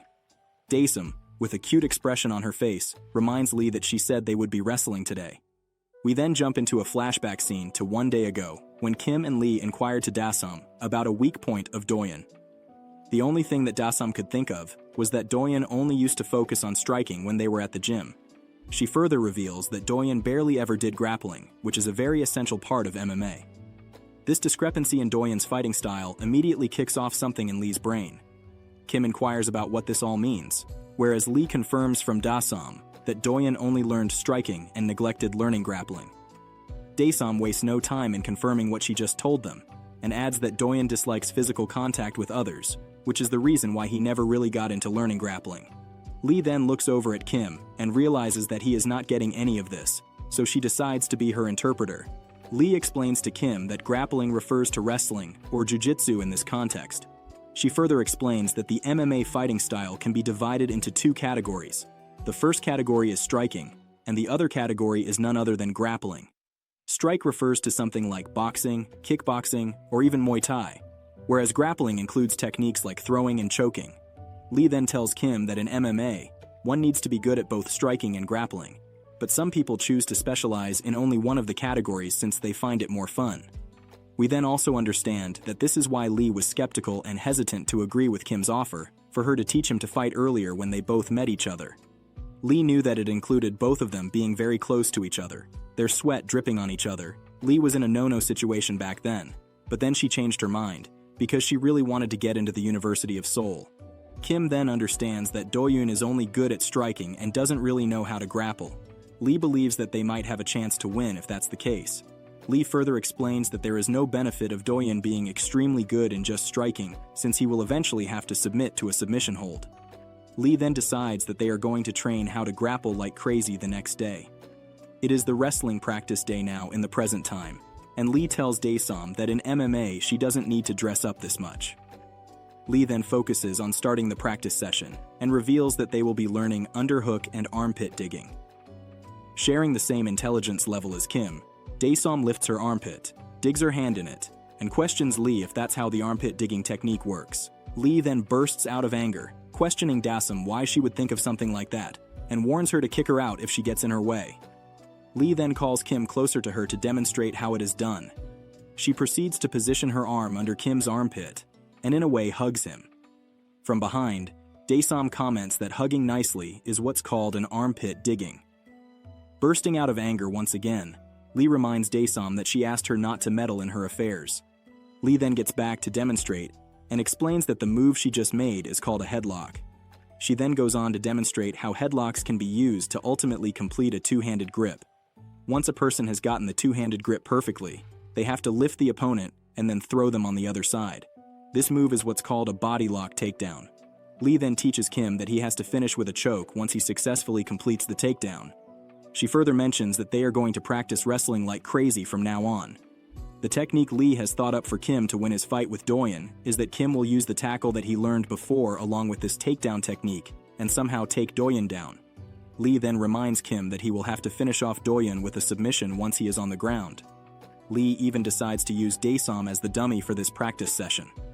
She questions Dae-Sam about her weight and discovers that she weighs around 50 kilograms. Furthermore, Lee tells Kim to practice all that she taught him on Dae-Sam. Kim makes his first attempt and lands Dae-Sam in an awkward position. It appears that he is just turning around when he does the takedown and not moving his waist in the right way. After a long session, Lee notices that Kim is already exhausted and decides that they are going to work on his stamina from now on as well. She immediately gets Kim to do belly crawls to build his upper body strength. She even gets Kim to do pull-ups to strengthen his back. The next training Kim has to go through is battle rope training. After a long and tiring day of training sessions, the three sit around to have dinner. Kim is the one to bring ramen for all three of them. There, Lee questions Dae-Sam why she doesn't directly go and talk with Dae-Hyun to change his path since they are both childhood friends. However, Dae-Sam explains that they both have lost touch with each other for a while now. She further explains that they used to be close together, but then things got awkward, and they both went their own way. During the time when they used to learn martial arts together, Dae-Hyun started to become a bully, and that's when Dae-Sam distanced herself from him. Lee then questions Dae-Sam about how their relationship was when they were close. After a very brief period of thinking, Dae-Sam says that they often visited each other's houses. In the mornings, Dae-Hyun would even come to pick up Dae-Sam, and they both would go to school together. On top of that, Dae-Hyun used to help Dae-Sam with her homework, and when her academy ended late, he even used to wait to walk Dae-Sam home. Hearing all about their past stories, Lee mentions to Dae-Sam that this means that he fancies her. Hearing this, Dae-Sam loses her mind and cannot believe what Lee just said. Somewhere else, a group of students are having a gathering. All the students seem to be having their own fun, whereas Dae-Hyun sits there, alone and away from the conversations of the people around him. He seems to be drawing something on a piece of paper, and soon it is discovered that he is drawing a sketch of none other than Baek Dae-Sam. The gathering of the students is going in full flow. Everyone seems to be having, but not our depressed Dae-Hyun. He is busy drawing a sketch of Dae-Sam on a piece of paper. There, one of the guys mentions that he also dropped out of school. When asked for the reason, he reveals that the homeroom teacher nagged him for not greeting him properly. In return, he straight up punched his teacher in the face and quit the school. The definition of a typical degenerate. The gathering then starts praising him for being manly, and bear in mind that Dae-Hyun hangs around in this gathering. One of the guys, Seokju, mentions that men like them who have the blood of the heroes, they never bow their heads anywhere. Soon, it is discovered that everyone in the gathering has dropped out of the school, but the only person remaining who still studies in Yongmin High is Dae-Hyun. One of the guys there believes that quitting the shitty school and making money is better than going to Seoul University. But what he doesn't know is that a skill set or at least some IQ is required to earn money, and the entire crew seems to have none of them, except for maybe Dae-Hyun. Seokju then asks Dae-Hyun to tolerate the school for a little while, even if it is shitty. He believes that as long as Dae-Hyun is in that school, their crew can tie connections with the Invincible Gang, and now we get a full picture of why Dae-Hyun wants in the Invincible Gang so badly. Seokju then questions Dae-Hyun if he has managed to get into the gang yet, but discovers that he hasn't and that he is still working on it. One of the other guys questions why it is taking so long since the gang accepts everyone good at fighting. Since Dae-Hyun meets the criteria, they don't understand why he still hasn't managed to get in. Dae-Hyun is then asked to hurry up and find a way to somehow be a part of this gang, terming it as a friend's request. He further tells Dae-Hyun that this will be a great boost for their business, and the key part is for Dae-Hyun to complete his mission. Another crew member then questions Seokju about the business they are doing. In response, Seokju asks him just to trust him and even assures him that he will buy everyone a car. To make them understand just a little bit, Seokju explains that it is a coin investment business. Hearing his idea, the crew members are really impressed to see that they chose the right guy to be the brains of their crew. Seokju even repeats that this business will be much better than going to Seoul University. For this reason, Seokju once again asks Dae-Hyun to hurry up, reminding him that Invincible has several businesses, and they will help their crew a lot if they somehow tie connections with this gang. In a very low tone, Dae-Hyun acknowledges that he understands. Seokju then pulls out a watch box and presents it to Dae-Hyun, mentioning that it is for him. He explains that he got it after confirming a deal with one of the guys and received this watch in the process. Seeing that the watch is very expensive, one of the crew members asks Seokju why he is not giving him a watch, prompting Seokju to explain that he already has a watch. Furthermore, we discover that the watch is a Galaxy watch, known for being very expensive and luxurious. Seokju then proceeds to put the watch on Dae-Hyun's wrist, mentioning that there is nothing wrong with a friend giving a watch to another friend. After putting the watch on his wrist, Seokju notices that it fits perfectly on Dae-Hyun. Soon, Choi Subin, a female crew member, expresses her wish to take a look at Dae-Hyun's watch as well, who also happens to be sitting right beside him. She immediately leans a bit closer to Dae-Hyun, realizing that he is even better up close. Using the watch as an excuse, Choi plays her next move, leans even closer to Dae-Hyun, and tries to kiss him. But before she can make any contact with Dae-Hyun, he pushes her away, gets up, and starts to leave. As he is leaving, Seokju stops Dae-Hyun, asking where he is going. Dae-Hyun explains that he is going to take a walk. All this time, a certain angry expression can be noticed on Dae-Hyun's face, and it appears that he doesn't really want to get involved with other girls, and the only girl he seems to be interested in is Dasum. After his departure, feeling a bit ashamed still due to the rejection, Choi questions if Dae-Hyun is an eunuch. With a burst of laughter, Seokju explains to her that Dae-Hyun is like that. He even offers her to kiss him instead, but gets rejected in an even worse way than Choi got rejected from Dae-Hyun. During the nighttime, in the bustling city, Dae-Hyun is taking a stroll on a busy street. He is having a severe headache, but believes that it might be because he inhaled too much smoke. Not only that, he is now in a bad mood. If anyone is to pick a fight with him at this time, Dae-Hyun sincerely hopes that they will walk out alive. That's how much in a bad mood he seems to be right now. Soon a muscular bumps into Dae-Hyun as he is walking by peacefully. This muscular guy is accompanied by a few other muscular men. He then tells Dae-Hyun that he should at least apologize for bumping into him, as that's the least he can do. Without spewing out a single word, Dae-Hyun turns around and looks over at the guy in a furious fashion. The guy then notices that Dae-Hyun looks very young and wonders if he is in high school. He even questions Dae-Hyun if he has honey in his mouth, since he is not speaking up. In no time, the guy starts interrogating Dae-Hyun about the school he goes to and begins taking all the school names in Seoul. It is at this moment that Dae-Hyun finally decides to respond, but it is not done in a typical way. Instead, Dae-Hyun swings around a kick and strikes it brutally at the guy's face, mentioning that he is from Youngmin High School. As much as Dae-Hyun didn't want anyone to provoke him, the opposite has happened so far. He wanted to go by his day peacefully, but some people really want a good amount of beating to learn their right place, and Dae-Hyun is just about to do that. Realizing that Dae-Hyun kicked him out of nowhere, the guy immediately asks his men to not only seize Dae-Hyun, rather kill him instead. However, as the men surround Dae-Hyun and begin to charge at him, he stands there, unbothered, realizing that men like these don't really matter to him. Dae-Hyun seems confident that he can take down these goons with little to no effort. As soon as the first guy gets closer to Dae-Hyun and swings a punch from behind, without even looking, Dae-Hyun manages to dodge the punch while maintaining his position. Dae-Hyun then attacks the guy on his chin using his knees that are standing behind him. Following that, all the men start attacking Dae-Hyun from different places, and each one of them is getting hit brutally. At first, Dae-Hyun easily dodges their attack, making it seem like he can watch their punches come his way in slow motion. Then he strikes them at a vital point that would really hurt them, so they won't bother to attack again. One of the guys decides that this much humiliation is enough and warns Dae-Hyun that he is really going to kill him now. However, Dae-Hyun once again remains unmoved, realizing that they will have to be faster than him in order to kill him, but it is clearly visible that it's not the case. Before the guy can even grab a hold of Dae-Hyun, Dae-Hyun punches and knocks him out in return. In no time, a not-so-fierce-looking Dae-Hyun has managed to defeat the entire group of goons on his own. Meanwhile, the people standing around decide to call the cops since there is a fight. However, they seem to be a bit late since Dae-Hyun is already done teaching his attackers a lesson. He then starts to walk away, realizing that this isn't interesting at all. He then remembers Kim and the fact that he will be acknowledged as number 1 by Philip if he is to beat Kim in a fight. Moreover, Dae-Hyun wonders if Kim is going to be a tough opponent or just another walk in the park. Kim continues his training with Lee Min-chae. Moreover, the training seems to be quite difficult as Kim has to go through Lee walking over his stomach, doing pull-ups, and learning how to grapple, which also happens to be one of the most important parts of MMA.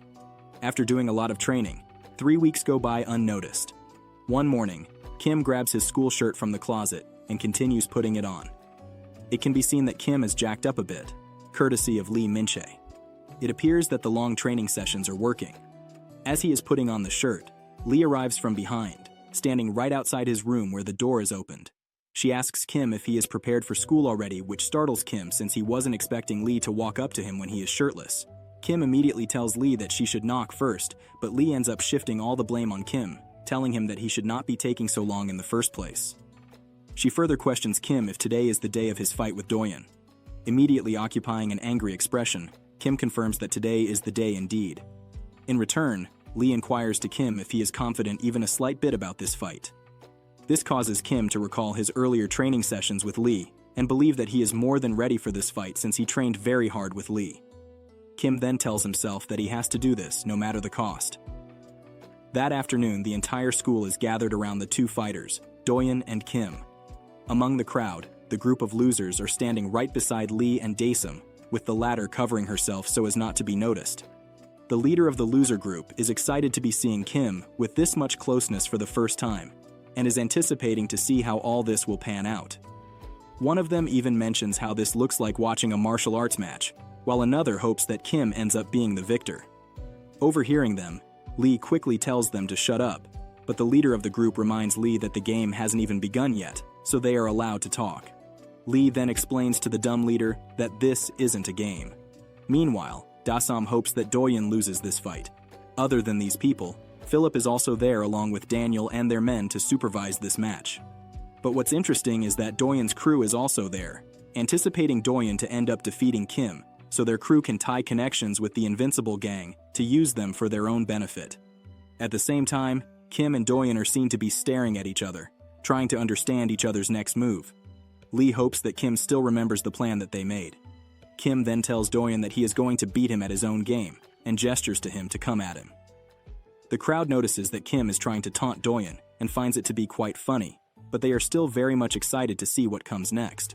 Meanwhile, Dae-Hyun is confused after seeing the unusually confident behavior of Kim. He even questions Kim about where he is getting all this confidence, and reminds Kim that he has never lost before. In response, Kim also reveals to Dae-Hyun that he has never lost either. Now, this seems to be a battle between two legendary undefeated fighters. The two prepare themselves, and Dae-Hyun is the first to make a move.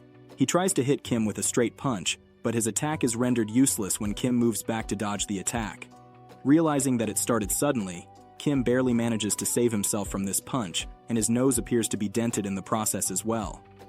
Just as Kim expected, Dae-Hyun is really fast, and Kim understands that he has to be very vigilant to dodge Dae-Hyun's punches, because if even one lands on him, it might cause trouble. Moreover, Philip also grows impressed by Kim's dodge on Dae-Hyun's first attack. Without taking any long, Dae-Hyun hits Kim with another jab, but this time, this is not just a jab, he is also adding a right straight punch. Kim somehow manages to dodge this attack as well, and it can be seen that he has really prepared hard to dodge the attacks of Dae-Hyun in this fight. Meanwhile, Seokju is wondering why Kim is only dodging attacks from Dae-Hyun and not striking at him. He believes that Kim should fight like a man and not like a coward. At the same time, Daniel believes that dodging is fine and all, but he also believes that if Kim keeps dodging backward, then he won't be able to counterattack. Daniel seems to be aware that Kim is distancing himself from Dae-Hyun, but if Kim wants to win this fight, then he has to get closer to Dae-Hyun to attack him. Meanwhile, Dae-Hyun manages to swing another punch toward Kim, but this time Kim manages to duck and dodge his punch again.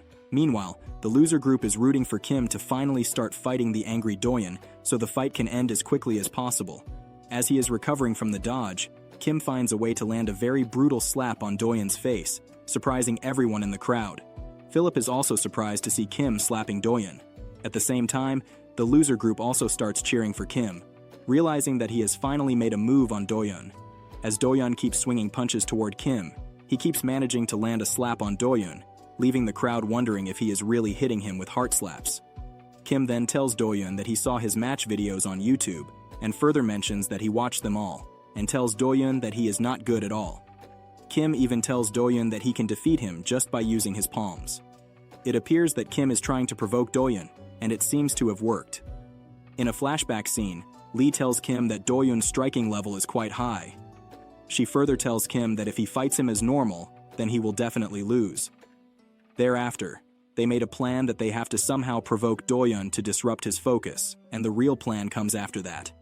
In the present, Kim sees that Dae-Hyun's movements are getting bigger and bigger, and it appears that the provocation has worked. Dae-Hyun swings another punch towards Kim, but he manages to dodge it, yet again. In exchange, Kim slaps Dae-Hyun once again, provoking him even more. However, Dae-Hyun continues to swing punches toward Kim, thinking that he might be able to do something, but Kim continues to dodge those punches. Philip sees that Kim is good at retreating. During this time, Kim continuously slaps Dae-Hyun, surprising the crowd even more. Seokju has no idea why Dae-Hyun keeps getting riled up and believes that Dae-Hyun is looking stupid after getting slapped like that by a mere loser. Meanwhile, Dae-Hyun appears to be quite furious and wants to end this fight as soon as possible. It's visible that his anger has overtaken him, and Kim's provocation is working as expected. Dae-Hyun swings yet again, another punch toward Kim, this time with even more brutal force. Dae-Hyun thinks that he can end the fight by beating the shit out of Kim, but what he doesn't realize is that Kim is one stubborn little loser. Kim realizes that Dae-Hyun will attack again once he comes up and decides to hit him with a left hook when he does so. Dae-Hyun ends up doing exactly as Kim expects and attempts to hit Kim with another punch, but fails to do so as Kim holds him with an underhook. In a previous scene, we see Lee telling Kim that their plan is bluffing. She tells Kim to pretend that he is fighting only with strikes, then suddenly uses the underhook to take him to the ground, advising him to do the same with Dae-Hyun. Lee believes that Dae-Hyun won't be able to counter this move since he is not aware of the ground attacks. Kim manages to act exactly as Lee's teachings and ends up holding Dae-Hyun in an underhook. He then manages to complete his two-handed grip as taught by Lee. Kim proceeds to lift Dae-Hyun up after making sure that he has a good enough grip on him. Once lifted successfully, Kim ends up hitting Dae-Hyun with a suplex, and the plan seems to be working properly. If you've made it this far, Please step forward and press the button.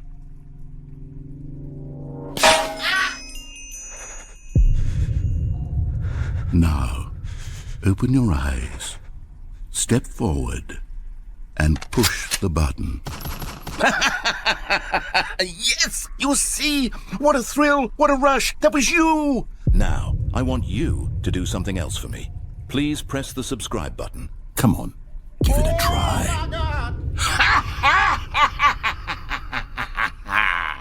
Can you feel it? The glow of comfort, even in the face of crushing despair, must already be sweeping through your body. And in fact, can I say that I do believe commenting "let him cook" will lend you an air of charisma as well? After he has secured the two-handed grip on Dae-Hyun, Kim proceeds to hit him with a suplex.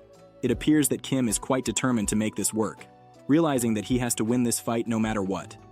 As he lands Dae-Hyun on the ground, the impact of the suplex appears very brutal. Even Philip believes that this suplex has to hurt since the impact seemed very brutal. Moreover, the ground is made up of cement, adding another layer to the impact damage. Meanwhile, Kim realizes that his plan has worked, and he has managed to flip Dae-Hyun over. Now, all he needs to do is hit Kim with a submission lock to make him submit to end up being the victor in this fight. After some time, Kim bends around Dae-Hyun's arms and legs to hold him in a choke.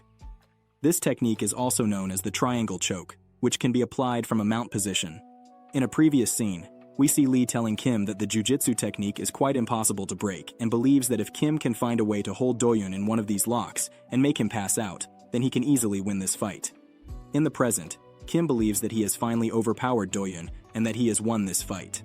Not just sure, Kim is hell-bent to believe that he has won this fight, but our loser doesn't understand that not everything is as easy as it seems when you fight with Dae-Hyun. Not just Kim, even Daniel believes that the fight is over and that it's over for Dae-Hyun. He closes his book and prepares to leave, stating that Kim seems to have prepared a lot this time, and rightfully so since it can be seen. But it does not mean that he has won the fight. Daniel is also impressed by the fact that Kim has decided to end a school fight with a submission lock.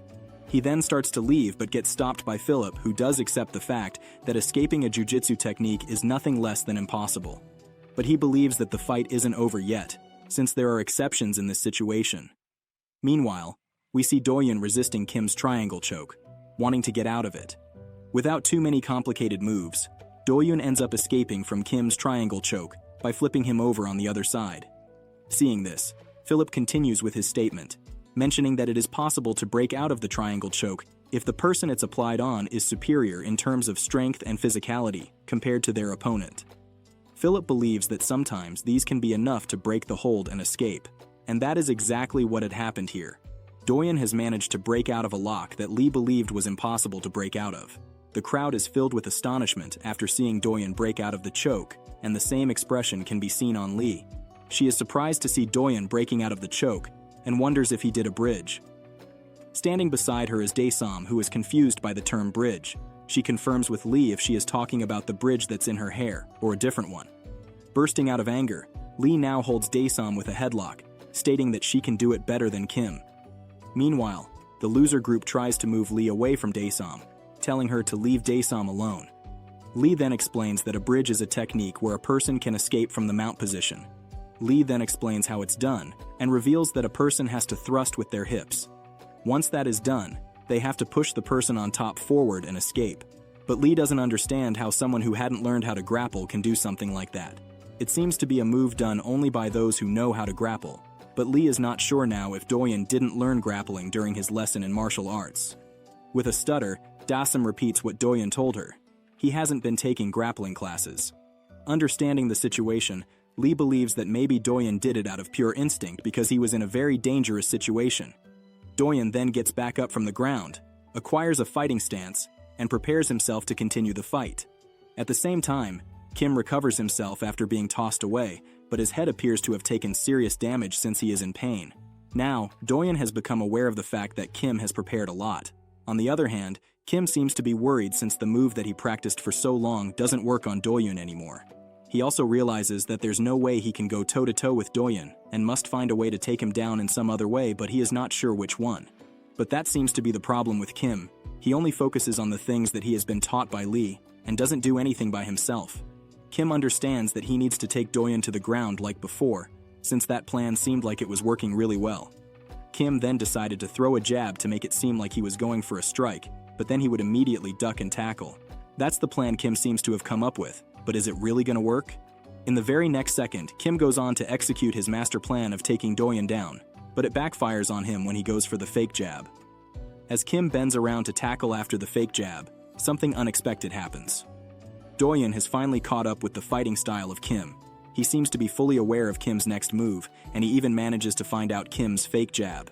In return, Dae-Hyun hits Kim with a knee kick right on his head, and the impact sound can be heard miles away. To a blind eye, it would seem as if someone has broken open a skull, and that's how it appears to be. But thankfully, Kim doesn't sustain any serious injuries, and is fine enough to continue the fight. Seokju believes that Kim is done for after this attack, and Lee is surprised to see Dae-Hyun deciding to take the counter straight on. As Kim falls to the ground, he collects himself, indicating the long-lasting endurance that he possesses. Kim wonders if Dae-Hyun saw through his tackles, but soon when Dae-Hyun questions Kim if he has decided to fight using the grappling technique, it becomes apparent to that Dae-Hyun has finally caught up to their plan. But Kim believes that he can still take Dae-Hyun down using mixed attacks. He starts by throwing 1-2 punches toward Dae-Hyun and pushes him to the ground once he gets close enough. However, this plan backfires as well, and Kim ends up getting another punch right under his chin. Dae-Hyun then tells Kim that he has to get closer to him to take him down or to tackle, but he is sure that Kim cannot get any closer to him. Trusting in his skills, Dae-Hyun continues to throw punches at Kim and proceeds to inflict significant damage. It seems as if Dae-Hyun can see past all of Kim's moves, and it is helping him a lot with gaining the upper hand in this fight. Meanwhile, Kim proceeds to block and not dodge Dae-Hyun's attacks. With these blocks, Kim is getting hit with a good amount of damage, and it is becoming increasingly difficult for him to carry on. At the same time, Lee is confused as to why Kim is not dodging or counterattacking, and instead taking damage with these blocks. Kim then realizes that he is staying away from the goal and pulls himself together in another attempt to gain the upper hand. Since the tackles are not working, Kim decides that it's in his best interest, so he starts throwing punches toward Dae-Hyun. However, this plan fails miserably as well, since Kim starts throwing random punches without calculating or taking anything else into account. Even Lee is mad at Kim for swinging wild, and realizes that it will get him nowhere in this fight. Meanwhile, Dae-Hyun continues to effortlessly dodge all of Kim's punches, making him feel like he is swinging in the air. Kim then changes his mind and realizes that striking is useless now, so he shifts back to tackling, but the luck seems to have run out for Kim. Dae-Hyun sees his every move and continues to use it against him, injuring Kim badly in the process. He proceeds to hit Kim with a devastating kick and a slap that can be heard 5 blocks away. Realizing that Kim has no way to get out of this beating, Dae-Hyun's crew begins cheering for him after being impressed with his fighting style. On the other hand, Daniel questions Philip if he believes that Kim still has a chance. Soon Kim gets up after taking a good amount of beating and looks at himself. He notices that he is barely holding on and understands that it's too dangerous. While fighting, Kim seems to have never felt this way before, but he just can't imagine a scenario where he win. To Kim, it feels like he has hit an insurmountable wall, and he has no way of bypassing it. With tears in his eyes, Kim believes that this might be the fight where he loses. It is clear to him that Dae-Hyun is way too stronger than him in every way, in terms of physicality and mental strength. Kim even notices that Dae-Hyun has started to see through his tackles, and no matter what he does, it just makes it impossible for him to land even a slight punch on Dae-Hyun. At the beginning of this fight, Kim thought that this fight would be a walk in the park, since Dae-Hyun had no idea about the fighting style of Kim, but now that he has grown familiar with it, it is taking Dae-Hyun little to no effort to counter Kim's every other move. Kim has no idea what to do in this situation. He just wishes that a miracle happens, and he can rest easy after this fight, but the reality is, the loser is getting his ass handed over to him. Soon, Dae-Hyun attempts to hit Kim with another straight punch. Seeing the punch coming his way, Kim decides to block it using his hands. Surprise, surprise! The straight punch ends up not being a straight punch, rather it happens to be an uppercut on the chin. Kim fails to spot Dae-Hyun's attack once again, and this costs him another brutal attack to tolerate. With this jab, Dae-Hyun has started to make his way closer to Kim. Meanwhile, Philip notices that Dae-Hyun didn't only fake the jab, but also ended up hitting Kim with an uppercut. Impressed, Philip believes that Dae-Hyun is pretty good at fighting. On the other hand, Daniel believes that it's over and decides that watching more would be a waste of his precious time. Simultaneously, Dae-Hyun kicks Kim, throwing him away into the wall. He then quickly dashes toward him and begins hitting with a round of unstoppable punches. Kim has no way to defend himself, but to guard as many punches as possible. Kim is now also completely cornered, something that he has experienced before in a fight with Hansel. We all know how that turned out, don't we? Meanwhile, Kim starts wondering what he should do in this situation. He wonders if he is going to lose like this, but then recalls the bullies challenging him to a one-on-one fight due to the mere reason that they wanted to join Invincible, something that Kim was completely ignorant of. Losing his shit finally, Kim tells himself that he doesn't want to be people's toys anymore. He wants to be his own person and make his own name, and it is clearly seen in his eyes that he is tired of being toyed around. Growing frustrated, Kim manages to break out of Dae-Hyun's constant punches, screams at him to leave him alone and let him live peacefully, and begins swinging around random punches yet again. Looking at the outburst from Kim, the crowd finds it hilarious and wonders if Kim is dancing. At the same time, Dae-Hyun explains to Kim that he won't get hit by such amateur punches and proceeds to show Kim what a real punch seems like. Dae-Hyun goes on to strike a punch toward Kim, followed by a brutal kick on one of his legs. This attack really made an impact on Kim, and the level of pain can be heard by the scream that Kim let go of.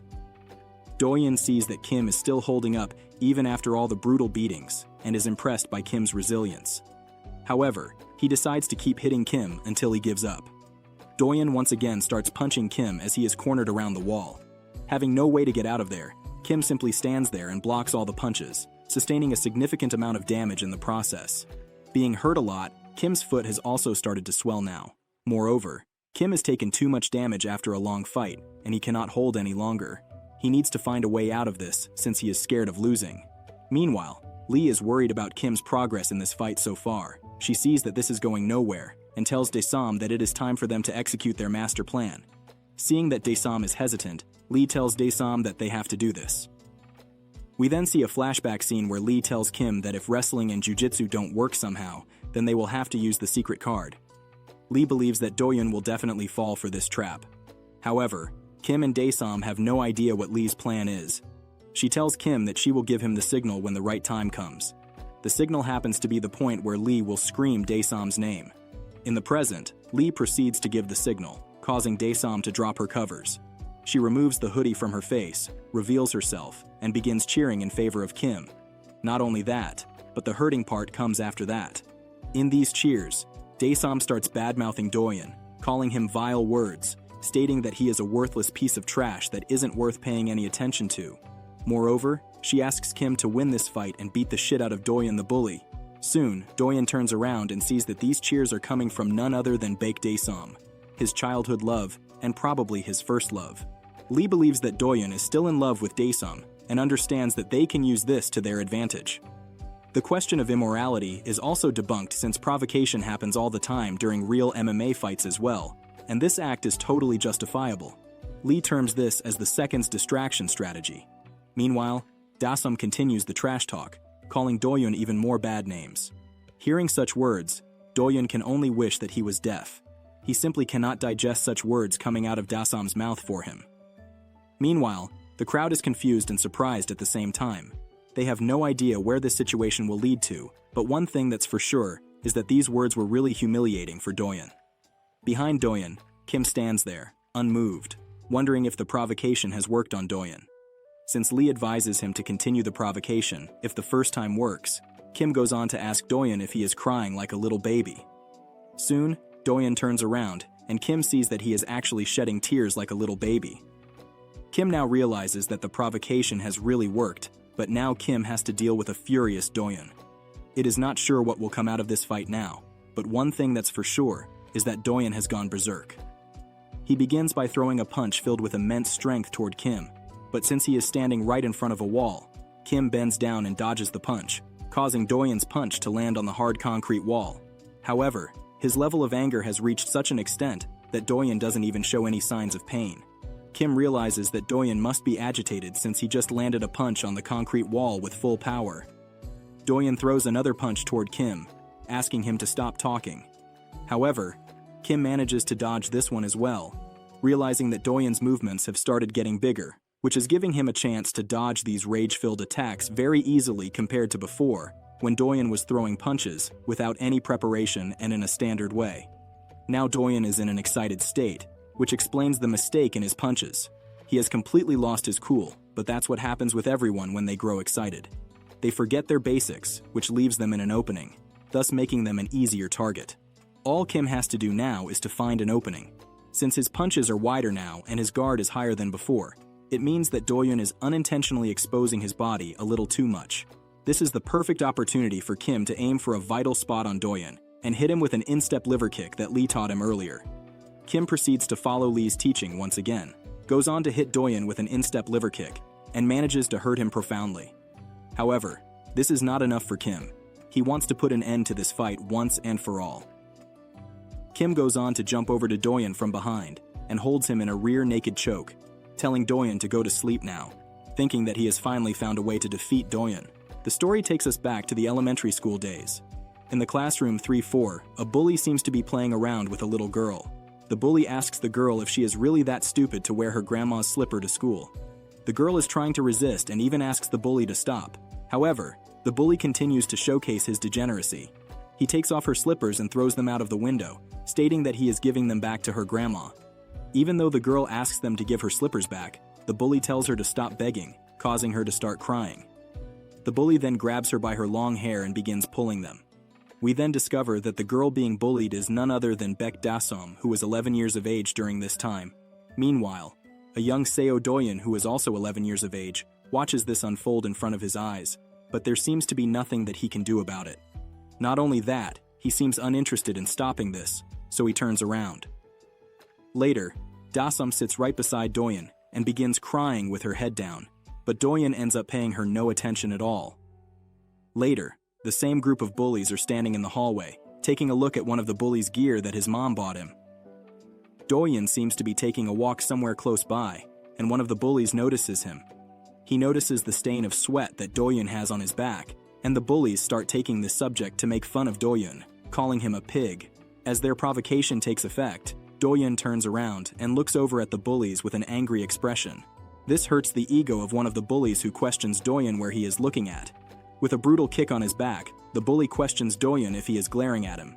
This causes Dae-Hyun to fall to the ground, followed by the bully standing on top of him. Meanwhile, the other students grow scared seeing this unfold in front of them. The bully then asks Dae-Hyun if he wants to die by glaring at him, and makes fun of him by saying that he is making their class stink. Dae-Hyun asks the bully to stop in a low voice, but the bully fails to hear him correctly. But this trash of a person decides to use this as a way to humiliate Dae-Hyun even further. Calling him a pig was fine, but the bully goes on to surpass his limits and calls Dae-Hyun's mom a pig as well. The bully proceeds to mimic Pig's voice, and he seems to be doing it better than Dae-Hyun, to be honest. Soon, Dae-Sum approaches the bully from behind and asks him to stop this nonsense. She tells him that her grandmother says that it is not right to make fun of people's looks. The innocent Dae-Sum doesn't seem to understand how bullying works though. As expected, the bully decides to play a game with Dae-Sum. At first, he makes her feel like he has really stopped and even apologizes, but goes on to pound her head with a punch, stating that he was just kidding. The bully seems to have gotten his ego hurt yet again, as he questions Dae-Sum if the pig lying on the ground is her boyfriend. Later in the classroom, Dae-Sum is crying with her head down once again, while Dae-Hyun tries to ignore it as much as he can. He believes that Dae-Sum interfered for no reason, and even got hit for it, but he does feel a bit guilty regarding what happened. Dae-Hyun recalls how he stayed quiet while she was getting bullied, even though she was the first one to take a stand for her. Soon, Dae-Sum lifts her face, and Dae-Hyun sees that she has a lot of snot. He then swiftly makes his way to the bathroom to grab some tissue papers for Dae-Sum to wipe her tears off. Dae-Sum thanks Dae-Hyun for bringing her the tissue papers, and he finds her to be very weird. However, the two seem to be perfect for each other as they both match each other's vibes. Dae-Sum soon introduces herself and discovers Dae-Hyun's full name. Moreover, she finds his name to be pretty, and even offers a hand of friendship to him. Wasting no time, Dae-Hyun accepts Dae-Sum's friendship offer, and it was around then that he became close friends with Dae-Sum. As the school days go on, Dae-Sum continues to get bullied, but oddly enough when it was Dae-Hyun's turn to be bullied, Dae-Sum would come out of nowhere to defend him. She would always fight the bullies verbally for making fun of Dae-Hyun on his looks, and would tell them to stop bullying him. To Dae-Hyun, Dae-Sum looked like a brave Maltese dog coming up and barking, but that didn't really make an impact since Dae-Sum couldn't really protect Dae-Hyun. Instead, Dae-Sum would start getting physically beaten up or played around with by the bullies. Due to the fact that she was weaker than Dae-Hyun, it made him feel sorry for her even more. One day, the entire class received an assignment to partner up with one of the students from the class and watch a movie together. They have to present what they have learned from that movie in class. It comes as no surprise that Dae-Hyun and Dae-Sum end up teaming with each other. There, Dae-Sum invited Dae-Hyun to come over to her place for them to watch a movie together. After school, Dae-Hyun makes his way to Dae-Sum's residence, and she puts on the anime called Neighbor Egg Boy, mentioning that she really loves this. As they go about watching the show, Dae-Sum seems to be the one having the most fun without it. She would laugh around and alert Dae-Hyun when a funny scene is about to come. But instead of looking at the anime, Dae-Hyun would be looking at Dae-Sum. After that, he went many times to Dae-Sum's place to watch animes. Moreover, Dae-Hyun lived alone with his dad, and whenever his dad would leave for work, he felt alone in the house and depressed, so he would go out. Dae-Sum used to show Dae-Hyun her favorite shows and anime series. Anything that Dae-Sum liked, she used to show it to Dae-Hyun, and their relationship seemed to have entered the stage of being each other's best friends. However, Dae-Hyun had something else in his mind. He didn't want their relationship to stop progressing there, and he wanted it to grow even more. Although the animes were enjoyable for Dae-Hyun, the reason why he used to enjoy his time a lot in Dae-Sum's presence was because he used to watch these animes with Dae-Sum. After that day, they got even closer, and Dae-Hyun even started visiting Dae-Sum's residence every other day since they started going to school together. After school, they would help each other with homework and draw various characters together. All in all, they seemed to having the best time of their lives. When Dae-Sum's academy ended late, Dae-Hyun would wait around for her to come so he could walk her home. Time passed like that, and soon they became middle schoolers. Other than the height difference between them, nothing much changed, even the bullying part. The bullies were harsher than before on Dae-Hyun, still calling him a pig, and this time going one step further to make him talk like a pig as well. The bullies would ask Dae-Hyun a question, and he would reply as okay, but it didn't end up feeding their ego as they wanted him to mimic the pig's voice, instead of saying, okay. The bullies told Dae-Hyun that he had to mimic a pig's voice every time that he had to answer. Dae-Hyun was able to tolerate the bullies targeting him, but he could not bear the fact that Dae-Sum used to get bullied right in front of his eyes, and he would be able to do nothing about it. Once they got to middle school, the bullying turned into harassment for Dae-Sum, and it even crossed the line. The bullies were doing all this to Dae-Sum for the mere fact that her reaction looked funny to them. Dae-Hyun wanted to step in and stop this atrocity, but he was too scared to get involved. He was so overtaken by fear that he didn't have any courage left inside him to take a stand for himself, let alone anyone else. Seeing Dae-Hyun getting harassed and bullied, Dae-Hyun felt so miserable that he wanted to just end his life. However, from that day, he decided to go a different path. A path filled with rage and sheer focus on teaching these bullies a lesson. That day, Dae-Hyun made his decision to transform himself into a person that would be feared by many. He wanted to teach these bullies a lesson, make them taste their own medicine, so he took it upon himself to be the judge and the jury. From that day, Dae-Hyun started to hit the gym and started training as if his life depended on it. After a long period of training, Dae-Hyun manages to burn a lot of his body fat and transforms himself from a bulky boy to a healthy boy. Not only that, he ends up building some muscles as well, and in no time he partakes in a tournament. The tournament is called National MMA Amateur Tournament, and Dae-Hyun is standing in the ring of his debut match in his professional fighting career. This is the match 3 of the tournament, and the announcer announces the commencement of this match as it soon begins. Dae-Hyun goes on to showcase just how much he has trained in these past few years, and proceeds to use high kicks with calculated jabs on his opponent. The attacks seem to be so fast and brutal that the opponent has no time to defend them. As the match concludes, Dae-Hyun ends up winning by knocking his opponent out in just a matter of 15 seconds. After his first tournament, Dae-Hyun goes on an undefeated streak and ends up winning all the tournaments in the future. Moreover, he ends up winning every match in the upcoming tournament by knocking his opponents out in the very first round. Later, the trainer tells Dae-Hyun that he is doing great so far, but believes that he can work on his grappling a bit more. The trainer explains to Kim that MMA stands for Mixed Martial Arts, which means that he has to master every aspect of martial arts fighting style, and not just stick to one category. The trainer believes that Dae-Hyun has to be well-rounded to become a good fighter, or else he will get crushed by someone who is good at grappling. However, Dae-Hyun sticks with his fighting style, and believes that if he can knock his opponents out before they can even grapple him, then it works for him. He believes that he has to work harder on his striking skills, as they are the most useful part of MMA. However, the trainer tells Dae-Hyun to stop being stubborn, and even warns him that he will regret it in the future. Furthermore, the trainer even advises Dae-Hyun to stop going around throwing random punches. He explains to Dae-Hyun that his fists are a weapon for him, and he should use them like they are weapons for him. Confused by his trainer's words, Dae-Hyun feels some sense of what he is getting at. Later that night, he comes out of the gym to make his way back home. There, he comes across Dae-Hyun, who seems to have been waiting for Dae-Hyun to come back. She offers Dae-Hyun to walk home together. As they begin making their way, Dae-Hyun questions Dae-Hyun if she has been waiting for him, but Dae-Hyun finds it to be not surprising at all. She explained that she was passing by and knew that he would be coming out of the gym at this time, so she decided to wait. After a while, Dae-Hyun inquires Dae-Hyun about the progress of his fighting. Turns out that Dae-Hyun also used to go training with Dae-Hyun, but she left only after 3 months. Dae-Hyun explains that the training went the same as every other day. There, Dae-Hyun tells Dae-Hyun that he really works hard with his training, but believes that it's a shame since he does not have time to watch anime with her anymore, and relive the good old days when they used to have a lot of fun. Not wanting to disappoint Dae-Hyun, Dae-Hyun offers to watch an anime with Dae-Hyun in any of the upcoming days. Hearing such an offer, Dae-Hyun grows excited and mentions that they should watch it on Saturday or tomorrow. Since Dae-Hyun ends up giving Dae-Hyun the freedom to decide, they decide to schedule tomorrow as the day when they will watch an anime together. Dae-Hyun even has decided that they are going to watch Neighbor Egg Boy since Season 2 has just come out. The very next morning, Dae-Hyun stands outside of Dae-Hyun's classroom, waiting to get inside. Although the anime is not really his type, Dae-Hyun has shown up still to spend some time with Dae-Hyun. He then takes a look for the door hole inside the classroom and sees that Dae-Hyun is on the ground, badly beaten, and surrounded by a bunch of bullies. One of the bullies asks Dae-Hyun to change into the outfit as they need to film a challenge. Not only these bullies are harassing Dae-Hyun, but they are also referring to him with degenerative names, and Dae-Hyun seems to be reaching his limit to tolerate such behavior. The bully asks Dae-Hyun why she isn't dancing this time, since he danced really well before. Meanwhile, Dae-Hyun sees all this from the door hole. In previous instances, Dae-Hyun was helpless and scared to take a stand for Dae-Hyun, but now he has the strength and the courage. Meanwhile, Dae-Hyun reminds the bullies that they told her that it was the last time she would be doing such things for them.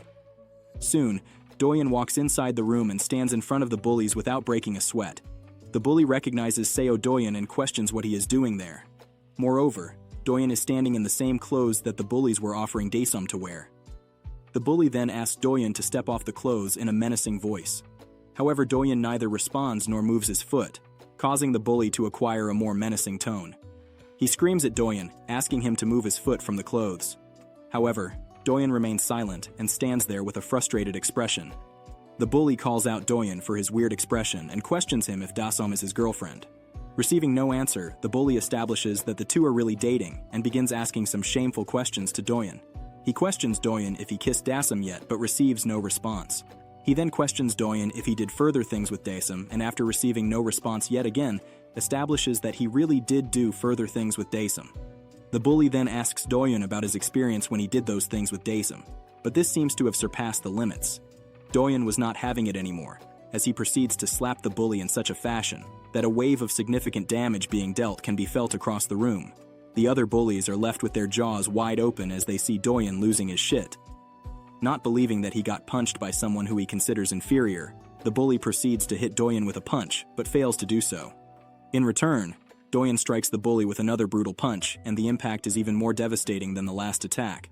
The other bullies quickly call for the brother of the guy getting beaten. As soon as he walks in, the brother begins to inquire about the person who beat up his brother. The brother also happens to be the number one in the middle school. He then begins making his way toward Dae-Hyun in a fit of rage, not knowing what he is getting himself into. Dae-Hyun looks around and sees the brother and his men coming his way with full force. In just a matter of 5 minutes, Dae-Hyun ends up defeating the 3 men, including the middle school's number one, who thought that they had a chance in defeating Dae-Hyun.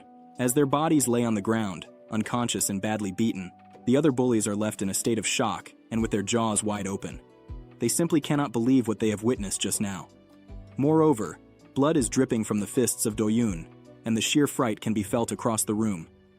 Even Dae-Sum seems a bit scared and surprised after such a display of power from Dae-Hyun. After that day, Dae-Hyun ends up becoming the number one in his middle school. Since the day that Dae-Hyun became number one in school, the student gang tried to constantly pick on him whenever they saw him somewhere. Although they came for fights a few more times, every time Dae-Hyun ended up being victorious. Once they were taught a lesson, they stopped messing with Dae-Hyun, realizing that they didn't stand a chance. After that day, no one dared to touch Dae-Hyun, and they would just admire him from afar. Since then, Dae-Hyun went back to his previous life with Baek Dae-Sum and watching anime. One day, Dae-Sum was showing Dae-Hyun season 2 of an anime, when suddenly, a group of guys walked in. The leader of that group realized that Dae-Sum and Dae-Hyun were watching the same anime as them and offered to bring them to watch it on the big screen. Moreover, they even joined the anime fan club later on and were warm-heartedly welcomed into the community. Dae-Hyun wished that every day could be like that, but then came the second year. It was a school day and a badly injured guy approached Dae-Hyun questioning if his full name was Seo Dae-Hyun. After gaining the confirmation, the guy told Dae-Hyun that he had a favor to ask of him. Moreover, Dae-Hyun was totally unaware of who this guy was. He had never met him before, nor he knew him. But this was the guy who would later create a gang that goes by the name, the Vipers. This guy's name was Moon Seokju, and he was only 15 years of age at the time he met Dae-Hyun. We soon find out the request or the favor that he had to ask of Dae-Hyun. Seokju just wanted Dae-Hyun to get revenge on a guy from another school that had beaten him. So, simply put, Seokju was trying to use Dae-Hyun's power to get his revenge. For Dae-Hyun, this was a very simple request, so simple that he had it completed in just a matter of 5 seconds without running into any difficulty whatsoever. Later, Seokju even praises Dae-Hyun for his impressive display of power while carrying out the task. However, the modest guy that he is, Dae-Hyun saw nothing special with how he dealt with the situation. But that was not the case for Seokju as he continued showering praises toward Dae-Hyun. Later, Seokju hands Dae-Hyun a wallet that was given to him by a sunbae from another school. Seeing that it's very expensive, Dae-Hyun showed concerns, but Seokju explained that it was genuine and that he was just giving it to a friend, so it's not a big deal at all. Receiving the wallet, Dae-Hyun thanks Seokju for his kind gesture. From that day, Dae-Hyun started getting closer to Seokju, and their friendship started to grow more and more. Also, at the time, Dae-Hyun was aware that Seokju was a bully, but he knew that Seokju was a different kind of bully, and not the same as the ones who used to bully him during his childhood days. Moreover, Seokju and his guys constantly used to praise Dae-Hyun for his fighting skills, and even asked him frequently to fight guys from other schools. Since it was not such a big deal for Dae-Hyun, he accepted their request every time, and every time Dae-Hyun ended up victorious. Moreover, every time Dae-Hyun won a fight, Seokju would give him an expensive gift. One time, he even gave a pair of premium shoes to Dae-Hyun, and though he hesitated at first, Seokju convinced Dae-Hyun to take them, after mentioning that it was just for a friend. Dae-Hyun realized that Seokju was getting his money from somewhere, probably in exchange for the fights that Dae-Hyun was winning for him. However, Dae-Hyun didn't care about that at all, since during that time, Dae-Hyun actually started to enjoy the fights, and he wasn't doing it for any other purpose, but for pure joy. In fact, Dae-Hyun was fighting without any fear, which was quite fun for him, and he never even lost a fight once during all this time. Then comes the third year. One day, Seokju walked with Dae-Hyun, telling him that he had another brawl that day. One of his sidekicks added that it was very fun. From that day, Dae-Hyun started hanging out more with Seokju and his goons, instead of the guys from the anime fan club and even Baek Dasom. It was actually more fun for Dae-Hyun to hang out with these guys, and it didn't make him feel lonely either, which only boosted his willingness to stay with Seokju and his guys. When Dae-Hyun and his group walked through the hall, others would try their best to avoid them, and Dae-Hyun didn't even mind. Meanwhile, Dasom would stand there, worried for Dae-Hyun since he was in bad company. One day Dasom even visited Dae-Hyun with the guys from the anime fan club to invite him to a watch party for the anime's season 3. At the same time, Seokju and his guys arrived, reminding Dae-Hyun that they were supposed to hang out with the girls from the neighboring school that day. Not knowing who these guys were, Dasom started growing more and more worried. Meanwhile, Seokju decided not to give these guys any attention, grabbed Dae-Hyun, and left for their hangout. During this time, Dasom felt helpless as she could do nothing but watch Dae-Hyun slowly drifting apart from here. Later that night, Dae-Hyun and his friends were enjoying drinks and taking shots. One of the girls, feeling head over high, told Dae-Hyun that she needed to go to the washroom and asked Dae-Hyun if he could take her. Dae-Hyun decided to take the girl who started flirting with him midway. She even offered Dae-Hyun to stop by her house. Meanwhile, Dae-Hyun was busy thinking about Dasom and how she had been acting with him. Being fed up with his thoughts, Dae-Hyun pushed the girl clinging onto him and left for Dasom's house. Knocking her door, Dae-Hyun waited for Dasom to respond. As soon as she opens the door, she asks him what's wrong with him. Immediately, Dasom sensed that Dae-Hyun was drunk. Thereafter, Dae-Hyun asked Dasom to come out so they could talk, but she refused, mentioning that her parents were staying over. Moreover, she once again questioned Dae-Hyun if he was really drunk, reminding him that he was still a middle schooler. However, Dae-Hyun saw nothing wrong with that. In response, Dasom hit him with the hard reality, telling him that he had changed a lot and that he had become the same as those bullies who used to torment her. Asking him to go home, Dasom closed the door, leaving Dae-Hyun hanging. The next day, Dasom peacefully enjoys her time with her friends, while Dae-Hyun watches her from behind. He seems clearly angry, but not at Dasom or anyone else, but himself. He begins to wonder his purpose as to why he even started fighting in the first place. He thinks about how Dasom used to be tormented, getting asked to do things against her will, and would even get beaten for not complying. This was Dae-Hyun's purpose for fighting. He wanted to protect Dasom from these bullies, but now Dae-Hyun has joined the company of those same bullies. Before, Dasom came up to Dae-Hyun with a proposal of friendship, believing that he was a nice guy, but now the tables have turned. Now, in the present, she is cheering for Kim to beat up Dae-Hyun badly and show him his place. Moreover, she is even rooting for Kim to end this bully's, Dae-Hyun's, life. However, Dae-Hyun realizes that the only thing keeping him together is his ability to fight. He understands that he cannot lose this fight, since this is all he has left. Meanwhile, Kim is strongly grappling his neck from behind, with no intention of letting it go. Determined, Dae-Hyun tells himself that he cannot lose this fight. So, with all his might, he manages to get Kim off of his back. Seeing this, Philip grows excited, realizing that Dae-Hyun has once again found a way to get away. At the same time, Dae-Hyun once again goes in a steady position, preparing to keep on fighting. With tears in his eyes, he stood firm, knowing that he can't lose this fight as that's the only thing he have left. In a gentle voice, Dasom tells Dae-Hyun that he seems like a very nice guy. Furthermore, she asks Dasom if he would like to go watch some anime with her. Dasom once again cheers for Kim, telling him to beat Dae-Hyun's ass and teach him a lesson. Meanwhile, Dae-Hyun does not want to lose this fight since he has nothing left instead of this. In fact, he joined the Viper Gang since he loved fighting so much, and losing would mean that it served him no purpose. However, Kim is on the same thinking level as Dae-Hyun. He does not seem like he is willing to lose either. Moreover, he even looks in a more refined form than Dae-Hyun, and it is visible who has the upper hand in this fight. Shortly after, Kim notices Dae-Hyun coming in with another strike. He does not wait for long before lifting his arms up, defending Dae-Hyun's incoming strike. After this, Kim realizes that Dae-Hyun's movements are still too big, which means that he is still in an excited state. With another strike from Dae-Hyun, Kim dodges the attack quite efficiently. Suddenly, we are shown a moment in the past when Lee advises Kim that he just has to somehow find a way to bring Dae-Hyun to the ground, even asking him if he understands what to do. Coming back to the present, Kim finds an opportunity to be on the upper hand and makes full use of it. As Dae-Hyun is coming at him with another strike, Kim sees an open spot and immediately goes for the groin tackle. With this tackle, Kim easily manages to get Dae-Hyun on the ground, holding him by his neck. Now Dae-Hyun has nowhere to go, and he cannot find a way to get past this lock. In another flashback, we see Lee telling Kim that he doesn't always have to go for a jujitsu move once he gets his opponent on the ground. She then advises Kim to just pin Dae-Hyun on the ground and start pounding him, leaving him without any space to defend himself. Lee believes that this tactic alone will give Kim's opponent enough pressure. In the present, using this same tactic, Kim is doing wonders. He has Dae-Hyun pinned down on the ground, constantly pounding his head. Seeing this, the spectators grow excited. One of them is impressed to see that Kim has managed to pin Dae-Hyun to the ground. Not only that, he is also beating the crap out of him. The other guy beside him comments how Dae-Hyun must be hurt like hell right now. Meanwhile, Seokju is astonished to witness this. He simply has no idea how a guy like Dae-Hyun would allow himself to get pinned to the ground by some first-year freshman such as Kim. He understands that this is not something Dae-Hyun would do, hoping that he will get up really quickly. On the battlefield, Kim, wanting the better for Dae-Hyun, tells him to give up, even telling him to admit his defeat so he can stop.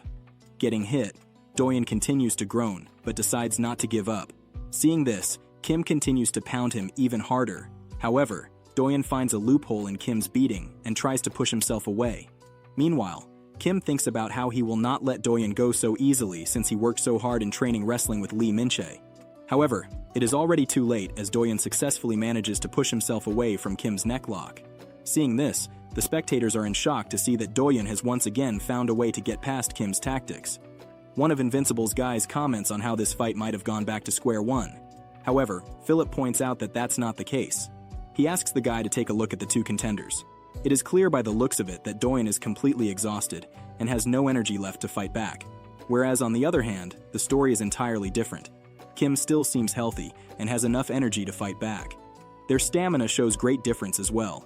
Dae-Hyun has clearly lost more stamina than Kim, since it is a well-known fact that in ground situations, the person pinned below used overwhelmingly more stamina than the one on top.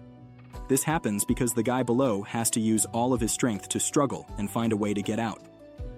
Then, there is also huge psychological pressure. Coming back to the battlefield, Daniel notes that Kim has prepared very well since wrestling stamina doesn't build up easily. A flashback is then triggered, where Lee tells Kim that dragging a fight to the ground means it is going to be a long battle. And in long battles, what decides the victor depends more on stamina rather than technique. Obviously, technique is important, but if a person doesn't have enough stamina, they would not even be able to land a punch properly. In the present, Kim thinks how hard he has prepared for this day. He has dedicated weeks, if not months, to training hard with the help of Lee. He then decides to go for the groin tackle again, or at least that is what Dae-Hyun believes. Seeing that Kim was crouched, coming at him again, Dae-Hyun wondered if this was another tackle, or a feint.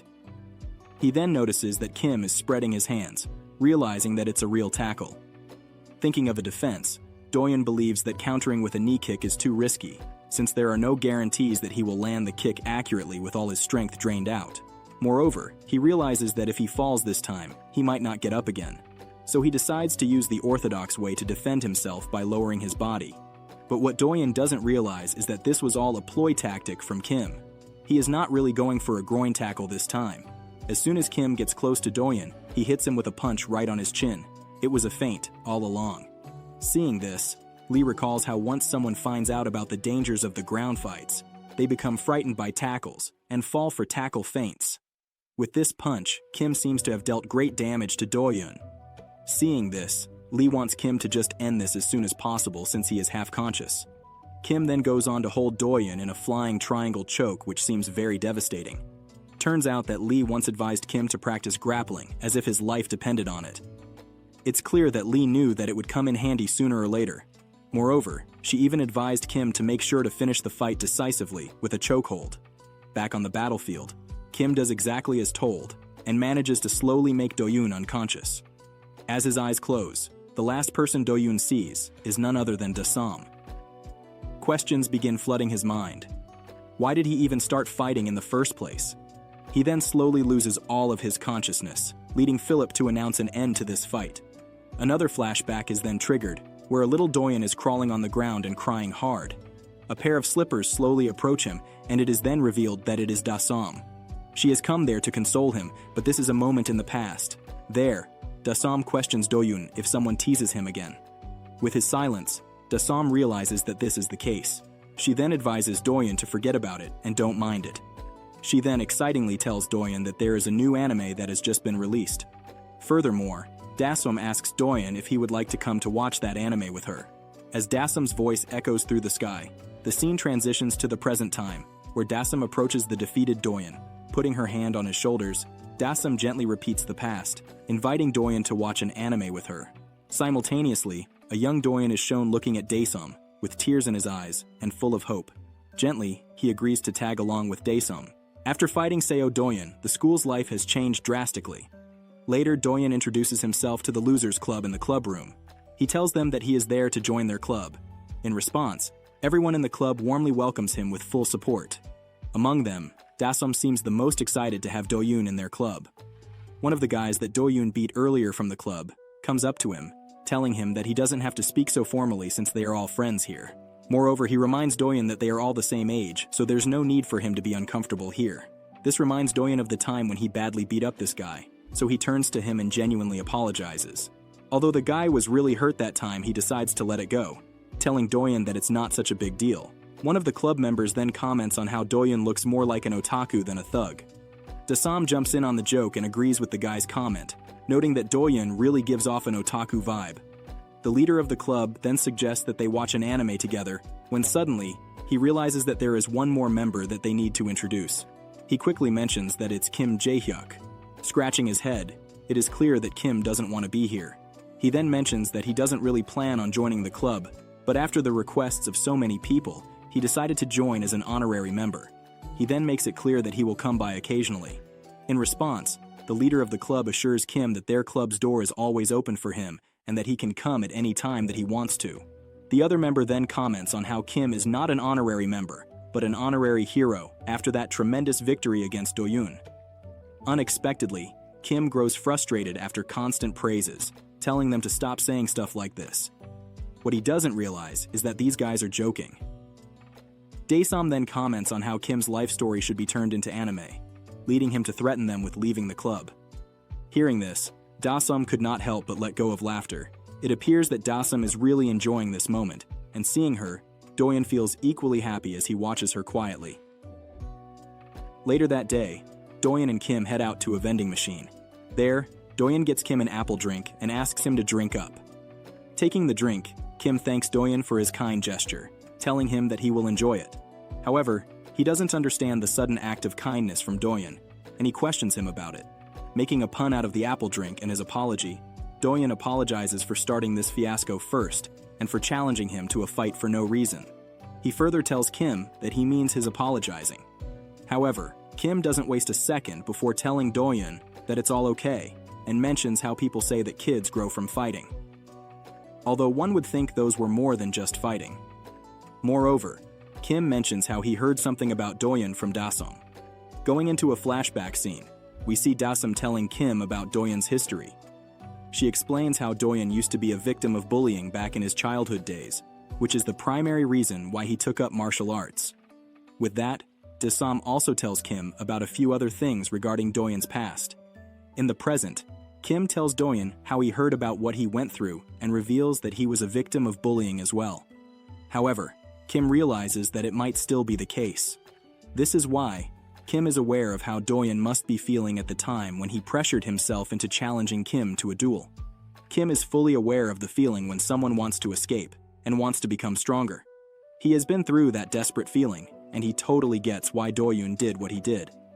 After a brief silence, Dae-Hyun comments on how desperation might be the reason for his stupid actions. However, he decides to let it go and moves his hand forward to make a peace pact with Kim and apologize once again. Shaking his hand back, Kim doesn't stretch this grudge any longer either. Dae-Hyun then tells Kim that he might be right in saying that Dae-Hyun has only been thinking about getting stronger, but then he loses. But this was no ordinary loss. Dae-Hyun has been undefeated for a long time, longer than some even wish for. But this defeat caused a major dilemma for Dae-Hyun to be cleared out. It lifted off heavy weight from his chest. Changing the topic, Dae-Hyun tells Kim that he is the new #1 in the first year now. This immediately makes Kim panic, telling him not to say stuff like this. Kim believes that he is not #1, rather he just won by a fluke. But Dae-Hyun reminds him that he beat him in terms of skill and endurance, which clearly means that Kim is better than him. Dae-Hyun then reveals that he is not going to fight anymore from now on, stating that he is done with all this nonsense. If you've made it this far, Please step forward and press the button.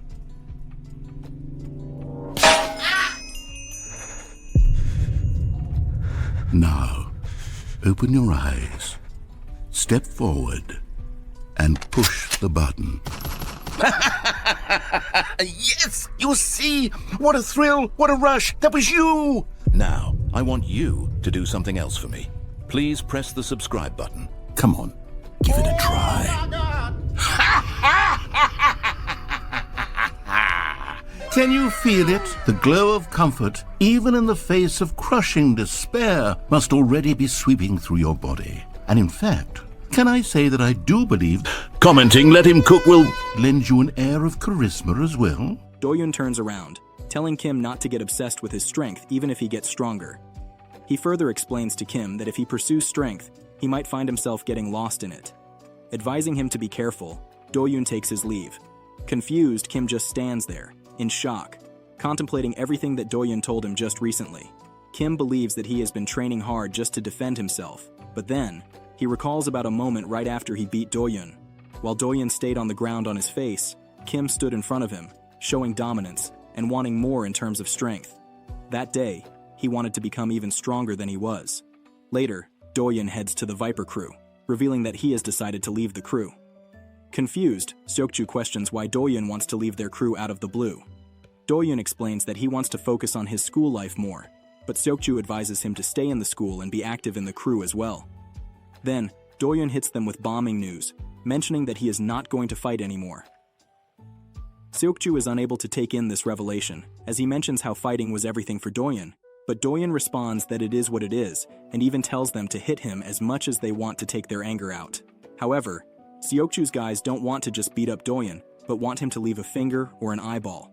Seokju then chimes in, telling his guys to calm down. Taking a hit from the cigarette, Seokju recalls how he once came across a drawing of Da-Sam on a receipt. He immediately realizes that the drawing was made by Dae-Hyun. Seokju then recalls Dae-Hyun's recent fight. There, he saw Da-Sam watching his fight. Coming back to the present, Seokju tells everything that he is suspicious of regarding Dae-Hyun and asks him if he is together with Da-Sam, the girl he used to draw on the receipts. Seokju believes that the school life thing is just an excuse and that Dae-Hyun just wants to be together with his girlfriend. But he decides not to pry into this matter anymore, turning around and telling Dae-Hyun to leave this place. He further tells Dae-Hyun how he has fought enough anyway.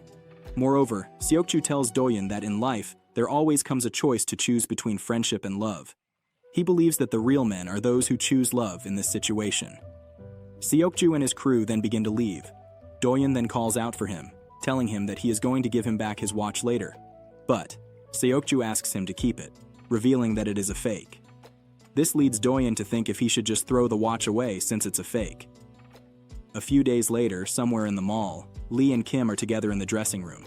Calling him a loser, Lee asks Kim to stop standing still and tie her bra string.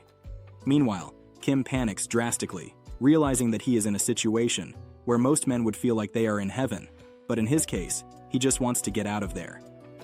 It is now Saturday, and Kim is busy using his computer. While checking his Instagram, Kim sees that Da-Sam and Dae-Hyun have followed him. He then wonders if he should follow them back. Looking at their profiles, Kim sees these two already went to the theater with the club to watch the anime. Although Kim doesn't really know Dae-Hyun that well, he is glad to see that he looks happy. Moreover, since their fight, Dae-Hyun has even stopped fighting, giving Kim some sense of pride over the fact that he was somehow able to have some influence over Dae-Hyun in a good way.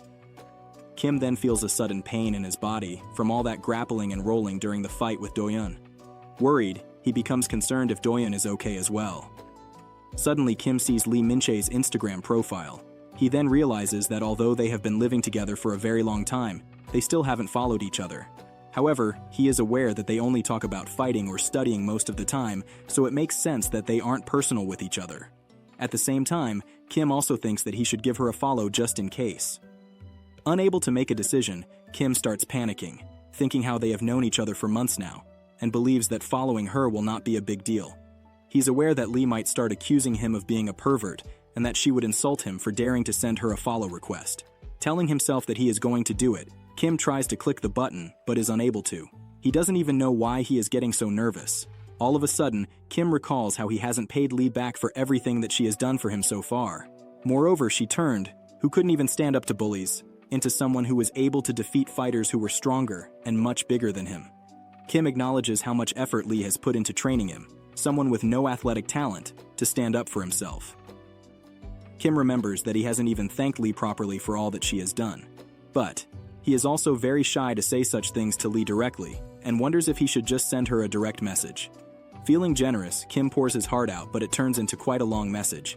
Thankfully, he realizes that, and before he can do anything else, Lee unexpectedly barges inside his room, asking Kim what he is doing. Startled, Kim immediately uses his gooning reflexes to turn off the monitor screen to save himself from the embarrassment that he would have gotten if Lee had seen the message that he wrote for her. Suspicious, Lee questions Kim why he turned off the monitor so quickly after seeing her. Moreover, she suspects that Kim was watching some dirty videos, stating that he is very gross. However, Kim quickly explains that he wasn't doing anything like that.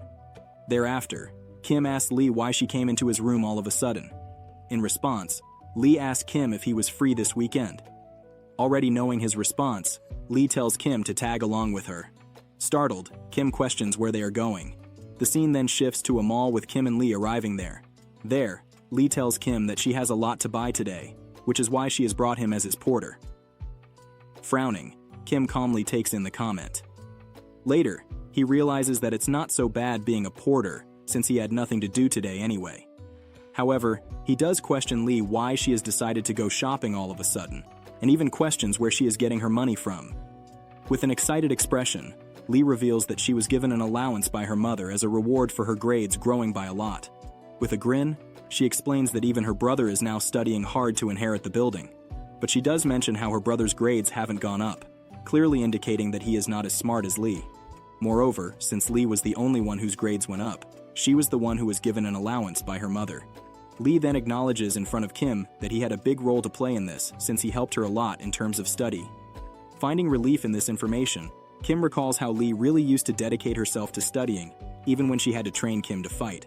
However, at this moment, Kim notices that Lee is spending her money like crazy and asks if she is planning to spend it all. Turning around, annoyed, Lee asks Kim what's wrong with that. Kim then explains to Lee that she will have no money left for later if she spends it all now. In response, Lee tells Kim that he is going to lend her some money if the situation arrives. This leads Kim to wonder if Lee is planning to extort him. After being done from a long shopping spree, the two are heading back, when suddenly, Lee recalls that she has to buy a swimsuit as well. When Kim asks about it, Lee explains that she has promised Sarah that they are going to go to the beach. For that, Lee is now looking for a bikini. After finding one, Lee quickly moves to the trial room to test it out, hoping that her weight gain won't be a problem. Meanwhile, Kim waits outside. He is now hungry and thinks about what he should have for dinner. After a while, Lee calls out for Kim, asking him to come inside for a second. Realizing that it is inappropriate, Kim hesitates to go inside, but Lee keeps telling him that it's no big deal. At last, she grows tired of Kim's hesitation and drags him inside by force.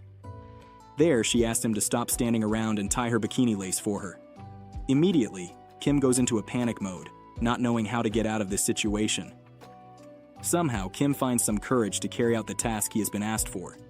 But he manages to fumble due to too much nervousness and drops her bikini, explaining that his hands are very sweaty. Annoyed, Lee rages out at Kim for being clumsy. Hearing some disturbance, a helper approaches the trial room, asking Lee if everything is okay. Peeking from behind the curtains, Lee assures the helper that there is nothing wrong. Coming back inside, she hands her bikini back to Kim, asking him to tie it. This time, Kim doesn't fumble. Lee then turns around, asking Kim if she is looking pretty. Turning red, Kim finds it difficult to get words out of his mouth. He stutters and assures Lee that she is looking very pretty. Meanwhile, Kim feels like his heart is on the verge of being exploded into pieces. Lee then decides to buy this bikini and kicks Kim out of the trial room. Later, Lee is still browsing for some more outfits. Seeing her, Kim cannot believe that Lee still has some energy left after a long round of shopping. He then decides to browse for some stuff for himself. Immediately, he eyes a cap and begins to check himself out with the cap on. Meanwhile, Lee turns around and sees Kim picking up what she believes goes well with Kim's loser personality. After a while, the two finally come out of the shopping mall, with Kim holding numerous bags. Kim then comments how he has never seen anyone shopping the same as Lee. Moreover, he reminds Lee that after this day, she won't have any money left to even buy lunch. But Lee reminds Kim that he is going to buy lunch for her, leading him to realize that Lee does plan on extorting him. Lee then turns around and asks Kim to take a look at the left shopping bag. As Kim opens it, he sees that it's a cap. What's more, is that it's the same cap that he was browsing earlier. Asking him to try it on, Lee explains that she bought it when Kim was in the bathroom. Still roasting him for being a loser, Lee tells Kim that it's a gift for him to help her out with her studies, leaving Kim shocked. He stood there blushing like a good boy, which he is. Finding out that the cap is a gift from Lee, Kim is absolutely surprised as he had never expected such a mind gesture from the likes of Lee. He stands still, taking in what has happened just now. To snap him out of his thoughts, Lee asks Kim why he is just standing still, questioning if they aren't going home. Coming back to reality, Kim quickly apologizes to Lee for not being mentally present. He then keenly observes the situation and notes that Lee bought him a gift, something that he deemed impossible, but he is very grateful for this gift. Moreover, Kim understands that he hasn't even thanked Lee properly yet, and wonders if he should just thank her now. Calling out her name, Kim finally thanks Lee for all that she has done for him, teaching him martial arts so diligently, and learning how to stand up against bullies. Without a response, Lee tells Kim that she needs to head to the bathroom. Meanwhile, Kim decides to just stay there and wait for Lee to come back. Confused, Kim wonders what's going on, but he does take in the fact that Lee did buy him a gift, wondering if she has started thinking of him as a friend now. All of a sudden, Kim gets pounded on his head from the back as some guys start gathering around him. Pushing their hands on Kim's neck, the two guys ask Kim to pretend like they are friends, so that no one can understand what's going on here. They then note that Kim has bought a lot of nice stuff. Furthermore, these goons waste no time to start showing their degeneracy, asking Kim to share some of the items that he bought with them. Panicked and confused, Kim wonders if he is getting robbed right now if it couldn't be more obvious. One of the goons then notices that Kim hasn't even taken the tag off of the cap that he bought recently, leaving him with the realization that he must have bought it recently. Grabbing his back, the goon tells Kim that he is going to go and sell this even after Kim's continued request to give his cap back. The goon then starts grabbing one of the shopping bags from Kim's grasp.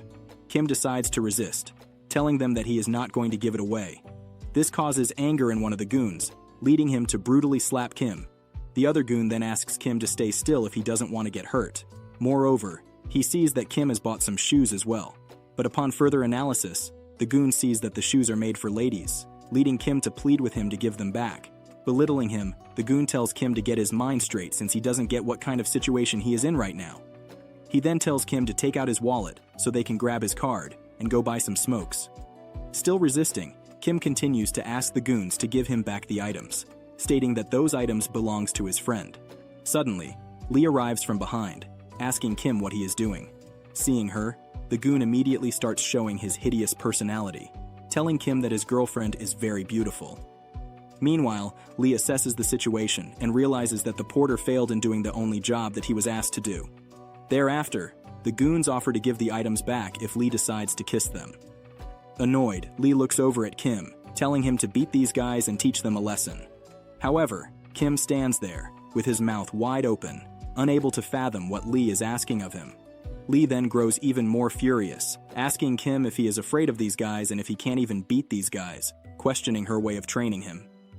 Lee further comments on these two goons, mentioning that one of them is so scrawny that he looks like he would break with one low kick, whereas the other goons are about the same height as Kim, and basically nothing in the eyes of Lee. Hearing such insults, the goons grow more and more angry, calling Lee names and asking if she has lost her mind. Meanwhile, Lee pays them no attention and still continues to engage with Kim, reminding him that he is the one to beat Seo Doyeon. Then she asks Kim what he is afraid of. This causes Kim to realize that he indeed defeated Dae-Hyun all on his own without any external help.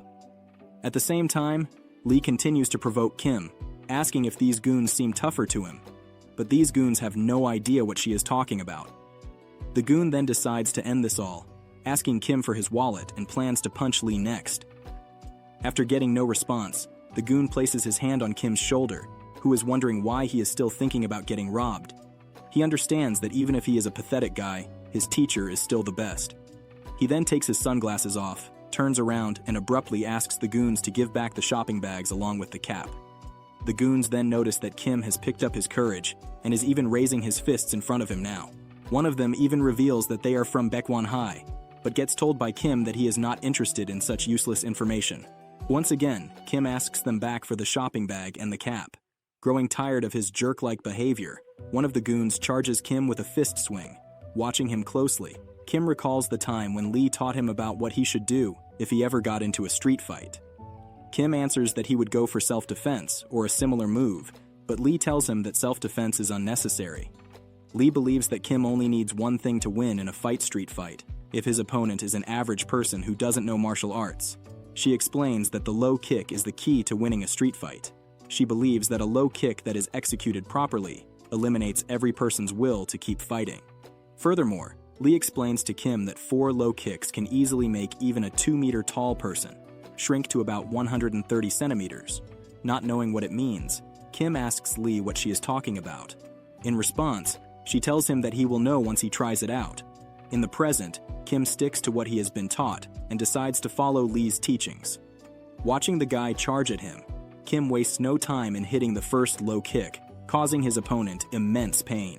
Then, Kim comes with a second low kick, injuring the goon even further.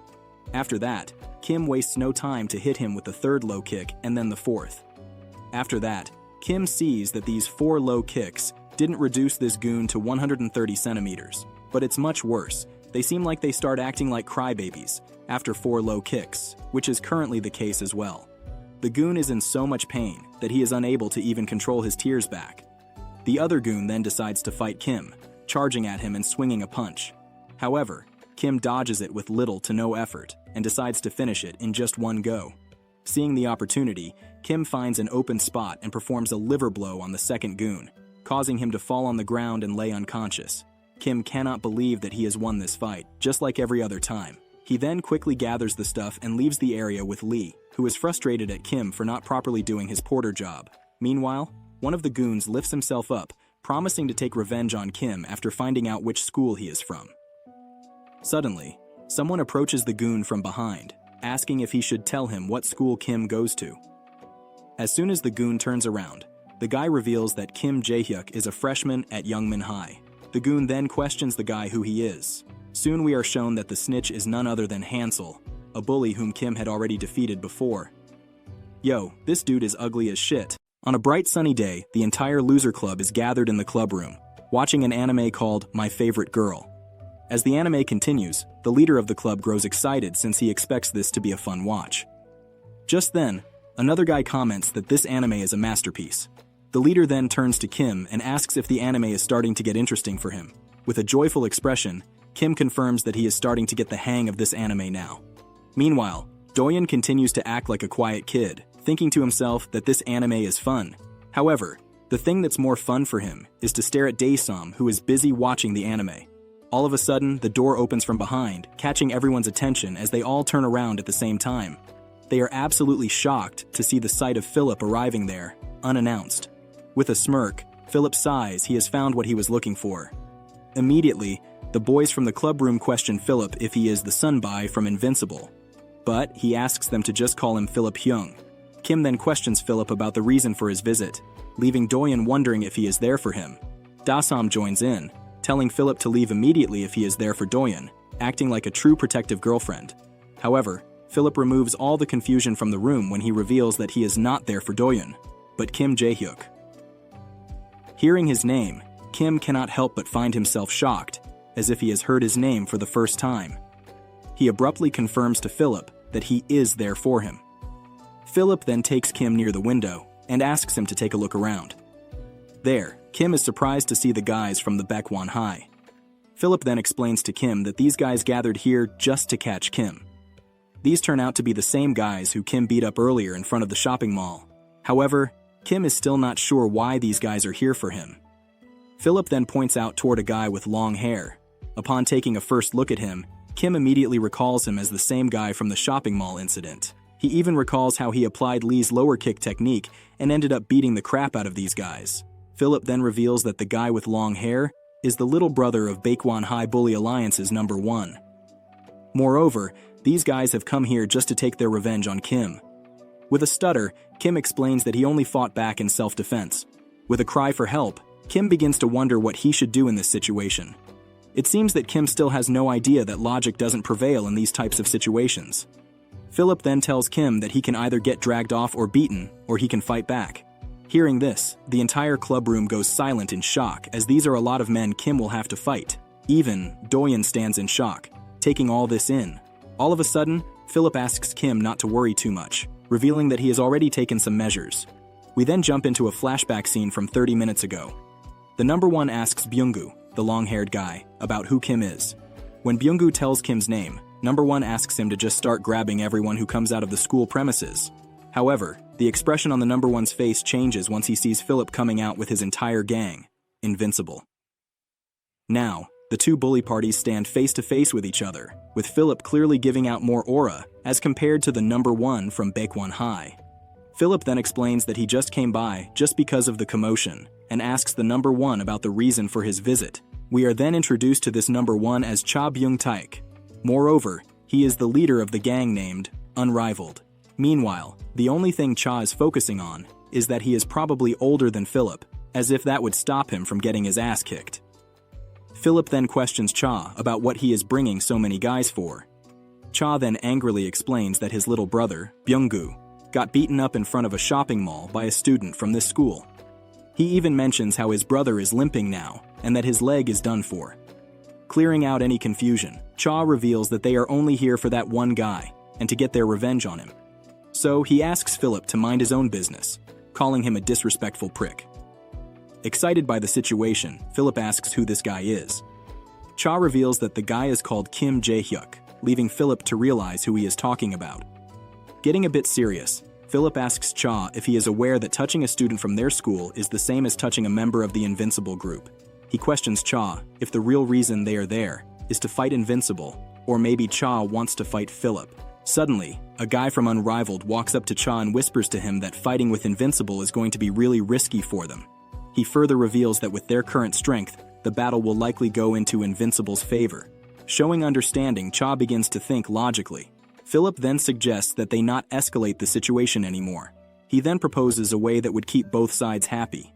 Philip tells Cha that they can have one of their guys fight Kim Jae-hyuk in a 1-versus-1 fight, like a duel. He believes that it's better than having a brawl between Invincible and Unrivaled, understanding that it's just going to cause losses on both sides. But that's not it. Philip even tells Cha that he can take Kim away if he manages to beat him, and that he can even do whatever he wants with him. But if Cha loses, Philip wants this to end here, once again suggesting that they not let the situation escalate. Furthermore, Philip tells Cha that he can pick whoever he wants from his side to fight Kim. Cha believes that this is a good offer that has a higher chance of going in their favor. Meanwhile, Hansel peeks from behind a wall, growing excited, realizing that Kim is now done for. Thereafter, Hansel drops one of the cheesiest thoughts one can have. He thinks to himself how a gentleman is said to take years to get their revenge, but he is going to have it sooner than that. Coming back to the present, Philip finishes explaining to Kim how it all went down. Kim now stands there, shocked, unable to realize whether Philip actually looked out for him, or he just straight up screwed him over. He then once again deems this situation unfair, remembering that he was only fighting in self-defense. Later, at the back of the school, Lee grows surprised after finding out that Kim will have to fight a guy from another school. While smoking her cigarette, Lee believes that the situation was caused by Kim, so he should be dealing with it. However, Kim quickly reminds her that she was the one who told him to fight those guys. Lee then explains to Kim that he's just going to get beaten if he stays put. Moreover, she thinks that Kim has what it takes to win this duel. Kim then continues his loser attitude, telling Lee that he's scared since he doesn't even know who they are going to send to fight him. Although this has started to get frustrating for Lee, she reminds Kim that he has gotten pretty strong now, telling him not to be scared and to believe in himself a bit. Later that night, the buildings in the city are all lit up. Simultaneously, both the parties have gathered in an open spot, ready for the duel to begin. Kim is hoping that they will send someone weak. Cha then questions his men about where their guy is and if he is going to be late again. A guy from behind then informs Cha that their guy has arrived. A muscular then begins walking toward the light. As he slowly grows visible, Kim is in shambles to see the guy being thrice as strong as he is. This guy is then introduced as Song Gun-hoo, the number 1 in the second year at Baekwon High. Moreover, he is 18 years of age and looks pretty tough. Seeing him arrive so late, Cha grows furious at Gun-hoo, yelling at him for being late. Calling him slurs, Cha reminds Gun-hoo that he asked him to be here by 9. With a sudden laughter, Gun-hoo explains that he was sleeping. Growing even more furious, Cha asks Gun-hoo how he can fall asleep right before a showdown. Just then, Gun-hoo explains that it is his bedtime right now. Unable to contain himself, Cha's anger grows stronger, as he reminds Gun-hoo that it's only 9 p.m. right now. Before the situation can escalate, Gun-hoo's man holds him from behind, stopping him from beating the heck out of Gun-hoo before Kim does. Continuing to act dumb, Gun-hoo explains that sleeping early leads to quick growth. Cha then asks Gun-hoo to get to the job and beat Kim as soon as possible. In response, Gun-hoo asks Cha if Kim did something wrong. Cha then explains that he crippled his brother's leg.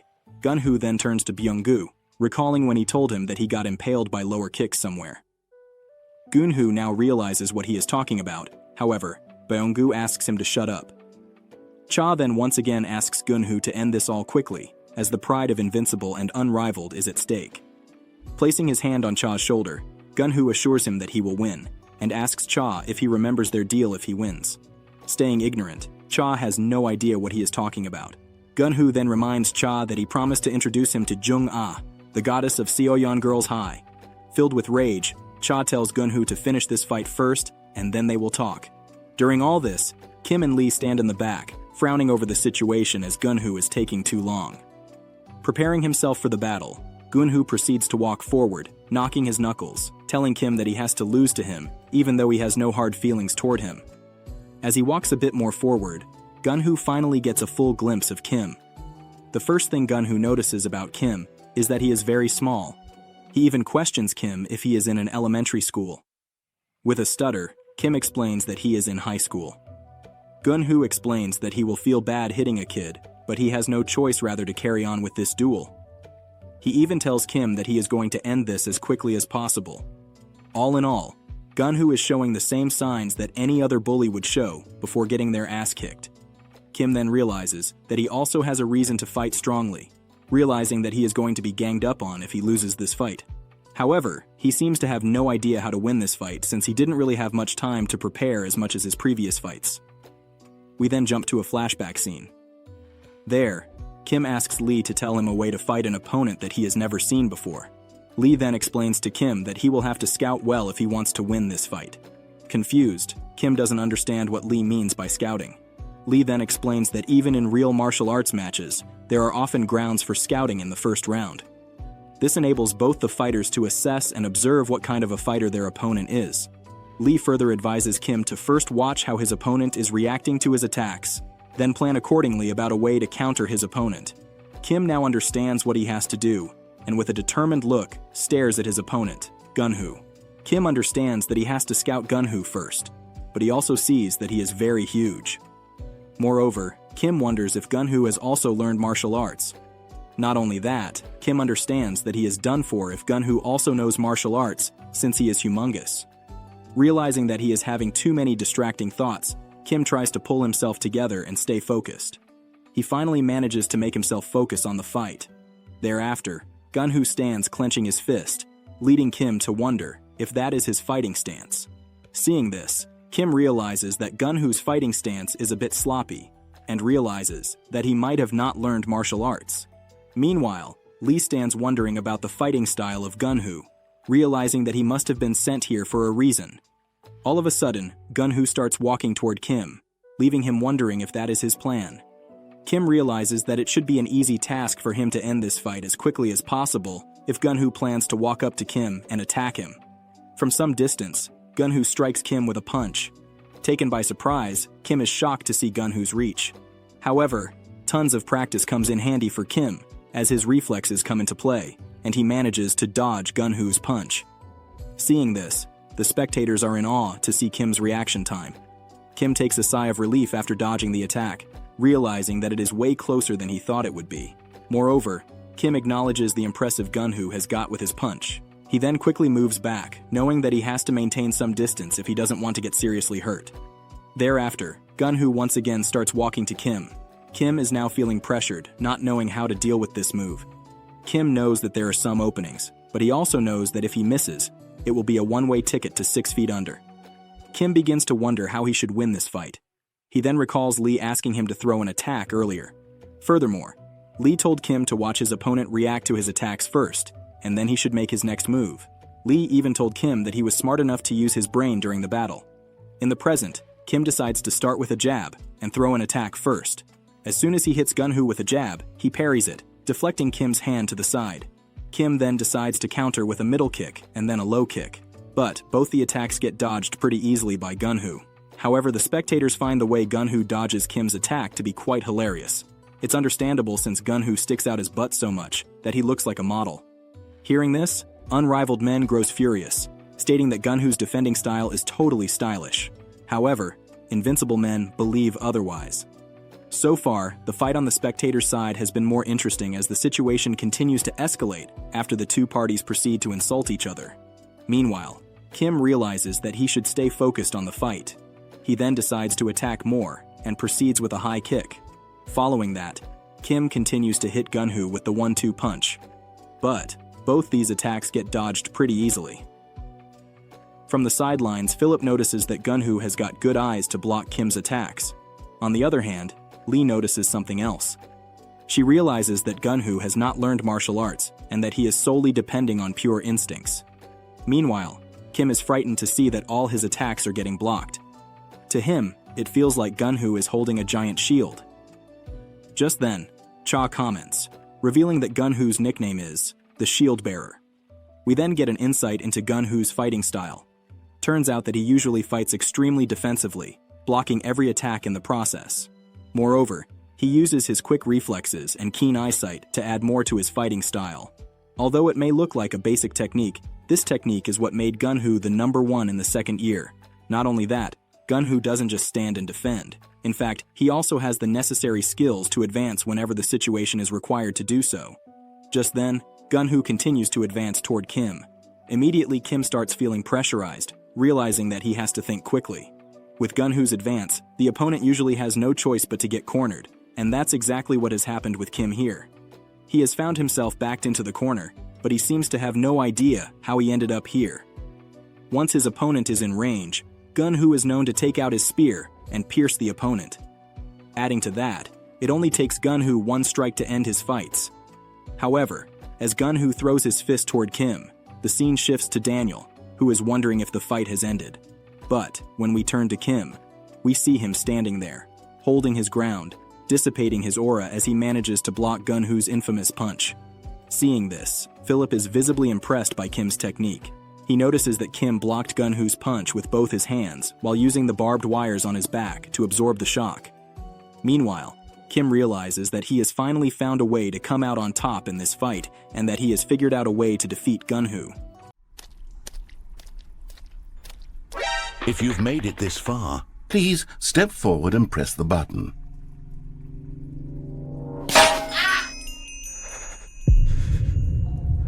Now, open your eyes, step forward, and push the button. Yes! You see? What a thrill! What a rush! That was you! now I want you to do something else for me. Please press the subscribe button. Come on, give it a try. Can you feel it? The glow of comfort, even in the face of crushing despair, must already be sweeping through your body. And in fact, can I say that I do believe commenting "let him cook" will lend you an air of charisma as well? With a flashback, Kim recalls when Lee told him to first analyze his opponent's way of countering his attacks, and then make his next move. Coming back to the present, Kim recalls how he has been probing with his attacks so far. Moreover, Gun-Hoo has blocked Kim's every attack like an impenetrable shield, but there are still openings left that Kim can see where he can get past Gun-Hoo's defenses. Kim recalls his attacks where Gun-Hoo blocked him but left some spaces open to be attacked, realizing that Kim now knows that there is a way for him to win this fight. Meanwhile, Gun-Hoo is fixated on getting that baddie's number, telling Kim that it will take only one hit for him to end this fight. As soon as Gun-Hoo throws his punch toward Kim, he dodges it like a true professional, giving no time for Gun-Hoo to react. With this dodge, Kim manages to push himself at some distance from Gun-Hoo's reach. Kim seems to have understood that he needs to keep some distance when he is fighting someone like Gun-Hoo. Speaking from experience, Kim understands that it gets very dangerous once you get cornered against a wall. Gun-Hoo then once again begins walking toward Kim. This has now started getting stressful for Kim, seeing Gun-Hoo advancing toward him again and again. Meanwhile, Gun-Hoo's dumb head cannot get that pretty girl out of his head. He is dying to get her number and wants to end this fight as soon as possible. While Gun-Hoo cannot stop thinking about that girl, Kim devises a cheeky plan. He realizes that he cannot go past Gun-Hoo's defenses, so he decides to go for a quick hit-and-run combination attack to take Gun-Hoo by surprise. Moreover, Kim plans to keep doing this until he sees an opening to perform his final blow on Gun-Hoo. At first, Kim hits Gun-Hoo with a jab, and then a low kick. As expected, the jab gets blocked by Gun-Hoo, but the low kick gets him by surprise. It appears that Gun-Hoo's reaction time is not as fast as Kim's after all. From the sidelines, Philip gets happy to see that Kim has managed to finally land a low kick. He also seems to have noticed that Kim hit Gun-Hoo with the low kick at the same time as hitting the jab. Meanwhile, Lee is impressed to see Kim use his brain as well. She believes that Kim will eventually end up victorious if he keeps piling up the damage like this. After getting hit with the kick, Gun-Hoo remarks that it only tickled him. From the opponent's side, Byung-gu advises Gun-Hoo not to underestimate these low kicks, believing that he might end up just like he did, crippled. However, Gun-Hoo tells Byung-gu that such a thing would only happen to him since he is weak. Hearing such an insult, Byung-gu grows angrier, asking Gun-Hoo what he just said. Gun-Hoo then turns to Kim and tells him that the same attack is not going to work on him again. Kim understands that Gun-Hoo can see and block everything that he throws at him, but he cannot give up either, scared that he is going to get more bullied in the future. Kim carries on with his plan and continues to hit Gun-Hoo with a jab, followed by a cheeky low kick, but Gun-Hoo dodges this time. Meanwhile, the spectators from Invincible's side find Gun-Hoo's dodging style to be still quite hilarious. They continue to joke about Gun-Hoo's dodging style, while Gun-Hoo continues to dodge Kim's sudden attacks. Meanwhile, one of the higher-ups from Invincible wonders if hitting with a jab and then a low kick is the only play in Kim's book. He also wonders if Kim keeps on hitting single hits because he is out of moves.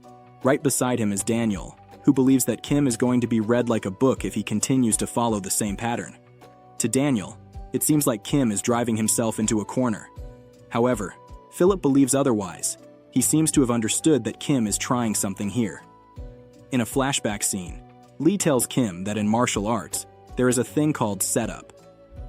Kim sees this as an opportunity, asking Lee if she even knows how to spell setup.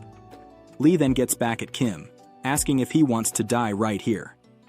Furthermore, she mentions that knowing the spelling doesn't matter. She then explains what setup is. In this move, one purposefully repeats the same attack pattern and keeps on doing it, until their opponent gets used to it. In the present, Kim notices that when Gun-Hoo defends his low kick and jab, he moves his leg back along with his butt. At that moment, Kim analyzes that Gun-Hoo's face is left defenseless.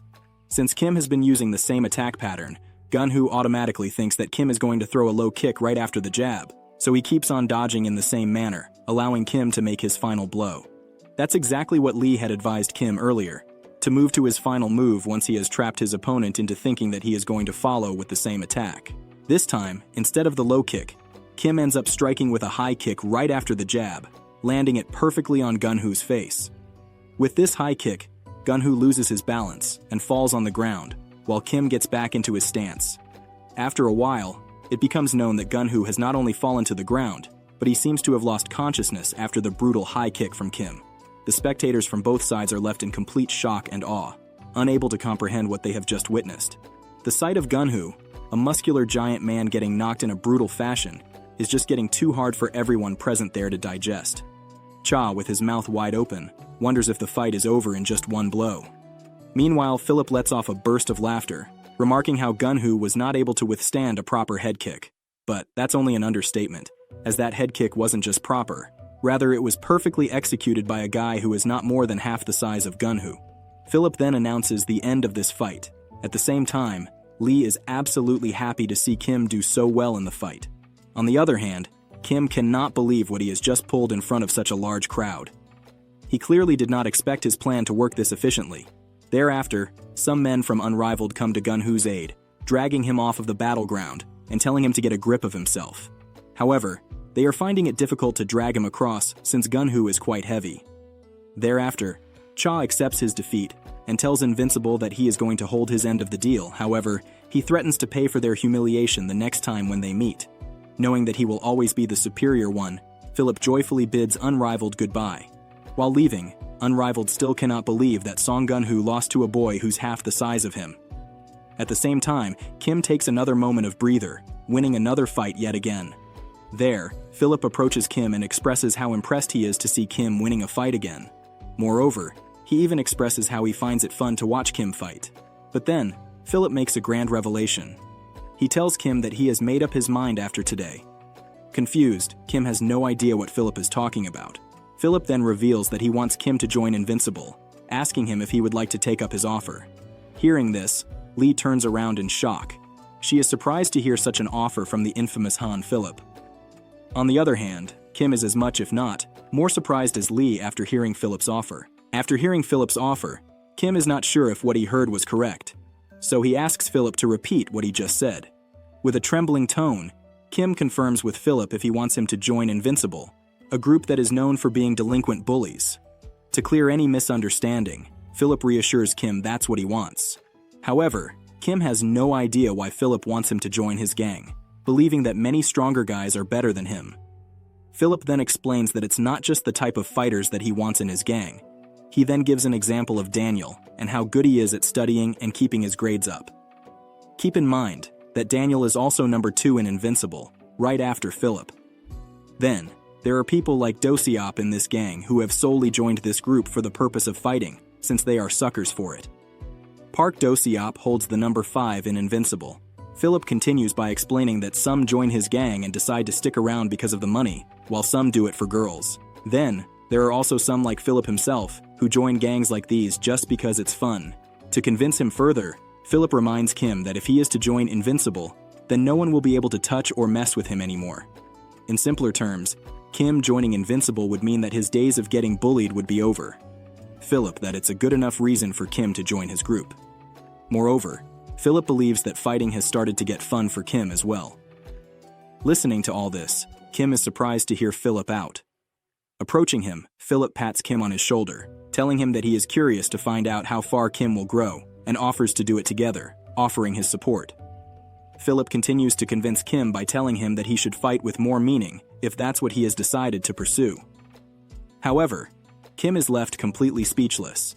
He tries to, but he cannot get a word out of his mouth. Silently, he thinks to himself if he should really be fighting with more meaning. On the other hand, Lee is visibly concerned for Kim, wondering what Philip is talking about. Thereafter, Philip tells Kim that he is going to give him some time to think it over and then make his decision. But, before leaving, Philip tells Kim that he doesn't make such offers to just anyone. He even assures Kim that he won't regret joining Invincible. Right after, Philip, along with the Invincible gang, take their leave. Meanwhile, Kim stands there, surprised, watching them leave, wondering what these guys are on to make such a grand offer to him. Later that night, the moon continues to shine brightly over the city. Over at Kim's house, he is prepared to begin his study session with Lee, even though his day is pretty hectic. However, Lee believes that Kim should have taken a day off after all that happened to him today. In response, Kim reminds Lee that she has a much bigger goal of getting into Seoul University. Therefore, Kim believes that Lee cannot miss a single day of studying. Not wanting to argue any further, Lee silently accepts the study session. Kim then suggests that they study English today. After a while of studying, the time flies by and Kim doesn't even realize it, but it has gotten 11 past 20 now. He then decides to end their session right there and then. Lee stretches herself, expressing that she is bored to death. Moreover, she mentions how her shoulders have started to hurt from all the studying. She then turns around, acquires a posture, calls out for Kim, and asks him to massage her shoulders. Startled by her request, Kim reminds Lee that he was the one who fought that day and that his body is the one that is aching. However, Lee proceeds to show her heartlessness, telling Kim that it's his problem if his body is aching. Once again, Kim ends up falling prey to Lee's dominance and approaches her to give her a massage. While giving her a massage, Kim asks Lee if she thinks that it's a good idea for him to join Invincible, even though he understands that it's probably a bad idea. Lee agrees with Kim's thinking, asking him what a loser like him would do among the students from Invincible. Moreover, Lee tells Kim that the members of Invincible are all a bunch of thug wannabes high schoolers acting all high and mighty. Not only that, Lee seems completely fed up with their childish behavior. However, Lee believes that it would be best in Kim's interest to find out what Invincible is up to. She understands that they are only going to pester Kim more in the future. Lee believes that Kim must know just who he is dealing with here. Moreover, she advises Kim to stay away from some of the trash that is part of Invincible. But Kim has no idea who to ask. Lee then reminds Kim that Dae-Hyun wanted to be a part of Invincible, so she should ask him. Realizing that it's a good idea, Kim goes to meet Dae-Hyun the very next day. Standing right outside the football field in their high school, Kim tells Dae-Hyun that he wants to know about Invincible.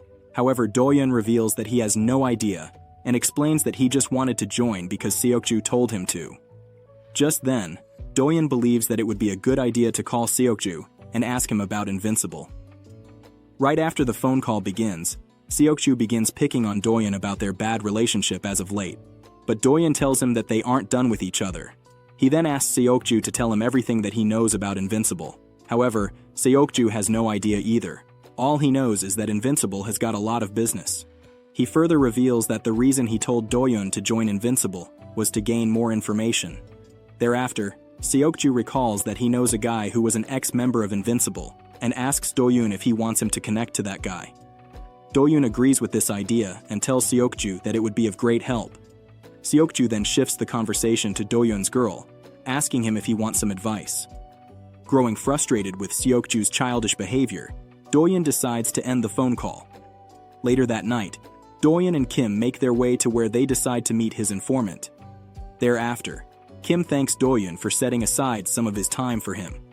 However, Dae-Hyun tells Kim that it's no big deal, revealing that he has always been curious about Invincible as well. Dae-Hyun then questions Kim why he has gotten so curious about them nowadays.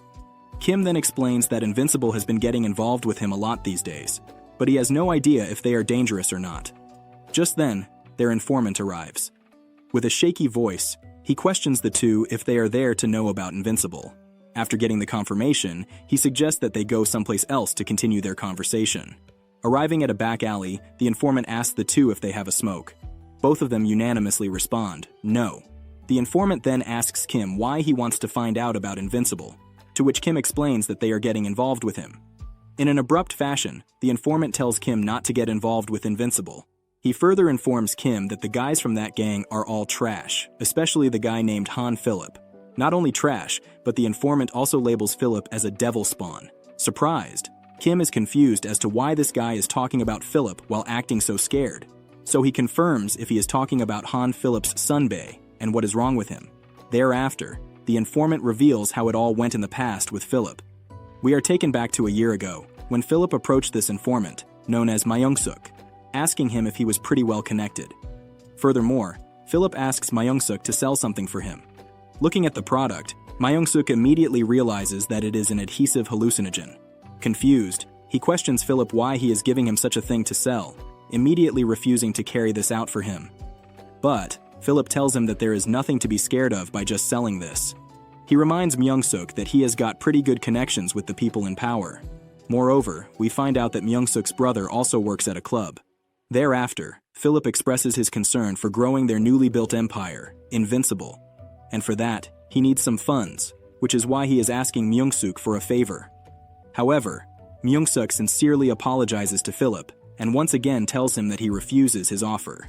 He explains that he is willing to shake people for money, but believes what Philip is asking of him is a bit too much. Even accepting himself, Myung-suk tells Philip that he is way too much of a coward to sell a literal hallucinogen. But he assures Philip that he is ready to fight hard whenever it is needed. To better his mood, he tells Philip that he is going to treat him to a PC bang. Making sure that he is not mad, Myung-suk asks Philip if there are still any bad feelings between them, but Philip assures him that there are not. Late that night, Philip, Myung-suk, and their gang are having a blow during a get-together. There, they decide to drink until they lose their minds, believing that there are no excuses tonight. Right after that, Myung-suk expresses that he is going to grow invincible huge within a year. He then reminds them that he used to be great with his fists in his middle school days. But the guys remind him that he was not the only one good with fists, rather they all were. One of the guys then notices that Philip is not drinking, asking if the leader can skip out. In response, Philip explains that he passes out just after one drink, which is why he is avoiding it. Moreover, he tells them that he is happy to see them drink. The group then decided to continue all on their own, enjoying their time. After a while, all of them are passed out, lying in awkward postures, after getting hung over. There's only one person that's in his senses. It is none other than Philip, who clearly has planned something out. He then quietly gets up, approaching Myung-suk, who is passed out. Philip then places a hallucinogen patch on Myung-suk's arm and leaves. As the morning arrives, the sun's rays beautifully pass through the window into the room where we left off. Myung-suk is in a completely uncontrollable situation. He has no idea what's going on with his body. Just then, he notices the hallucinogen patch on his left arm, growing startled after finding out. Philip then arrives, telling Myung-suk that it would have been easy for him to just accept his offer earlier by selling adhesive hallucinogens. Philip then reveals to Myung-suk that just one try can get him addicted to this. He then asks Myung-suk to listen closely to him, giving him just a week to sell all the stock that he is going to provide. After that, Philip assures him that he is going to give him his next dose. He even asks Myung-suk to just accept what has already happened, so that he won't continue to feel guilty. After that day, Myung-suk had to continue selling drugs for Philip after becoming an addict, since he had to get his supply from Philip. Slowly, Myung-suk slowly kept on getting more and more wrecked. One day, Myung-suk ended up using the stock that he was supposed to sell. After it comes to Philip's knowledge, he asks Myung-suk about it. There, Myung-suk begins apologizing to Philip, telling him to give him some more drugs, and assuring him that he is going to sell them properly this time. However, Philip catches his bluff, realizing that Myung-suk is just going to use them again for himself. Since Philip does not need Myung-suk anymore, he abolishes him from Invincible and begins to leave. But Myung-suk continues to plead, asking Philip not to turn his back on him, even asking him to give him more drugs. Philip, on the other hand, pushes Myung-suk to the ground, labeling him as a pathetic worm. Myung-suk couldn't do anything, but watch Philip abandon him after using him for a long time. As Philip continues to walk past the empty city, he encounters a group of wannabe gangsters blocking his way. In the middle of that group is a jacked-up guy, asking Philip if he is the guy who ruined his brother's life. With a golf stick in his hand, the guy threatens to beat the shit out of Philip. But Philip just laughs at the guy in response, knowing very well that he has got enough strength to deal with these crybabies all on his own. Wasting no time, the guys begin to rush toward Philip. Some attack him from behind, some from the side, while the others decide to come from the front side. However, Philip quite efficiently dodges all these attacks, showing no signs of exhaustion, panic, or stress. Not only that, he continues to knock down these goons as if they are things to play for him.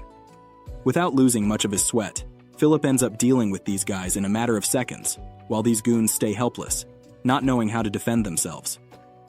After a while, Philip is seen dropping his jacket, but as the scene expands, the goons that seemed determined at first are now all knocked out, lying on the ground, with stab wounds all over their body. At the same time, Philip stands firmly, holding a knife in his hand, with blood dripping off of it. Just then, Myung-suk's brother finds enough strength to question Philip about what kind of a devil he is. Covered in blood, Philip smiles gently, excitingly telling him that he is the leader of Invincible, Han Philip. Coming back to the present, Myung-suk, now in a wrecked state, once again advises Kim not to get involved or get near Han Philip. With his mouth left wide open, Kim absorbs all this information. The very next day, Kim arrives at school and immediately heads to the sports storage room. The door slightly opens as sunlight passes through it. Kim then slowly walks into the den of Invincible, having enough courage to discuss what he is here to talk about. He then slowly approaches Philip, prompting him to question Kim if he has already decided to join Invincible. With a stern expression, Kim tells Philip that he refuses his offer of joining Invincible. Hearing him refuse, Philip tells Kim that it's a shame. However, he also tells Kim that there is nothing he can do about it since he has already made up his mind. Philip then makes Kim realize what it means to refuse his offer, telling Kim that he has never been denied something he wants. Playing to his strength, Philip asks Kim if he is okay with becoming his enemy and dealing with the consequences for the rest of his life. Hearing such a threat, Kim grows frightened, not knowing how to get out of this situation without getting himself killed. Plucking up his courage, Kim tells Philip that he won't join Invincible. What he doesn't understand that it's not a good idea to turn down a drug lord right on his face. As expected, Philip takes the offense. He tells Kim how he has never been denied anything that he wants. Furthermore, he asks Kim if he is okay being his enemy, rather than being with him. With a stutter, the loser tells Philip that it's not that he wants to become enemies with him, but he still doesn't want to join his gang. However, Philip wants an explanation for Kim's reasoning. Doubting whether he should say this or not, Kim mentions that he got told that Invincible is not a good gang for someone to choose. Moreover, he got told that the people in this gang are trash and that they do bad things. This is the reason why Kim doesn't want to join this gang. He then bows in front of Philip and mentions that he will be on his way now. As Kim turns to his back, Philip tries to convince him by mentioning that what he has heard are just a bunch of lies and nothing of sort happens in this group. Not only that, Philip also grows furious after hearing that there are false rumors being spread about his gang, but is that really the truth? Philip then soon stops speaking when he sees that Kim has already left the gym room. Thereafter, Daniel asks Philip why he wants Kim so badly. Although Philip thought it was obvious, still he explains that Kim is a talent. He further adds that he has never seen someone grow so rapidly other than Kim Jae-hyuk. Philip believes that if he can get Kim under his control, then he can make very good use of him. But Daniel is skeptical and doubts that Kim is going to change his mind easily. On the other hand, Philip is sure that Kim will change his mind sooner or later, so he asks Daniel to just wait and see. Now, obviously, you wouldn't think that the leader of Invincible is that dumb. Obviously, he has thought of a plan B. This plan is a contingency plan for it. Kim doesn't change his mind about joining Invincible. Philip explains that if he cannot have Kim, he won't let anyone else have him either. Thus, he plans to destroy him. Meanwhile, in the club room, Dae-sum, Dae-Hyun, and Kim are busy watching an anime. Just then, Dae-sum remembers Dae-Hyun telling her about Kim being offered to join Invincible, so Dae-sum decides to ask Kim if that's true. Kim confirms. This causes Dae-sum to grow a bit pissed, wondering how dare those bad people tried to put their hands on the loser group's hero. She then tells Kim that he cannot let these low-life bullies influence him and encourages him to walk the path of a hero since that's what a good hero does. Scratching his head, Kim modestly tells Dae-sum that he turned their offer down just a moment ago. Hearing this, Dae-sum feels relieved, knowing that Kim has not diverted the bully's path and is still walking on the right one. Grabbing his hands and shaking them, Dae-sum grows excited and tells Kim that she is her fan after all. But Kim kindly asks her to stop with this fan stuff. Meanwhile, Dae-Hyun sits idly, seeing all this. The phrase Dae-sum being a fan of Kim bugs him deeply. But he realizes that it's not such a bad thing after all, since Kim is a very good guy. The two then continue to have some light-hearted conversation, while Dae-Hyun secretly observes them. Right then and there, he realizes that Dae-sum and Kim are actually very close. Seeing them being so friendly together clearly makes him jealous. He then starts regretting going down the bad path when he had good relations with Dae-sum. Well, it's not that they aren't close now, they are still very good friends. It's just that Dae-Hyun wishes that he could have stayed by Dae-sum's side when he had the chance, but what's important to him more is that he is besides her now. Dae-sum then addresses both of them and mentions about a Korean fighter in a WFC match and asks them if they want to watch the fight video. Meanwhile, Kim is surprised to find out that Dae-sum actually watches MMA. Dae-sum then explains that she started watching it around the time when Dae-Hyun is learning martial arts. And now, whenever there is a match with Korean fighters, she makes sure that she watches it. After turning on the fight, they see that one of the fighters is already way ahead in the match. The fighter on top appears to be doing well, but the fighter on the ground seems confident in his ground jiu-jitsu skills. That same fighter, Park Do, then puts the fighter on top in a triangle match and ends up winning the match. After the match, Dae-sum shows amazement at the fact that the fighter on the ground was able to win the match even after getting pinned down. Kim then explains about the trick that the fighter used. Dae-sum quickly realizes that it's the same move that Kim performed when he won his fight against Dae-Hyun. But Kim, being a modest guy that he is, tells Dae-sum not to talk about Dae-Hyun's defeat in front of him. This should be the thing worrying Dae-Hyun right now, but that's not the case. What he is wondering about is how Kim was able to fight that well. Dae-Hyun wonders if Kim goes to a gym, so he decides to ask him about it. But Kim gives answer in such a way as if the word gym is an alien term for him. Dae-Hyun then asks Kim how he got so strong, but Kim immediately recalls how Lee told him not to let anyone know that she is his teacher. Just then, Dae-Sum mentions that Kim is learning from Lee Min-chae. Hearing this, Kim immediately starts panicking, telling Da-Sum that she wasn't supposed to out that information. Kim even reveals that he narrowly escaped his death on the day when he told Da-Sum about who his teacher was. But since Dae-Sum didn't know, she could do nothing else but apologize. Kim also realizes that he cannot really do anything now, so he turned to Dae-Hyun and asks him to keep this a secret, or else he would get killed by the hands of Lee. Meanwhile, Dae-Hyun begins thinking if they are talking about Lee Min-chae from Kim's class. But this thing bugs Dae-Hyun. He finds it weird that Kim didn't go to any gym, but he was able to get so strong just after learning how to fight from a high school girl. The very next day, Dae-Hyun is walking down the corridor.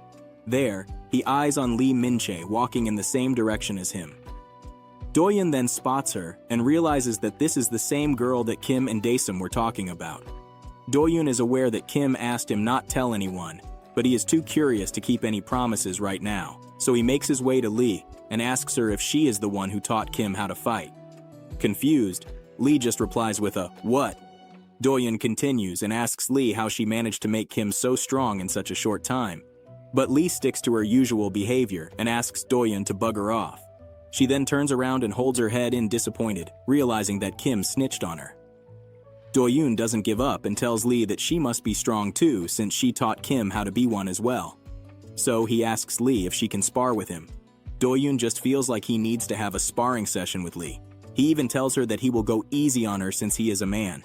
This turns out to be the triggering point for Lee, as she turned around and accepts Dae-Hyun's sparring challenge. Later, the two take place on the soft pad, while Dae-Sum and Kill spectate from the sidelines. Lee then declares the rules, stating that there is no time limit. The match will only end when one of them faints or gives up. Moreover, she tells Dae-Hyun that she is ready to spar with him however he wants. On the other hand, Dae-Hyun remains in a steady position, realizing that he shouldn't underestimate Lee just because she is a girl. The spar soon commences and Lee makes the first move with an attempt at kicking. Dae-Hyun sees this coming and decides to catch her kick and counterattack. Dae-Hyun manages to be successful in the former part of his plan. As for the latter part, it doesn't go as he planned, since Lee does a 360 spin while the guy is still holding her leg and then hits him with a kick from her other leg straight to the face. Just as Dae-Hyun is about to counterattack Lee, she jumps and targets a kick at his face, landing it perfectly at the end. The brutal impact of that kick can be easily felt through the screen. From the sidelines, Kim happily cheers for Lee, whereas Dae-Sum expresses worry about Dae-Hyun's condition. Kim is taken by surprise to see Lee landing a perfect kick while having her other kick get caught. He believes that Lee is truly impressive when it comes to fighting. While Kim is happy, same cannot be said for Dae-Sum. She is angry by the fact that Lee started straight from a kick. She believes that it's totally unfair.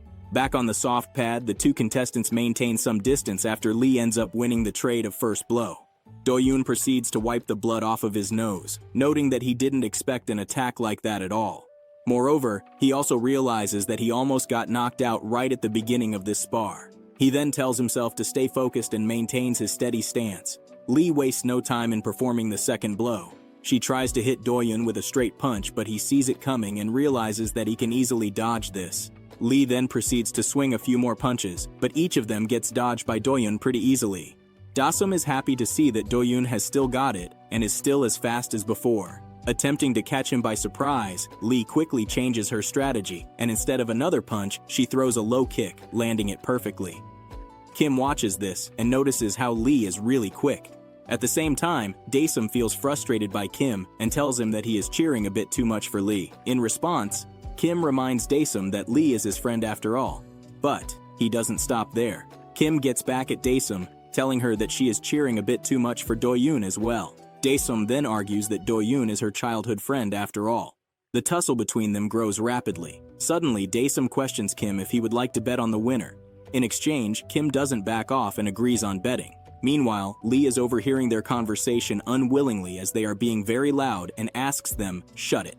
Just then, Dae-Hyun looks dead in the eyes of Lee and tells her that she seems too confident in her speed. If that's the case, Dae-Hyun mentions that he is confident in his speed as well.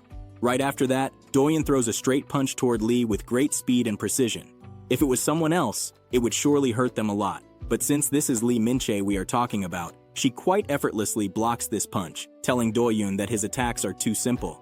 Then, Dae-Hyun decides to land the same straight punch from his other hand, but this plan doesn't work out as well as Lee dodges it. That's not it though. Lee follows this up by throwing an uppercut. However, since Dae-Hyun is staying focused, he sees Lee's play and manages to block the uppercut, but that's not it either when it comes to Lee's presence of mind.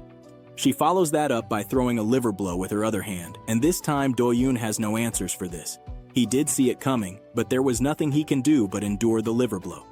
Seeing this, Kim grows excited, prompting Dae-Sum to ask him about liver blow.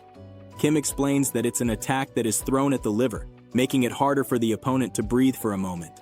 Dae-Sum then shouts, telling Dae-Hyun that it's nothing and advises him to just hold his breath since he cannot breathe for a moment. This also explains why Dae-Sum is not a fighter like the three present there.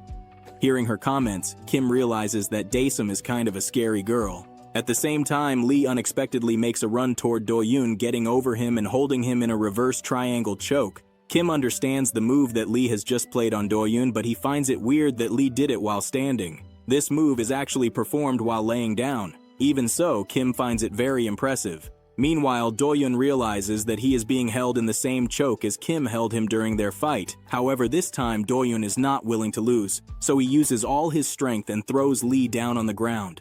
As Lee lays on the ground, Dae-Hyun stands tall in front of her. He breathes heavily, trying to make up for the loss of breath that he had to face while he was held in a choke. He then realizes that Lee is combining her strikes with jujitsu and has also learned quite a bit about MMA. At the same time, Lee tries to bait Dae-Hyun into getting on top of her by telling her that he can strike her with a full mount. Lee then asks Dae-Hyun why he is not coming, who is clearly maintaining his distance.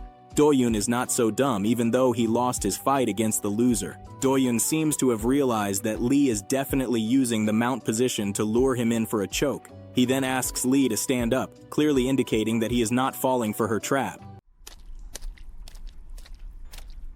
If you've made it this far, Please step forward and press the button.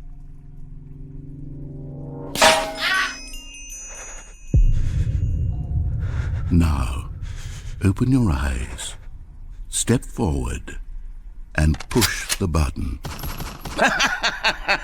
Yes! You see? What a thrill! What a rush! That was you! now I want you to do something else for me. Please press the subscribe button. Come on, give it a try. Can you feel it? The glow of comfort, even in the face of crushing despair, must already be sweeping through your body. And in fact, can I say that I do believe commenting "let him cook" will lend you an air of charisma as well? After frowning, Lee gets up with a jump, telling Dae-Hyun that she wanted to finish this as quickly as possible.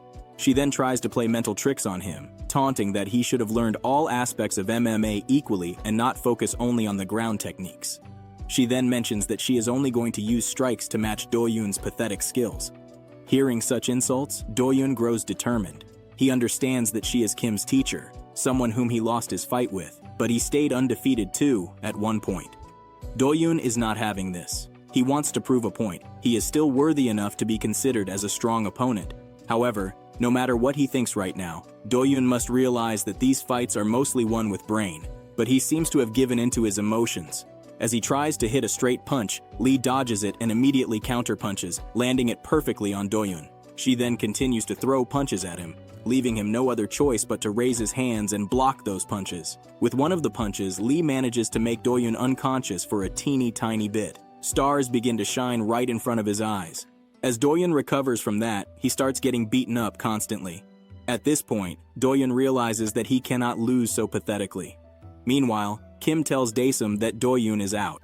But Dae-Sum doesn't understand how Lee is able to throw punches so strong that they are leaving Dae-Hyun with no moves to counter. Kim then asks Dae-Sum to look closely at Lee's stepping foot. Kim explains that when Lee throws a punch, she leans her head and body completely, putting her whole weight into the stepping foot and slamming it hard on the ground. This is the sole reason why every hit from her is making such a huge impact. Kim further explains that when Lee misses, she swings hard enough to make her body sway. Dae-Sum wastes no time to snitch and tells Dae-Hyun about the strategy Lee is using to counter and attack him. Kim, clearly annoyed with this, asks Dae-Hyun why she would do such a thing. Do-Hyun then grows confident, telling Lee that he is going to finish this. He then proceeds to hit her again with a straight punch, but Lee dodges that. Do-Hyun then performs a different move, a backspin blow. But this doesn't bother Lee at all. She effortlessly grabs Do-Hyun's hand and performs a backspin blow herself. Kim is absolutely surprised to see that Lee was able to perform a counter backspin blow to a backspin blow. Realizing that this is dragging for too long, Lee decides to end things up. Instead of baby punches, she decides to hit a big one. Indeed, that's what she does. She throws a heavy punch toward Do-Hyun, landing it right on his face. After holding up for so long, Do-Hyun doesn't have enough energy to carry on any longer and gets to the ground. Seeing this, Kim finds it so amazing. He then quickly declares Lee Min-chi as the victor of this spar. Yo, my boy got his ass handed to him. Later that night, the group begins to have a meal. Everyone seems happy, but Lee is frowning over the fact that there is pizza. Dae-Hyun explains that she made a bet with Kim when Do-Hyun and Lee were fighting. The bet was for the winner. While Dae-Hyun chose Do-Hyun as her victor, Kim chose Lee Min-chi. Moreover, it was decided that the winner will have to be treated with a pizza by the loser, but our dumb little Kim turned out to be the one to pay for this meal, even though he won the bet. Dae-Hyun then apologizes to Kim, mentioning that she had forgotten to bring her wallet. This infuriates Kim even more after discovering that Dae-Hyun made a bet while having no money. After taking a bite from the pizza, Lee expresses that it's very delicious. At the same time, Do-Hyun keeps on staring at Lee. He is still shocked to see that Lee is so good. But what shocks him even more is that he wasn't able to land a single hit on Lee. Not taking anything away from Do-Hyun, he fought really hard and smartly, but Lee was on an absolutely different level. Do-Hyun still doesn't understand how it is even possible for Lee to be this strong at such a young age. Unable to calm his curiosity, Do-Hyun decides to address Lee Min-chi and asks how she became so strong. He further questions Lee if she went to a gym or something. In response, Lee confirms that she did go to a gym but asks Do-Hyun why he is asking such questions. Do-Hyun then follows this by asking Lee if there was some special training routine that she used to take. Lee doesn't take this question well since she has no idea where Do-Hyun is leading this conversation to, so she tells him that she just casually did it. Kim hears this as well, and mentions that Lee is a genius if she thinks that it was so easy to learn as much as she has. But Lee doesn't believe so. She doesn't perceive herself as a genius, and tells them that anyone who goes to the gym should be considered as a genius if that's their mindset. Do-Hyun then asks Lee how long she has been training for. Lee mentions that she has been going to the gym since she was 7 years old, so that makes it 9 years. Hearing this, the group is extremely surprised to find out that Lee has been training for such a long time. With no further questions, Lee continues to explain that her older brother started learning martial arts before her and kept bullying her. This annoyed Lee greatly, and she wanted to do something about it. So she decides to enroll in the gym, realizing that the best way to counter bullying is to get stronger. Do-Hyun then tells Lee how she can easily become a successful martial artist with such skills. Instead of taking his suggestion politely, Lee continues to play cold and tells Do-Hyun that he is being very nosy. Moreover, she even points out how he is asking too many questions. Even so, Lee decides to address Do-Hyun's concern. She explains that there are plenty of those that are as good as her, if not better. Besides, she doesn't want her face to be messed up with all these fights. Lee explains that she is actually savoring her beauty for the Prince Charming that she hopes she is going to meet. Kim totally finds this reason a bit weird. On the other hand, Dae-Hyun understands that Lee is trying to take care of her skin as if it is a national treasure. Just then, Do-Hyun hits Lee with a difficult question. He asks her if she can teach him martial arts as well, but Lee doesn't take this question well either. She wastes not even milliseconds before denying his offer. Kim then interrupts, reminding Do-Hyun that he said he was done with fighting. With his head down, Do-Hyun explains that martial arts and fighting are two completely different things. He further explains that after sparring with Lee Min-chi, he started having this urge to become even stronger than he is right now. He explains that this is the only reason why he wants Lee to teach him martial arts. Meanwhile, Dae-Hyun sees the genuineness in Do-Hyun's words, so she decides to help him out. She turns to Lee and tells her about her taking classes from Kim. In exchange, she teaches him how to fight. Hearing this, Lee immediately bursts out on Kim for outing all their secrets. She even gets in a position to punch him out of his misery. But Kim quickly apologizes to Lee for him snitching. Dae-Hyun then brings Lee back to the topic, telling her that she is great at Korean as a subject. She further mentions that she has always stayed on top when it comes to mock exams. Hearing this, Do-Hyun remembers this information. On the other hand, Kim finds this very unexpected. Dae-Hyun then tells Lee that she will tutor her Korean. In exchange, she asks her to teach Dae-Hyun martial arts. Dae-Hyun even mentions that she will make sure that Lee always get top grades in Korean. This is clearly a great offer, but it is not certain if Lee is going to accept this. Oh, wait, that's not the case. Lee seems to be giving this some thought. Not long after, Lee ends up with no choice but to accept Dae-Hyun's offer. However, she asks Dae-Hyun to make sure that she fulfill all the things she has just told her. Meanwhile, Dae-Hyun finds it so heartwarming that Dae-Hyun went to such lengths only for him. Dae-Hyun then turns to Dae-Hyun and asks him not to stray into bad ways and only use these lessons to get stronger and stay healthy. The very next morning, Lee gathers everyone on their usual spot, the rooftop. She conveys that they are going to start martial arts lesson from this day, but she doesn't understand why Dae-Hyun has decided to tag along. Dae-Hyun explains that she saw this as an opportunity to join this session for stamina workout, and since she has got martial arts skills as well, she believes she will make good use of these lessons. Lee accepts Dae-Hyun staying there, but warns her not to get in the way. She then mentions that they are going to learn kick-catch today. Just then, Dae-Hyun suggests that they should give their group a name. Lee is obviously against this idea, but Kim chimes in and mentions otherwise. He believes that it's a totally good idea, and Dae-Hyun doesn't see anything wrong with this either. Since it is 3 against 1, Lee allows Dae-Hyun to decide a name for their group. This would be the perfect opportunity for Dae-Hyun to use the title Top 1 Fighting Tutoring, but what she comes up with is totally an absurd one: Lee Min-chae and the Little Rascals. It comes with no surprise, Lee is opposing this name, but Dae-Hyun believes that it's fun. This is how Lee Min-chae and the Little Rascals was formed. Kim thought that these peaceful days would last for a longer time, but not everything is rainbows. But without Kim realizing, the next fight was approaching him, and at a greater pace. The scene then shifts to Gunhoo lying on his back on his bed inside his room. His brother walks inside the room to check on him, but Gunhoo asks him to let him be, stating that he wants to live like this. Turns out that the news didn't take much time to get out of Gunhoo's defeat against some loser. But what really hurts Gunhoo's reputation was that he got knocked out with just one blow, that too from some little dweeb. Gunhoo finds this very humiliating and thinks that the girls won't like him anymore. In response, Gunhoo's brother reminded him that he wasn't even popular to begin with. Moreover, his brother is clearly frustrated to see Gunhoo in this state. He clenches his teeth, asking Gunhoo to just wait and see. Back at the school, Gunhoo's brother arrives. He knows that this is where Kim studies. Moreover, he is there with only one goal: to avenge his brother's humiliation. The brother is then introduced as Song Junwoo, and he too is only 17. Not only that, Junwoo is also a school dropout. He then proceeds to make his way to a class, asking the students which one of them Kim is. The students all turn around in shock, wondering what's going on. They even begin wondering if Junwoo is from another school.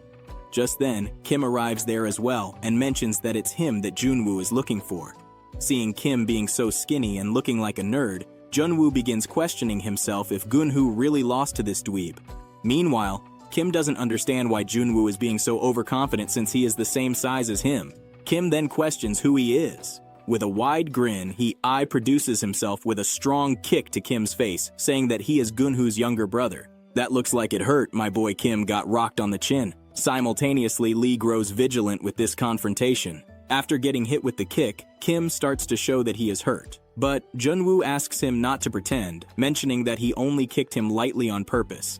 Meanwhile, Kim has no idea what's wrong with this weird guy. Let's put this in perspective.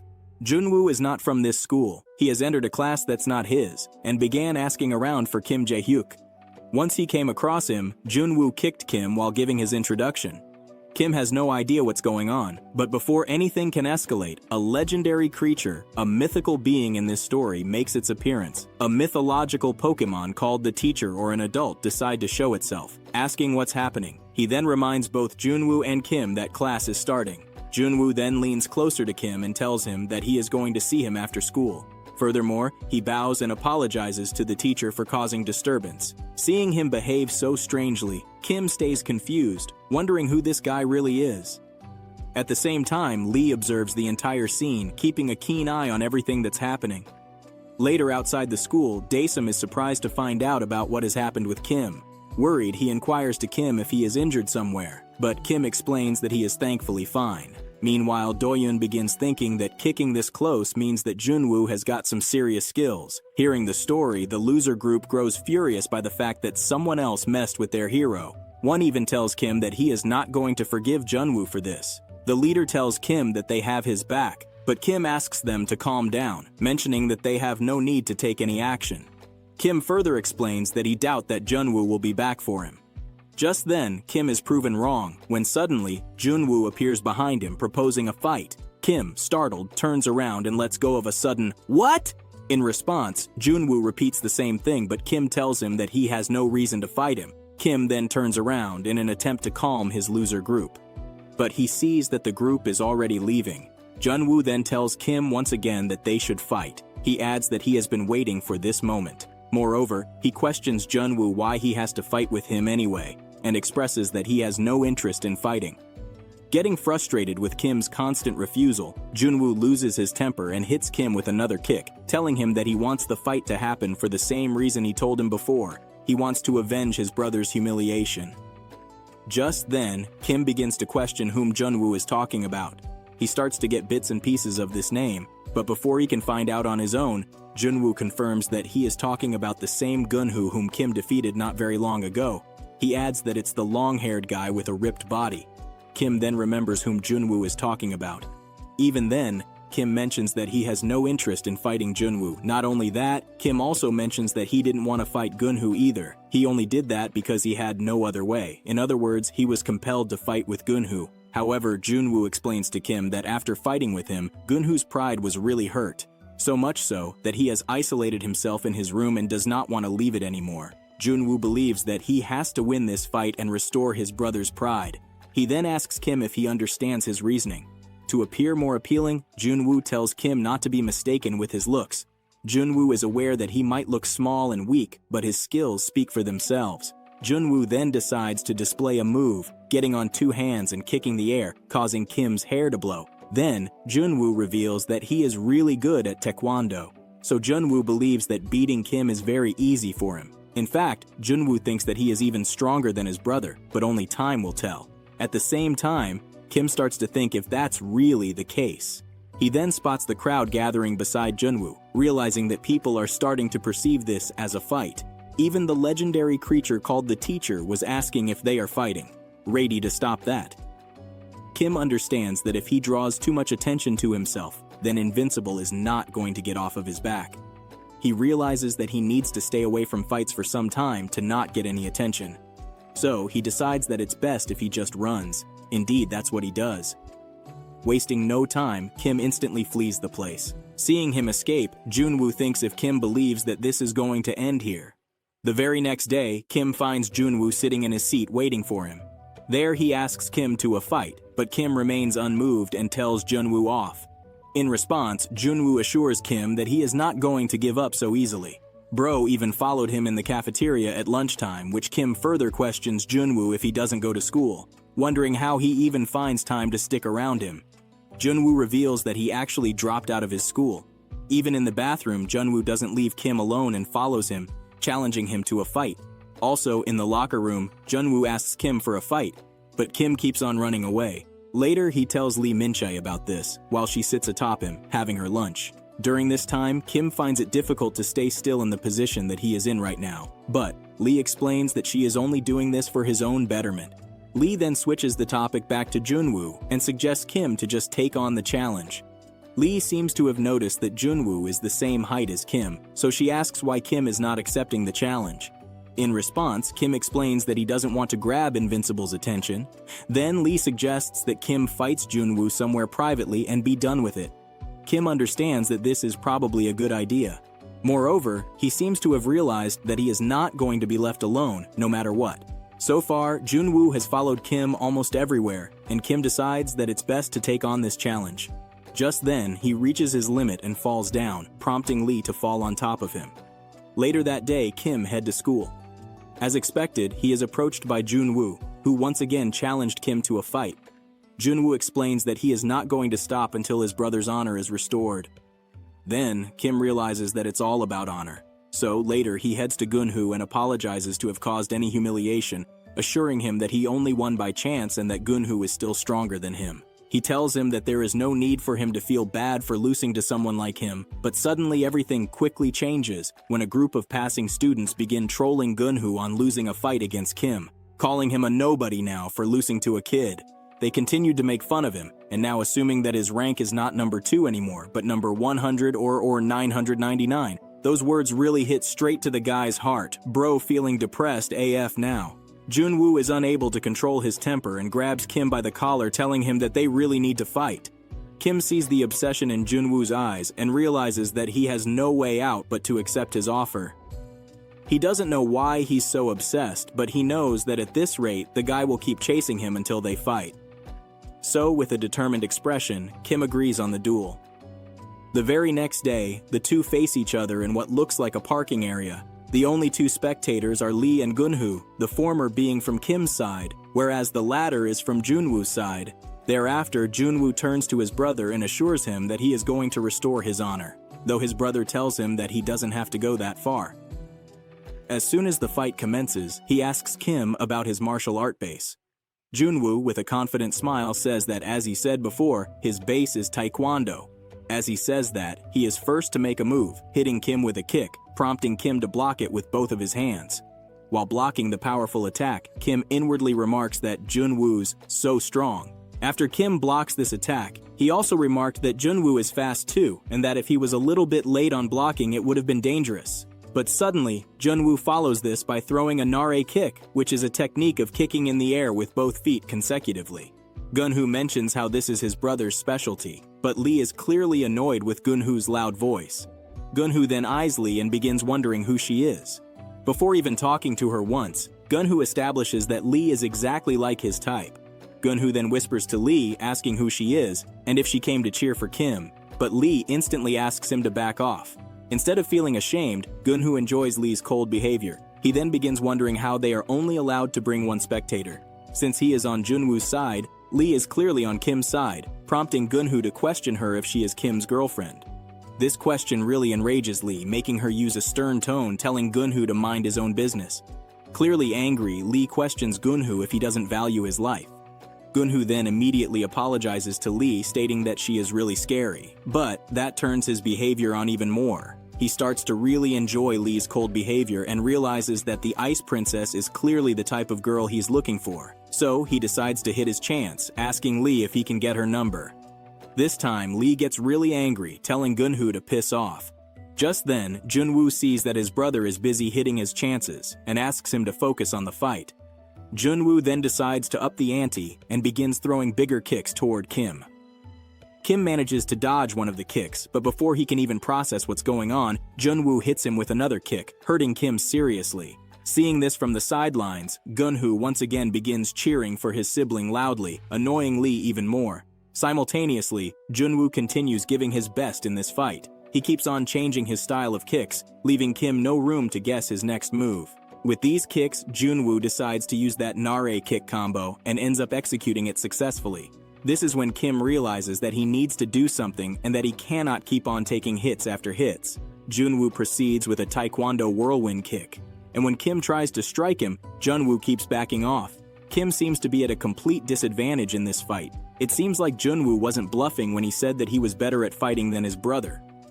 Meanwhile, Kim notices that Junwoo keeps backing away when he tries to punch him. He understands that at this rate, he won't be able to inflict any damage on Junwoo. The scene then shifts to Kim's practice session with Lee just before this fight. There, Lee confirms with Kim if he said his opponent knew Taekwondo. After getting confirmation, Lee realizes that Taekwondo is a very strong martial art. But just like every other martial arts, there are also various techniques to defend against Taekwondo. She believes that there is a chance if Kim manages to get close to Junwoo. Lee understands that Taekwondo's in and out speed is very rapid, so it becomes hard to land a punch. Kim then asks Lee what he should do in this situation. Lee then explains to Kim that he will have to disrupt his opponent's step if he wants to stand a chance in this fight. But Lee doesn't stop there. She even tells Kim how to do this. She tells Kim that he will have to catch Junwoo by surprise and start hitting him with low kicks again and again to make his foot weak. Back in the present, as always, Kim decides to go along with Lee's plan. At first, he uses a jab to block Junwoo's view and follows this with a low kick.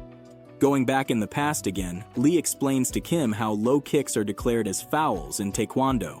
As smart as she is, Lee seems to have figured out that there is no way Junwoo would be used to the low kicks. In the present, Kim manages to land another low kick. Junwoo grows frustrated with Kim using the same moves again and again. He even questions Kim if that's his strategy, to keep on hitting him with the low kicks. Silently, Kim confirms Junwoo's suspicion. Kim believes that this is the only thing he can do right now. He then uses another jab to block Junwoo's view and proceeds to hit him with another low kick. However, this time Junwoo has managed to catch up with Kim's strategy and immediately jumps to dodge the low kick. With a smirk on his face, Junwoo tells Kim that he is not going to let him use the same move continuously. Junwoo then follows with a very straight kick right on Kim's head. With this counterattack, Kim is taken by surprise, but he doesn't give up there.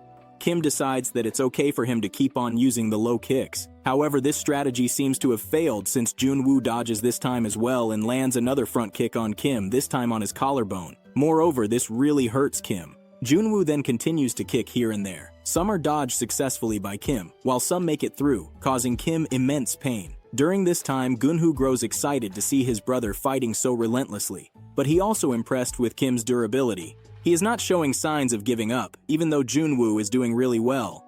Worried, Lee wonders if Kim is just going to stand there and take all those blows. She hopes that Kim would start focusing. Meanwhile, Kim seems to have realized that low kicks aren't working anymore, and he seems to have no idea what he should do next. Just then, Kim recalls Lee telling him about another weakness in Taekwondo. Lee explains that there was a guy at the gym where she used to go. He did Taekwondo. There, Lee found out that people who specializes in Taekwondo have a habit of doing the backspin kick. Lee further explains that the backspin kick is a powerful move, but it has a large motion and exposes the back. In Taekwondo, when one of the fights goes down, the referee lets the guy get back up, so people use backspin kick frequently, knowing that everything's going to be fine. But there's no such role in MMA. Lee then advises Kim to seize the moment when Junwoo turns his back to perform the backspin kick. In the present, Kim decides that it's best to listen to Lee's second advice. As expected, Junwoo jumps around to perform a backspin kick. Kim quickly spots him doing this and times his move perfectly. Kim immediately makes a run toward Junwoo, catches him from his back and plans to throw him down. After quite a bit of struggle, Junwoo was determined to not go down, while Kim was doing his best and giving it his all to get him to the floor. After few seconds, Kim manages to throw Junwoo to the ground. But what follows next takes everyone by surprise. During the struggle, Junwoo gets his clothes torn off. Instead of a flat chest that men are supposed to have, Junwoo is revealed to have bigger jugs. Kim and Lee are only able to take in this moment with their mouth agape and eyes wide open in shock. At this moment, they realize that Junwoo is not really a man, rather Junwoo is a girl. Kim was flabbergasted when he realized that the person he had been fighting was actually a girl. Still lying on the ground, the girl shouted at him, demanding to know what difference it made if she was a girl and not a guy. Then she called him a bastard for good measure. Kim, awkwardly covering his eyes, explained that he only thought she was a boy because she kept calling her brother Hyung. Usually girls called their older brothers Appa, while Hyung was something boys used. But more importantly, he told her to please put her clothes back on. She snapped back that she was wearing leggings and then asked what on earth he was thinking, calling him a perverted bastard. Blushing, Kim muttered an apology but admitted that now it felt kinda hard to keep fighting her, knowing she was a girl and not a boy.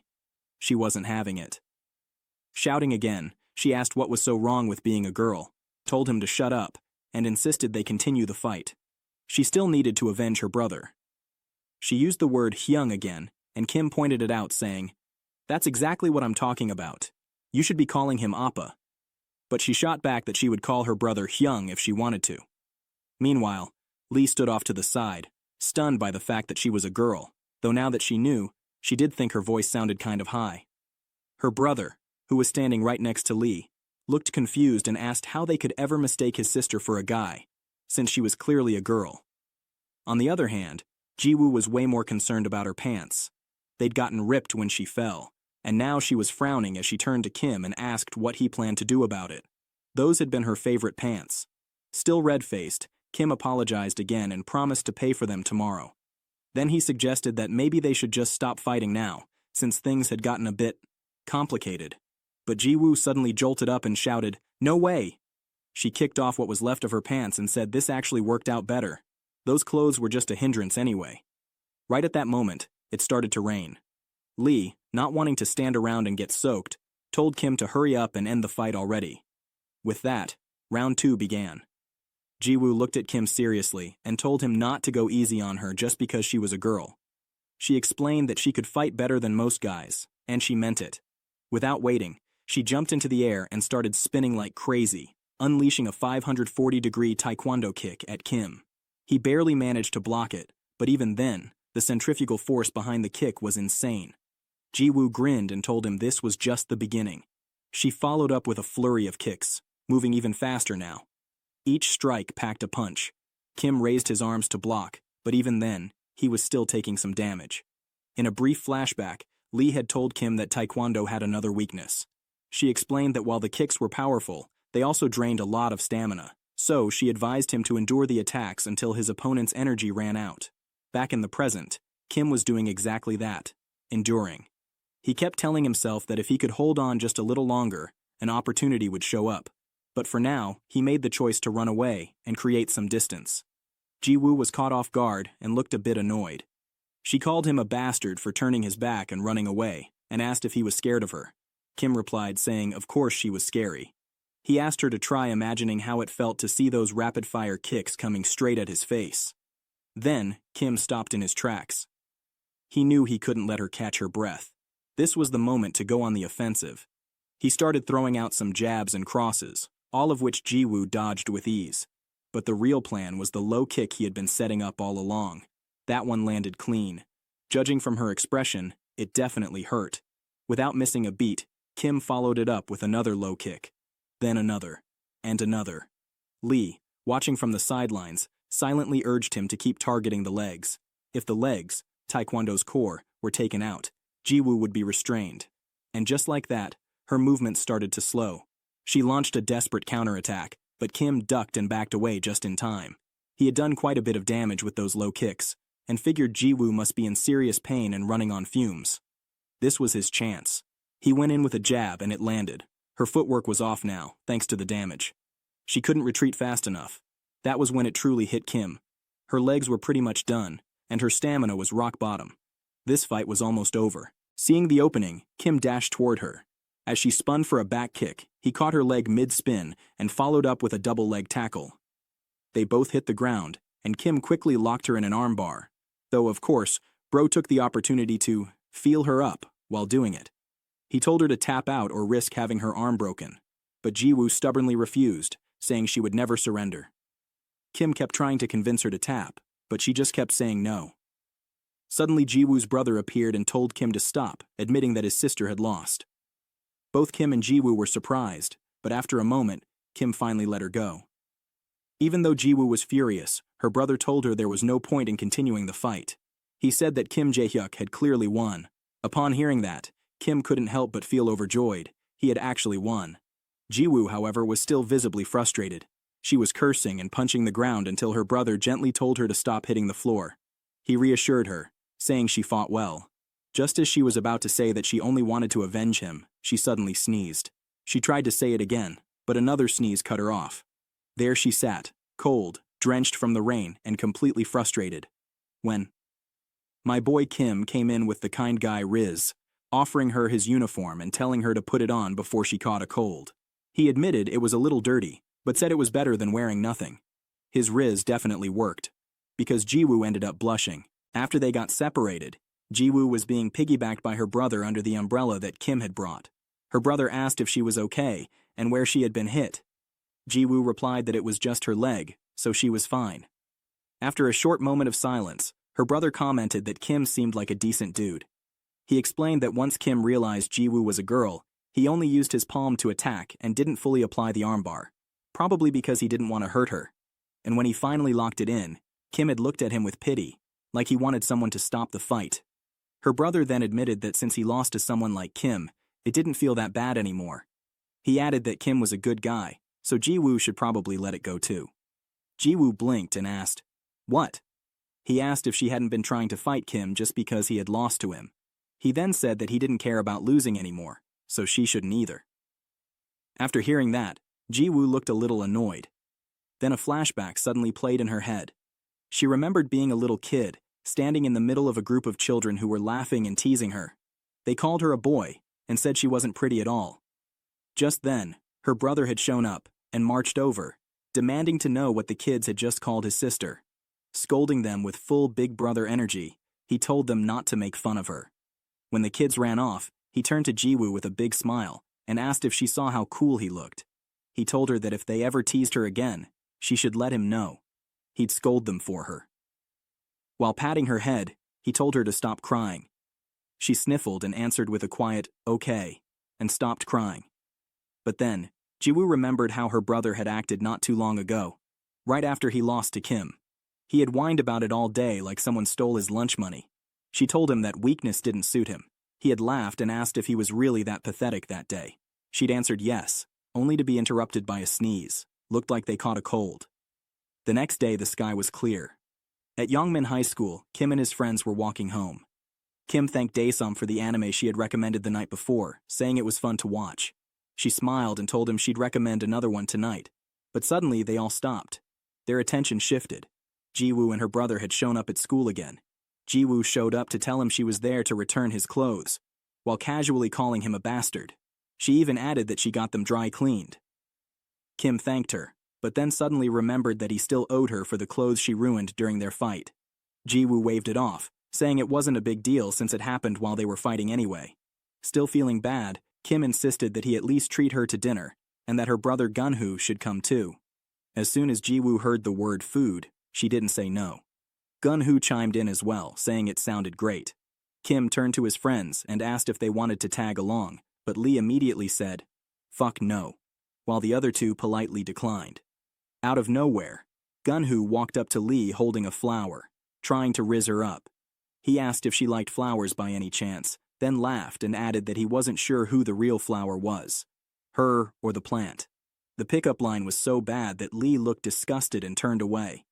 But Gunhoo didn't stop there. He tried again, asking if she liked movies.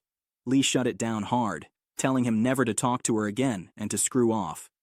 Damn, my guy got disrespectfully rejected. I thought the worst she could say was just, no.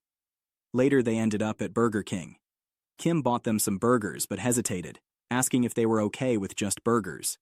He explained that he could get them something more expensive. Jiwoo said it was totally fine, and Gunhoo told him, believe it or not, hamburgers were actually Jiwoo's favorite food. Kim turned to Jiwoo and asked her something a little more serious, why she dropped out of school. Since the question came out of nowhere, he quickly explained that he figured it out because she kept showing up to challenge him. She always seemed to have so much free time, so he got curious. Gunhoo jumped in, pointing at his sister and saying it wasn't a big deal. He revealed that she dropped out while flexing about doing YouTube. Jiwoo got a little embarrassed, but admitted that she quit school to focus on YouTube because things were going well, until they weren't. She said she ended up falling off, and now just works part-time to make money. Right now, there wasn't anything in particular she wanted to do. Then she looked at her brother and told him not to underestimate her, because she was going to become a YouTuber with 1 million subscribers someday. Gunhoo grinned and replied that if she got that big, she could even start doing collabs with pretty guests. After hearing that, she said he was always about girls, then suddenly sneezed. Kim noticed it looked like she had caught a bad cold. Once they finished their meal, they all stepped outside. The two thanked him, and Kim felt genuinely happy that they had enjoyed themselves. Jiwoo then asked how he was planning to get home. She mentioned that she and her brother were going to take the bus, but right after saying that, she started sneezing again. Without saying much, Kim quickly turned around and ran off, yelling for them to hold on a second. Confused, Jiwoo asked where he was going, while Gunhoo casually guessed that Kim probably went to the bathroom to take a dump. A few moments later, Kim returned holding medicine. He handed it to Jiwoo and told her that it was warm ginger tea and some cold medicine. It should help her with the cold. He explained that he felt bad since, most likely, it was his fault she got sick, so he asked her to take the medicine and said he hoped she would feel better soon. After that, he admitted he wasn't sure when they'd meet again, but he told her to stay healthy. He said the same thing to Gunhoo before walking away. Gunhoo, impressed, complimented Kim for his really good manners, then immediately started sneezing like crazy himself and asked Jiwoo if he could take some of the medicine too. Jiwoo stayed silent the entire time. After glancing at the medicine bag, she thought to herself, that brat really has the nerve to give me a cold and then give me medicine for it. In short, our boy Kim rizzed her up once again. The next day, at Yongmin High School, everyone was sitting in class when the teacher entered the room. He told everyone to take their seats and announced that a transfer student would be joining them that day. He then asked the new student to introduce herself. To everyone's surprise, the transfer student turned out to be Ji-woo. She now looked even more like a girl than before. She introduced herself, saying she was 17 years old and a re-enrolled student. As it turned out, she was placed in the same class as Kim. Kim was completely flabbergasted when he saw her, while Lee looked visibly annoyed. Ji-woo, on the other hand, seemed genuinely happy. Though there was ups and downs, the peaceful days continued. However, another fight was just around the corner. Ever since she enrolled at the school, Ji-woo had been following Kim around wherever he went. At first, Kim tried to ignore it, but eventually, he'd had enough. He asked her why she kept following him everywhere. Ji-woo immediately denied it, saying she was a student there too, and had every right to walk around wherever she wanted. Then she pointed at him and added that she didn't know much about the school's facilities, so he could at least show her around. Kim, nervously adjusting his glasses like a proper nerd, told her that was something she should probably ask the class president about.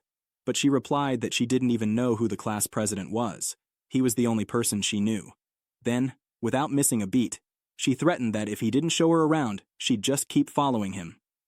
After hearing that, Kim sighed and agreed to give her a tour.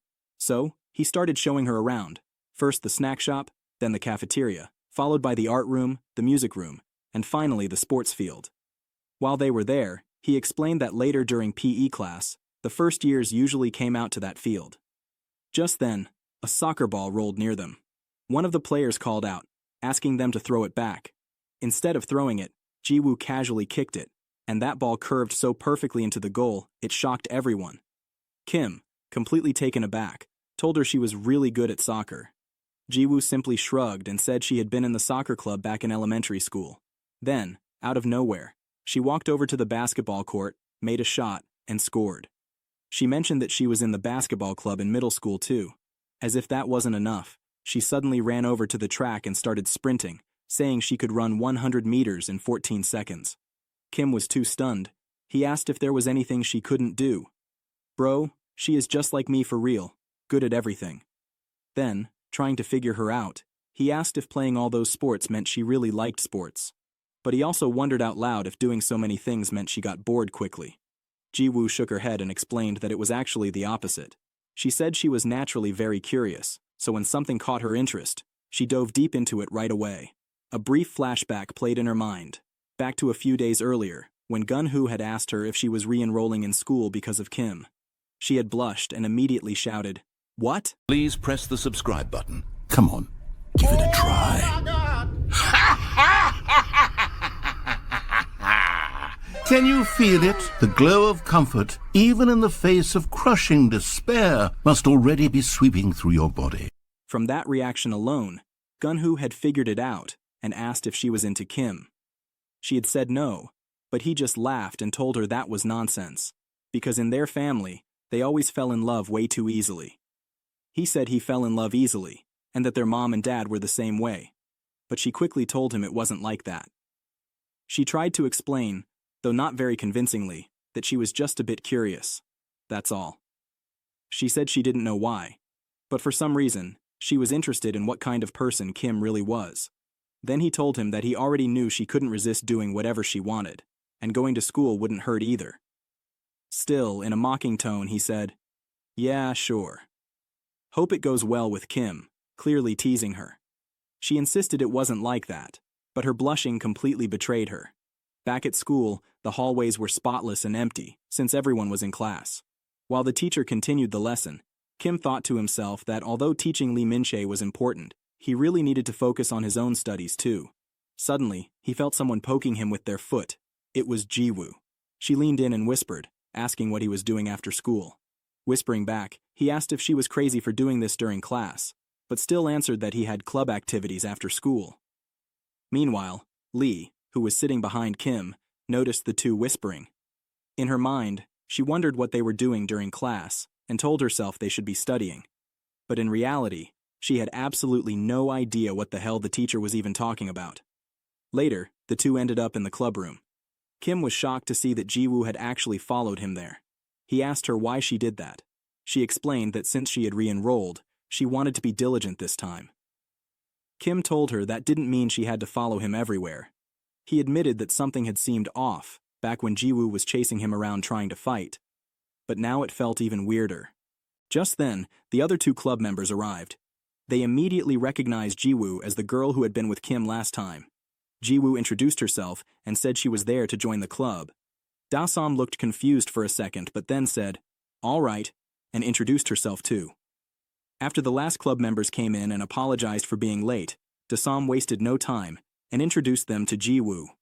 The members recognized her right away and greeted her, saying they remembered seeing her before, but something felt off about them. They all looked unusually down, and Da-Som even asked what was going on with their outfits, pointing out that they looked like brand items that probably cost a lot of money. They awkwardly replied, "Yes," and "Not really." Confused, Kim asked what they meant by that. That's when they explained they had been forced to buy the clothes by some shady upperclassmen. Apparently, those seniors claimed to be offering a special discount, basically selling them the stuff at second-hand prices. One of them added that it seemed like those guys were specifically targeting easy first-years like them. They were pretty sure the clothes were obvious fakes, like, painfully obvious. But they'd had no choice. When they tried to say no, the seniors threatened to bully them if they didn't buy. Dae-Som looked shocked and said it was way too much for things to go that far. That's when Kim stood up, his expression serious, and asked who exactly the seniors were that forced them into this. What Kim didn't know at that moment was that the person running this whole little operation was none other than Park Do-Sop, the number 5 strongest member of the notorious Invincible gang. Later on, they all went outside and led Kim to Do-Sop. Just to be sure, Kim asked if the blonde guy was the one who had forced them to buy all that stuff. They confirmed that it was. At that moment, Kim realized he was completely fucked if he tried to face that guy, especially since he was part of the Invincible gang. Kim thought to himself that the Invincible gang kept trying to recruit him, but he had been dodging them like the plague. With a nervous and scared tone, Kim told them he was really sorry. He explained that when he first heard they were being forced to buy stuff, he genuinely wanted to help, but he hadn't known the people messing with them were from Invincible. He admitted that he'd been avoiding the gang for personal reasons, and ended his apology by saying there was nothing he could do. His friends told him it was okay, and said that just listening was already helpful. The one on the left added that they'd just think of it as getting stepped on again, and that reporting the gang would probably make things worse. The one on the right said he hoped the gang wouldn't do it again, since they'd already been through enough. Kim looked at them and simply said sorry again. Meanwhile, Do-Sop and his buddies were chatting about the wallets in the bag. Do-Sop explained that he got them for 2,001 each from a bro he knew. One of the guys next to him said that if things kept going like this, they'd be rich as hell soon. He asked if all the wallets were fake, and Do-Sop confirmed it. Then the guy asked if Philip knew about this, wondering whether the Invincible gang was aware of Do-Sop's little side hustle. Do-Sop replied that Philip didn't know, and said this was just his way of making some pocket money. He told the others they should go ahead and start selling, with their first targets being the first years. So they went around, stopping people one by one to sell the wallets, claiming they were real luxury brands. When some of the students doubted the authenticity, Do-Sop's crew started getting aggressive, asking if they were being called scammers. And if anyone so much as touched a wallet, they were told they had to buy it because they'd left fingerprints on it. If the students refused to pay, Do-Sop and his crew used force, slapping the first years and insulting them until they gave in and paid. By the end of their little business day, they had made a decent amount of cash, and Do-Sop happily declared that making money was hella easy. While they were walking, they happened to see the same friends of Kim, the ones who got extorted not too long ago, sitting and eating lunch. Do-Sop recognized them right away. One of the guys on the right leaned over and casually asked him if they were going to go sell to those kids again. Do-Sop laughed and said it was actually easier to sell to people who had already bought once, since they're suckers. After sharing a laugh, Do-Sop and his crew strolled over to the 3 first years and asked to have a little chat. They all walked behind the school where no one could see them. Once there, Do-Sop asked if they had been using what they bought before. The boys responded nervously, saying they were just keeping it around, which made Do-Sop and his crew burst out laughing. Do-Sop then pulled out a few wallets and told them they were the real deal, super expensive and definitely not fakes. With a smirk, he added that since they were all fellow students, he'd give them a special discount, 200,001 each. Skinny Glasses hesitantly said they had already bought something last time, hoping to avoid another sale. But Do-Sop just shrugged and told him to buy again, And this time, give it to their girlfriends or something. That's when Fat Glasses awkwardly chimed in, saying, "We obviously don't have girlfriends." Trying to be polite, Skinny Glasses told Dosop that they didn't want to buy anything, asking him respectfully to understand. Dosop paused, then replied in a menacing tone, "Oh, really?"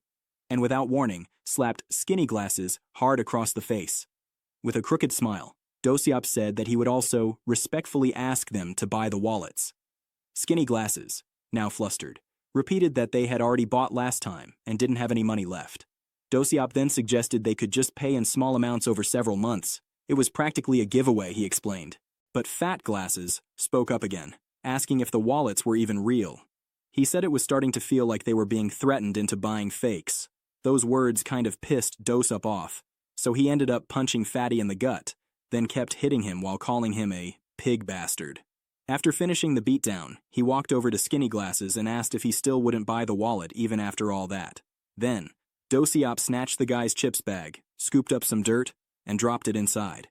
He even flicked some cigarette ash into the bag for extra flavor. After that, he offered Skinny Glasses a choice: eat everything in the bag and leave, or buy the wallet and leave. Skinny Glasses begged him not to do this, but Dosop didn't give a single shit. He grabbed the guy by the cheeks, forced his mouth open, and started pouring the nasty contents of the bag straight in. Then he closed his mouth and told him to chew it. When the guy refused to chew, Dosop grabbed him by the head and began punching his jaw, yelling at him to chew it. Eventually, the guy just opened his mouth, which was now filled with blood, but Dosop still wasn't done. He slammed the dude's head onto the floor and kept punching while asking if he still wasn't going to buy. Skinny Glasses got beaten so badly that he started peeing himself. That's when the one dude who hadn't been hit yet stepped in and begged Dosop to stop. He promised to send the money, and that's exactly what he did. Once the money came through, Dosop told them they should have bought it earlier, then started giggling like a psycho. He tossed the wallet over, telling them to use it well, and added, "See you again soon." The wallet ended up landing right in the puddle of piss. The two guys rushed over to help Skinny Glasses up. Meanwhile, not far from the chaos, Kim was casually walking around while scrolling on his phone. When he looked up, he suddenly saw his three friends. He asked what they were doing there, but then he noticed the state they were in and, worried, asked what had happened. It took them a moment, but eventually, they explained everything. After hearing it all, Kim's anger shot up, his fist clenched tight, burning with rage. Later that night, Kim sat outside his house, pondering over the bad situation happening to his friends. He was angry because they had been beaten up, but he had no idea what to do. Part of him wanted to run off and confront the guy immediately, but Dosop was part of Invincible, so Kim hesitated. The thought of messing with Invincible made him nervous. What if things got worse? In the end, he felt like a coward, just too scared to do anything. Suddenly, Lee walked up and interrupted his thoughts, asking what he was doing out there all by himself. She found her arrival oddly perfect and immediately asked if he could come with him somewhere. He agreed, and after following her to a hidden spot, she pulled out a cigarette, lit it, and casually told him to keep an eye out. Kim was stunned. She, still, hadn't quit smoking? But Lee just went, "Damn," and shot back, "Who asked for your opinion?" Then, with a smirk, she called him an annoying loser for acting all high and mighty. Kim laughed nervously, then told her there was something he wanted to share, something that had been stuck in his mind for a while. He explained that one of her friends from his club had been beaten up really badly, and the guy responsible was from Invincible. Kim said he wanted to confront Dosop and demand the money back, maybe even tell him to stop messing with people. But the truth was, he was too afraid of the consequences. That gang scared him. So, maybe it was best not to go near Invincible, right? He asked Lee what she thought, but when he turned around, she wasn't there. Confused, he suddenly heard her voice behind him, asking why he was mumbling to himself like that. Kim blinked and asked when she had finished smoking. She shrugged. Just now. Then she said she agreed. It really was best not to mess with Invincible. She had a gut feeling they were the kind of trash no one should deal with. Approaching them would only bring trouble, and then she hit him with a question. Wasn't this exactly what he wanted? No one was bothering him now. She reminded him that he'd asked her to make him good at fighting, and that's exactly what she did. Even the bullies didn't mess with Kim anymore. He had gotten what he wanted, so shouldn't he just keep a low profile? So why was he suddenly trying to stick his nose into all this? Did he think he was some kind of champion of justice now? She told him bluntly, no matter how strong he thought he had become, there would always be someone stronger. With a final warning, she said that diving into things like this would only get him hurt. After hearing all that, Kim couldn't deny she was right. He had learned to fight to escape being bullied, and now no one dared to lay a hand on him. He had finally reached the place he'd always wanted to be. So shouldn't he just live quietly? He had been thinking about that while walking to school when he suddenly heard murmurs from the students around him. Curious, he looked ahead and saw Dosiop standing in front of Fatty and the other dude who didn't get beaten up. Dosiop was asking the guy to pay the remaining balance, then followed up by asking where the skinny glasses guy was. The guy replied that he was absent. They were all standing in front of their club room. The noise drew the attention of Dasam and Dae-Hyun, who came out to see what was going on.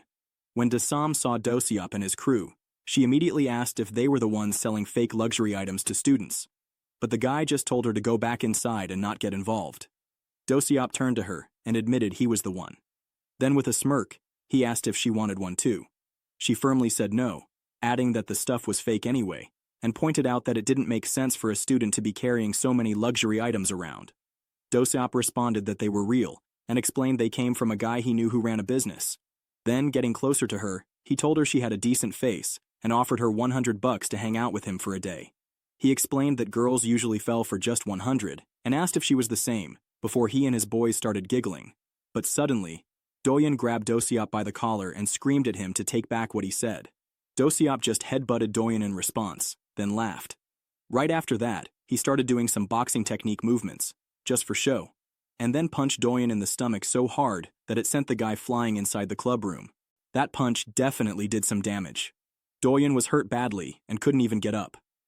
Dosiop then laughed like a maniac and called Dae-Hyun a bastard for thinking he was tough when, according to him, he was just full of shit. As he left, he warned everyone that if they knew what was good for them, they shouldn't mess with Invincible. Once Dosiop and his crew were gone, the students nearby started whispering that they were scared. Kim felt the same. He was literally trembling. Later on, Kim went to the gym storage room, which also served as the secret headquarters of the Invincible gang. Holding bags filled with the stuff Dosiop had been selling, he walked in and asked Dosiop to please refund all the items he had sold to the first years. But Dosiop just laughed and said he didn't feel like it. Hearing that, Kim told him that if he refused, then how about they fight? Dosiop was caught off guard at first, but Kim kept going. He said that if he lost, Dosiop could take his money or bully him however he wanted, but if he won, he wanted Dosiop to stop being a bully right away. Dosiop just burst out laughing. Then, with a menacing look, he said he'd been wanting to go against Kim anyway, since he didn't like how a piece of trash like him was hanging around Invincible. So, he agreed. After overhearing the conversation, Philip called out Dosiop's name and asked what Kim meant by him selling stuff to the first years. Dosiop turned around and brushed it off, saying it was nothing. He was just making some pocket money selling a few fake goods. That was all Kim needed to hear to confirm the goods were, in fact, fakes. Philip replied with a raised eyebrow, asking if Dosiop had really made pocket money without even discussing it with him. At that moment, the other guy, the one who was always reading a book, closed it with a snap. Then, speaking in English, he looked at Dosiop and said something along the lines of, "Didn't you know?" Invincible only moves on Philip's word, and here you are, selling stuff to the first years. Dosiop, looking completely unbothered, turned to him and replied with a laugh, telling him to speak Korean when talking to him, since he didn't know a damn thing about English anyway. The book guy slowly approached, his vibe shifting. In a low, menacing tone, and this time in Korean, he told Dosiop, "Fucking, don't, doctor, as, you, please." Dosiop just laughed again and replied with a smirk saying, okay, but then matched the energy by speaking in his own threatening tone. He told him that if he didn't like it, he could fight him too. Then grinning, he asked if they should sort out their ranks again, and started chuckling like a menace. Just then, Philip stepped between them and casually slung one arm around each of their necks. Smiling, he told them that Invincible members shouldn't be fighting each other. But as he said this, he subtly applied pressure to Dosiop's elbow, making Dosiop visibly uneasy, or at least uncomfortable enough to stop smiling for a second. Philip kept grinning and added that they were all friends here, so they should get along, right? Then he let out a laugh. Meanwhile, Kim stood there thinking to himself, what the hell are these guys even doing right now? Philip turned his attention to Kim and asked if he had come to Doseop, proposing a fight under the condition that Doseop would return the money. Kim nodded and said yes. But then Philip's expression changed a bit as he asked Kim if he knew what it actually meant to challenge Doseop to a fight. He explained that it was the same as directly challenging Invincible itself, and then asked Kim if he was ready to handle something like that. Kim froze. That hadn't even crossed his mind. He thought to himself, how the hell am I supposed to take on Invincible all by myself? But then Philip laughed again and told him he was just messing around. He asked if Kim really thought they'd all gang up on him. Sure, he wasn't thrilled about Doseop doing things behind his back, but he had to admit, watching Kim's fights was kind of entertaining. So, with that, Philip told everyone to go ahead and start the fight. Afterward, the people in the room began moving the furniture and items to the corners to clear enough space. Once everything was out of the way, Kim and Doseop stood face to face in the center of the room. Philip let them know that the area was now cleared so they could fight right there, and everyone else would be witnesses. He also told them that them two would be handling the terms for winning and losing. As the two raised their fists, ready to go at it, Philip wished them luck, saying, "May the best win." Meanwhile, outside, it was raining, and Lee was already annoyed. She wondered if Kim had brought an umbrella and thought about texting him. But then it hit her. She hadn't seen him since cleaning time, so she started wondering where he had even gone. Just then, Jiwoo walked up to her and called out her name. Lee asked if she had just heard her name, and then questioned how Jiwoo even knew it. Jiwoo replied, saying they were in the same class, so obviously she would know her name. Lee asked what she wanted, and Jiwoo said she was looking for Kim. By the way, Jiwoo always called Kim Kiddo, while Lee referred to him as loser. So for a second, Lee looked confused and asked Jiwoo if she meant loser. Jiwoo looked just as confused and asked why Lee was calling him a loser, pointing out that it sounded like an insult. But Lee just shrugged it off and told her not to worry about what she called him. Then, out of nowhere, she called Jiwoo Fangs, probably because of her teeth, and asked if she had an umbrella. Jiwoo, clearly annoyed by the nickname, told Lee not to call her that because she hated it the most. She also added that no, she didn't have an umbrella. Lee then started cursing the rain, annoyed at how it suddenly started pouring. Jiwoo, who was using her uniform as a makeshift umbrella, asked if Lee wanted to share it. Back in the gym storage room, Philip mentioned that about 3 minutes had passed since the fight began, and he admitted he hadn't expected things to turn out like this. The book guy, however, said he saw it coming. It was an obvious outcome to him. They were watching Kim and Doseop fight. Kim was bleeding, exhausted, huffing and puffing, but still had his fists up. On the other side, Doseop was laughing like a maniac, mocking him and asking if that was all he had, calling him a pathetic punk. Doseop kept going, saying Kim was out here pretending to be some good fighter when, in reality, he wasn't worth shit. He said Kim had no business hanging around Invincible with that level of skill. Meanwhile, Kim was freaking out internally. He couldn't even see Doseop's punches and was wondering what the hell was going on. Right then, Doseop dashed at him, yelling that he was a pathetic bastard, and smacked him in the face. Before Kim could react, Doseop did a sidestep and followed it up with another clean hit. Kim, still confused as hell, couldn't believe how fast this dude was. His speed wasn't like anything he'd ever faced before. The punches kept coming from his blind spots, non-stop. As Doseop kept spamming punches, Kim tried to block. Then he thought to himself that he had to start swinging too. So that's exactly what he did. But his punches were just hitting air. Philip watched the whole thing and commented that this was the first time he'd ever seen Kim flailing around like that. Book guy chimed in, saying Kim was scared. It was that fear creeping in from realizing that nothing he was doing was working. Kim started throwing kicks too, but they hit absolutely nothing. Every time he'd end up getting punched right after. He tried takedowns, but none of that worked either. He was just getting tossed around. In his head, Kim admitted that Doseop clearly had a boxing base, and he honestly didn't know how he was supposed to win if nothing was landing. Book guy pointed out that typically, MMA, what Kim was using, should have the advantage over pure boxing. After all, Doseop was all about the fists, but then Philip said he was right, only if they were on an equal level. In this fight, not even close. Doseop was serial levels above Kim. Philip explained that Doseop was an elite boxer from specialized physical education, middle and high schools. But the twist was, Doseop didn't even see boxing as a sport. He saw it as straight-up fighting. Philip added that one time, Doseop bit the nose of a guy who taunted him, crushed his facial bones, and then beat up the opponent's coach too. After that, he got forcefully transferred to their school, and that's how they ended up with Park Do-seop, the menace they knew today. Back in the fight, Do-seop was shirtless, laughing like a full-on lunatic while screaming that this was so damn fun.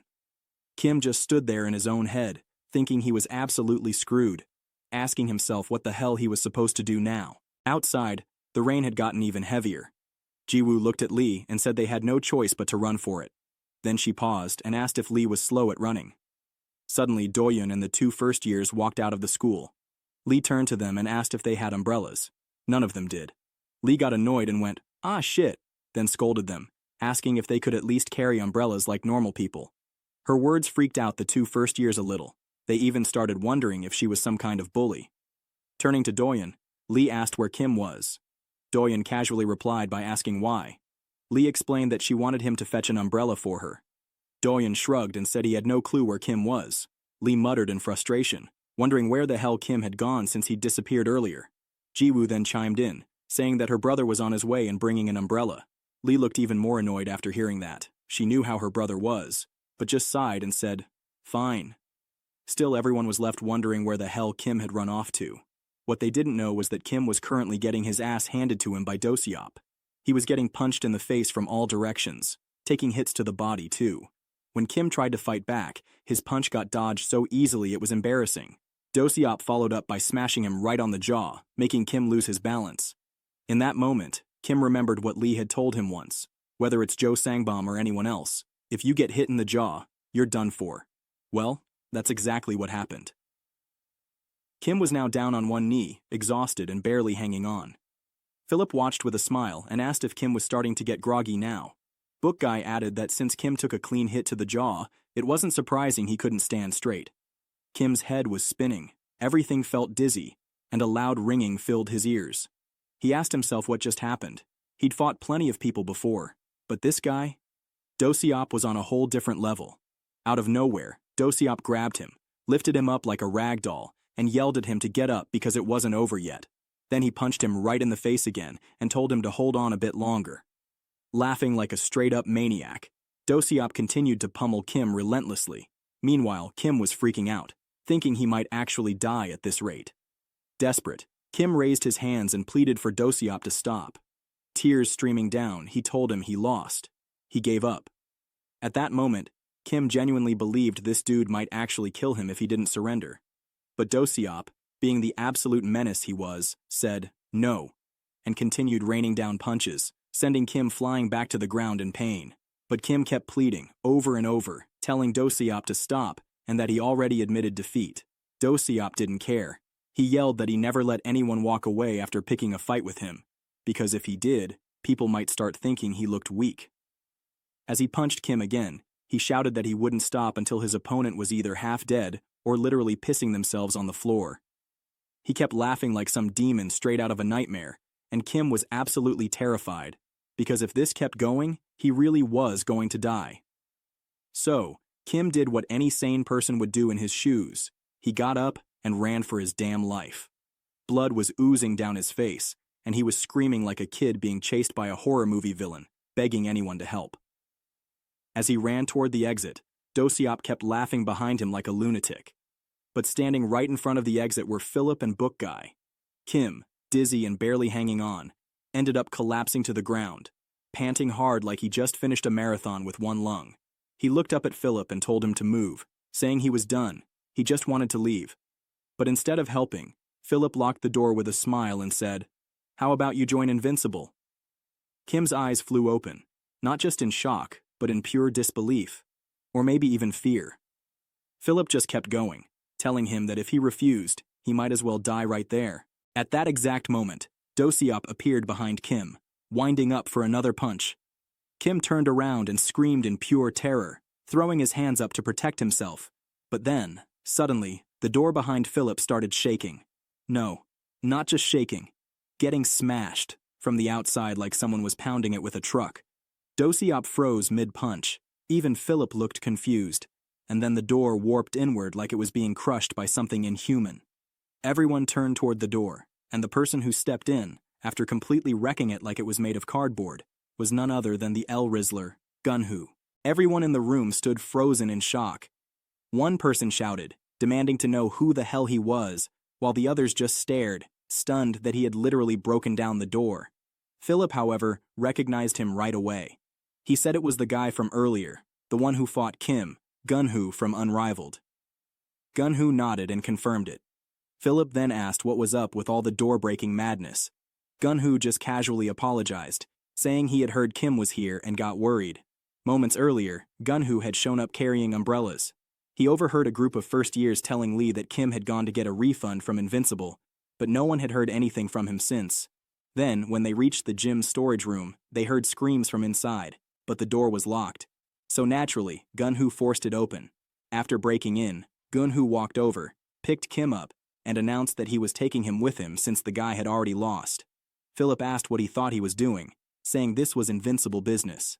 His voice and expression turned darker as he questioned whether Unrivaled was trying to interfere in Invincible's affairs. Gunhoo quickly clarified that he wasn't. He told Philip not to get the wrong idea because he came alone. It had nothing to do with Unrivaled. Then he looked Philip dead in the eye and asked if it wasn't just a bit unfair to keep beating on someone who had already admitted defeat. The random background characters weren't having it. They started shouting, asking what the hell Gunhoo just said, calling him a bastard, and wondering if he even knew where he was, or if he had some kind of death wish. But Gunhoo didn't flinch. He told them that if anyone had a problem with him, they could come find him at Baekwon High School. He'd take on anyone. And with that, he started walking away. Book Guy leaned over to Philip and asked if they should contact Unrivaled to figure out what was going on. But Philip just waved it off and told him to leave it alone. He then sat down, chuckled, and said that at least it was fun watching Kim fight. Later at the hospital, Kim was getting his wounds treated by a doctor while his friends waited nearby. Once it was all done, they left together. Gunhoo told Kim that he was actually pretty lucky. The doctor said there were no major injuries. But Jiwoo wasn't having it. "Lucky, my ass," she snapped, pointing at Kim's face. She cursed the bastards who did this and demanded to know who they were. "Are they gangsters or what?" she shouted, adding that she'd go kick them herself if she had to. While trying to show off what she meant, she accidentally kicked Kim in the stomach.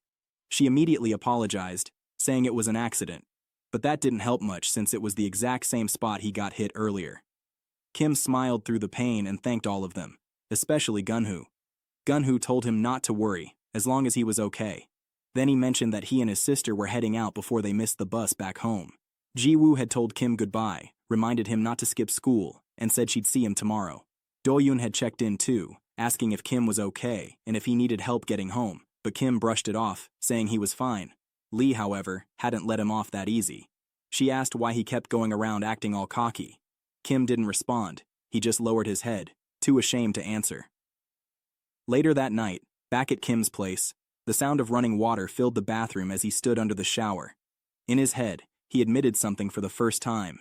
He had lost a fight. Up until now, he figured he'd just been lucky. But it wasn't the defeat that stung the most. It was the fear. That fear had sunk deep into his bones. He could still feel the hits, still remember thinking he was going to die. It was terrifying. Probably one of the scariest moments of his life. After finishing his shower, Kim stepped out, only to nearly jump out of his skin when he saw Lee sitting in his room. She told him to sit next to her. When he asked why, she just told him to shut up and do it. Without another word, she grabbed some kind of serum, dabbed a bit on her finger, and started gently rubbing it onto his swollen eye. If you've made it this far, Please step forward and press the button.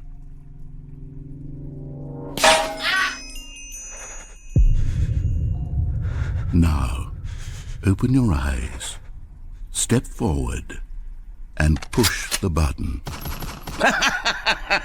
Yes! You see! What a thrill! What a rush! That was you! now I want you to do something else for me. Please press the subscribe button. Come on, give it a try. Can you feel it? The glow of comfort, even in the face of crushing despair, must already be sweeping through your body. And in fact, can I say that I do believe commenting "let him cook" will lend you an air of charisma as well? Internally, Kim wondered what the hell she was doing putting ointment on him like that. Then she spoke, saying he'd gotten hit pretty badly. She asked how someone could beat up a weakling like him so viciously. Kim kept quiet, thoughts spiraling. Is she kinda worried about me? He wondered. Lee went on, asking why he had gone off to fight without even telling her this time. She cursed under her breath, saying that, as his teacher, the least he could have done was let her know. Kim nervously apologized, saying he had just gotten really pissed and couldn't hold himself back. But Lee wasn't done. She told him that even if he had prepared, he still might not have won. And instead, he charged in with nothing but rage. She informed him that his mom was away on a business trip until the week after next, which she thought was a good thing, since his mom didn't have to see him looking like this. Then she reminded him, again, that there were a lot of people stronger than him out there. She told him to stop being cocky, called him a loser, and warned that if he didn't tell her the next time he planned on fighting, he was dead. Then she doubled down and called him an arrogant loser for good measure. As she got up to leave, she added that when he got his ass beat like this, it hurt her pride as his teacher. Kim sat there quietly and mumbled, "Got it." But ever since that night, something inside Kim had changed. He hadn't had the guts to fight anymore. Every single night, he was haunted by nightmares of Dozop beating the shit out of him. He'd wake up in a panic, drenched in sweat, his body jolting upright as if Dozop had just smashed his face again. Each time he woke up like that, he told himself the same thing. He never wanted to fight again, challenging Dozop. That had been way out of his league. At school, Kim didn't even get angry anymore when his friends were getting extorted. Whenever Dozop saw him, he would casually call out his name and ask him for 100,000 won to buy shoes, telling him to just send it to his account. And Kim? He obediently did it. He had started getting extorted again, and when the other bullies noticed, they began testing him too. They approached him one by one, asking for money like it was a game. But Kim no longer had the strength or the courage to resist. Just the thought of fighting made his hands tremble and his breath catch in his throat. Everything had gone right back to how it used to be, back to when he was bullied. Later that day, while he was at home tutoring Lee, he tried to shift his focus. He told himself to forget about doing anything reckless and just concentrate on tutoring her. After all, he had promised to help her get into Seoul University. Suddenly the doorbell rang. Lee looked up and told him it was probably the delivery she ordered, then asked him to go get it. Kim, confused, asked why she was even ordering food when their lesson wasn't over yet, but she just told him she ordered ahead because she was hungry and insisted he hurry up and get it. Left with no choice, he sighed and went for the door. On the way, he muttered to himself that she was already ordering dinner before the lesson even ended. How exactly was she planning to get into Seoul University like this? He reached for the door handle and slowly opened it, only to pause in confusion. Standing there wasn't a delivery person. It was Sarah. She immediately burst out laughing and greeted him with a cheerful, "Long time no see," before asking if he missed her. Kim was completely flabbergasted when he saw her. He looked confused, unsure of what brought her there. But she just laughed and said the only reason she'd come was obviously because she missed him. Without missing a beat, she went in for a hug and asked how he'd been. But Kim, poor guy, was straight up drowning in them big boobs. She noticed his face and immediately asked what was going on with it. Then she snatched off his glasses and started poking at his eye, asking how he ended up like that and if Lee had hit him or something. Kim told her to stop pressing his eye because it hurt, but she only laughed and said it felt so squishy. Right then, Lee came downstairs and spotted her. Sarah ran over and hugged her, saying it had been months since they last saw each other, but Lee quickly corrected her, saying it hadn't been that long. Sarah looked her up and down and asked if she'd been working out lately because her hips were looking really toned. Lee blushed and, clearly embarrassed, explained she hadn't had time to work out since she'd been studying all the damn time. Sarah then pointed at Kim and asked what was up with his eye. Did Lee hit him or something? Lee shook her head and explained that she didn't hit him. He just picked a fight with a delinquent and got his ass kicked. Sarah burst out laughing at that, while Lee looked a little embarrassed and softly added that it wasn't just any delinquent, but a really scary one. Sarah tilted her head and went, "Is that so?" Then looking at Kim with mock sympathy, she opened her arms and said she'd comfort him, only to snicker and say, "Just kidding," before suddenly putting him in a chokehold. Kim started struggling and told her to stop since he couldn't breathe. Sarah let go, grinning, and said that Kim must actually be somewhat good at fighting now, so if he lost, that delinquent must have been really skilled. Still catching his breath, Kim confirmed it. Yeah, he was really skilled. Sarah gave him a knowing look and asked if that's why he looked so down. Then she playfully asked if she should give him one more chance to touch her boobs, but right after, she laughed and said she was just kidding. Turning to Lee, she pointed out how Kim's eyes had widened the moment she said that, and joked that his depression was probably cured now. Lee couldn't help laughing and called him a pervert, while Kim stood there, red-faced and begging her to stop joking around like that.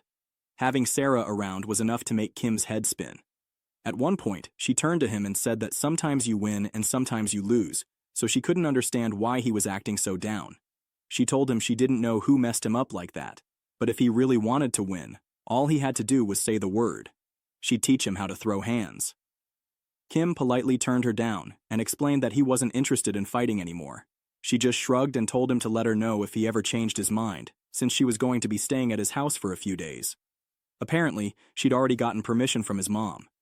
Kim was caught off guard by his mom's decision, but he had to admit, having Sarah around lifted his mood a little. Unfortunately, things at school didn't improve.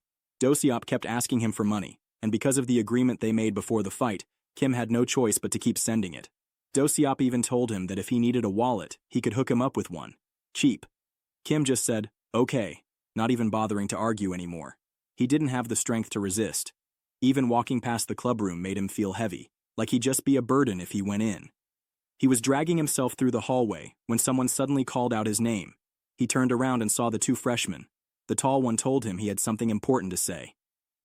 Later that night, Kim found himself walking down the street with them. The tall one explained that ever since Ilgu got beat up, he hadn't been coming to school. He wasn't answering calls either. According to some kids in the neighborhood, they'd seen him wandering around on the rooftop at night. Fatty added that he was scared Ilgu might be having bad thoughts. The moment Kim heard that, he freaked out and shouted that this was serious. He told them they had to hurry and check on him right away. Moments later, they arrived at Ilgu's house. Suddenly, Fatty looked up, pointed, and told them to look. Sure enough, Ilgu was standing on the rooftop. They all screamed at him, asking what he was doing. Then they rushed into the house and bolted up the stairs to check on him. When they reached the roof, they saw Ilgu doing pull-ups. Apparently he hadn't heard them earlier because he had earbuds in. But now that he noticed them, he looked confused and asked why they were even there. Kim just stared at him like, "Bro, what do you think?" The tall guy rushed over and began shaking Ilgu, explaining that they had come because of him. They were worried he might be having dark thoughts. Ilgu, confused, asked what they were even talking about. He clarified that he was just working out. The tall guy questioned why Ilgu hadn't answered any of their calls. Ilgu replied that he simply wanted to disconnect from everything for a while. He admitted he'd been feeling sick and depressed, so he stayed in his room for days. But eventually, the frustration got to him, and he went up to the rooftop for some air. That's when he discovered some workout equipment there and decided to hit the punching bag. While doing so, his thoughts drifted to Kim. He said he wanted to be strong like Kim, strong enough to stand up to the guy who had bullied him. That's why he'd been training nonstop lately, adding that being bullied now just made him feel frustrated instead of scared. Kim listened quietly for a moment before finally speaking up. He pointed out that Ilgu's stance was completely off, and then demonstrated the proper way to position his legs, showing him better form for training. The other two couldn't help but laugh at Ilgu's sloppy posture. Even so, Ilgu was trying. He was giving it his all, fighting back in his own way, but compared to him, Kim had once been someone who ran away. At that moment, Kim admitted to himself that he couldn't believe he had given up so easily after just one loss. He recalled how terrified he had been of Jo Sangbom, who had seemed like a monster at the time. He remembered being scared of Hong Daebong, the skinny kid who looked like a giant to him, and of Dae-Hyun, who felt like an immovable wall. Yes, he had been scared back then too. But the difference was, when he had been cornered, he hadn't lowered his head. Instead, he kept throwing punches, again and again. After that moment of clarity and reflection, Kim returned home with a new mindset. He told Sarah he wanted her to teach him how to win. Sarah, hearing this, smiled and laughed in her usual carefree way, saying that was great news. Sarah told Kim that in order to help him, she first needed to understand how the guy who beat him fought. She asked if he had any recordings of the fight, but Kim said he didn't. She explained that they needed to know the opponent's fighting style so they could come up with a proper strategy. Then she asked if there was anyone Kim could ask. someone who might know what Do-seop was like in a fight. Kim said he might know someone. The next day at school, Kim went to Dae-Hyun. Dae-Hyun said he had looked into Do-seop like Kim asked, and to get more info, he had called Seokju. Over the phone, Seokju told him that he did a bit of digging, and apparently, Do-seop was considered the third best fighter in Invincible, but when it came to fighting dirty, he was absolutely number one. He beat people until they were almost dead. Seokju then asked if Dae-Hyun was seriously thinking about fighting him, saying that if he did, he'd be cooked. But Dae-Hyun quickly told him he wasn't planning on fighting. Seokju then mentioned that he still planned on trying to recruit him again someday, so Dae-Hyun shouldn't break himself over this and should just stay put. Then Seokju mentioned that if he really wanted to see how Do-seop fought, there was a way. He explained that there was a YouTube channel called Real Fight Club, where two ordinary people basically just dunked it out while a referee watched. He told Dae-Hyun that Do-seop was going to appear on it 2 days from now, and the match would be filmed in a parking lot right next to 00 School at 2 p.m. He said if Dae-Hyun was curious, he should check it out. Back in the present, Dae-Hyun passed all that info to Kim and told him that if he wanted to see Do-seop in action, he should go there. Kim thanked him, but Dae-Hyun looked a bit worried and asked if he really had to fight, saying it was dangerous. Kim stayed silent for a moment. Then he thought about his friends and how he got tormented every single day. Finally, he said that he had to fight, because nothing would change unless he confronted them. On the day of Do-seop's fight, a huge crowd had gathered at the parking lot to watch. Lee and Sarah were both there, and Kim showed up too, but fully covered up. Sarah started laughing and asked if this was where they were filming Real Fight Club. Kim nodded and she grinned, saying she really enjoyed watching it and felt kinda lucky to be there. Meanwhile, Lee just stood there wondering when it was finally gonna start already. The cameraman for the YouTube video informed Gong Yurongman, also known as the Murder Demon and a seasoned semi-pro in MMA, that the match would begin as soon as Do-seop arrived, so he told him to get ready. Gong responded by asking why Do-seop wasn't there yet. Just then, Do-seop showed up. Everyone turned to see him as he casually strolled in, giggling while pulling off his hoodie. Known by his nickname Dopamine Addict, his arrival drew everyone's attention. Sarah leaned toward Kim and asked how Do-seop had fought when they went against each other. Kim explained that Do-seop had only used boxing and recalled him mentioning that he was a former elite boxer. Sarah, slightly surprised, commented that if Do-seop really was a former boxer, then he'd probably be weak on the ground. Lee jumped into the conversation, saying that if boxing was all Do-seop had, then the obvious strategy would be to tackle him and bring the fight to the ground. Curious, she asked Kim how he had managed to lose. Kim admitted that he couldn't land a single takedown, and strangely, none of his kicks had connected either. Right after that, the fight began. Both fighters squared off, and Do-seop immediately rushed in to counter Gong's punch. Lee quickly pointed out that Do-seop's sharp reflexes and precise movements were probably due to his boxing experience. He was dodging with minimal effort, barely even blinking. Then Gong made a smart move by going for a tackle, which is typically effective against boxers. Getting the fight to the ground would give him the advantage. But to everyone's surprise, Do-seop countered with a clean uppercut right to Gong's face. Lee, a bit shocked, noted that Do-seop had actually used an uppercut to stop a tackle. Sarah added that while it wasn't an easy move to pull off, it was technically possible to block a tackle like that, at least once. Gong didn't stop there. He followed up with a high kick, which Do-seop dodged by sidestepping. Then came a low kick, but Do-seop lifted his leg and blocked it cleanly. Sarah observed that the way Do-seop blocked the kick looked like something taught in kickboxing or Muay Thai. Turning to Kim, Lee questioned if Do-seop really was just a boxer, because right now, he was clearly using kickboxing techniques too. Kim insisted that he was sure Do-seop had only used boxing when they fought, emphasizing that Do-seop never used anything but his fists during their match. Meanwhile, back in the ring, Do-seop was relentlessly landing punches on Gong's face. Watching his movement, Sarah commented that based on how low Do-seop was weaving, he did genuinely seem to have a boxer's foundation. Sarah explained that in boxing, fighters aren't allowed to strike below the waist, so they often weave very low. But in MMA, if someone tried that, they'd get cooked. Gong went for another tackle, but Do-seop countered by sprawling, a wrestling move where he quickly pulled his legs back and lowered his upper body to defend. That move separated his hands from Gong's legs, making it harder to land a takedown. Sarah pointed out that this was a takedown defense technique, and if Do-seop could sprawl like that, he definitely seemed like someone who knew MMA. She added that he could block high kicks too, and even catch them, basically meaning he could defend against all MMA-style attacks. Lee, watching all of this, was confused and muttered, wondering what was up with that bastard. Gong, on the other hand, was struggling hard, questioning how the hell Do-seop kept blocking everything.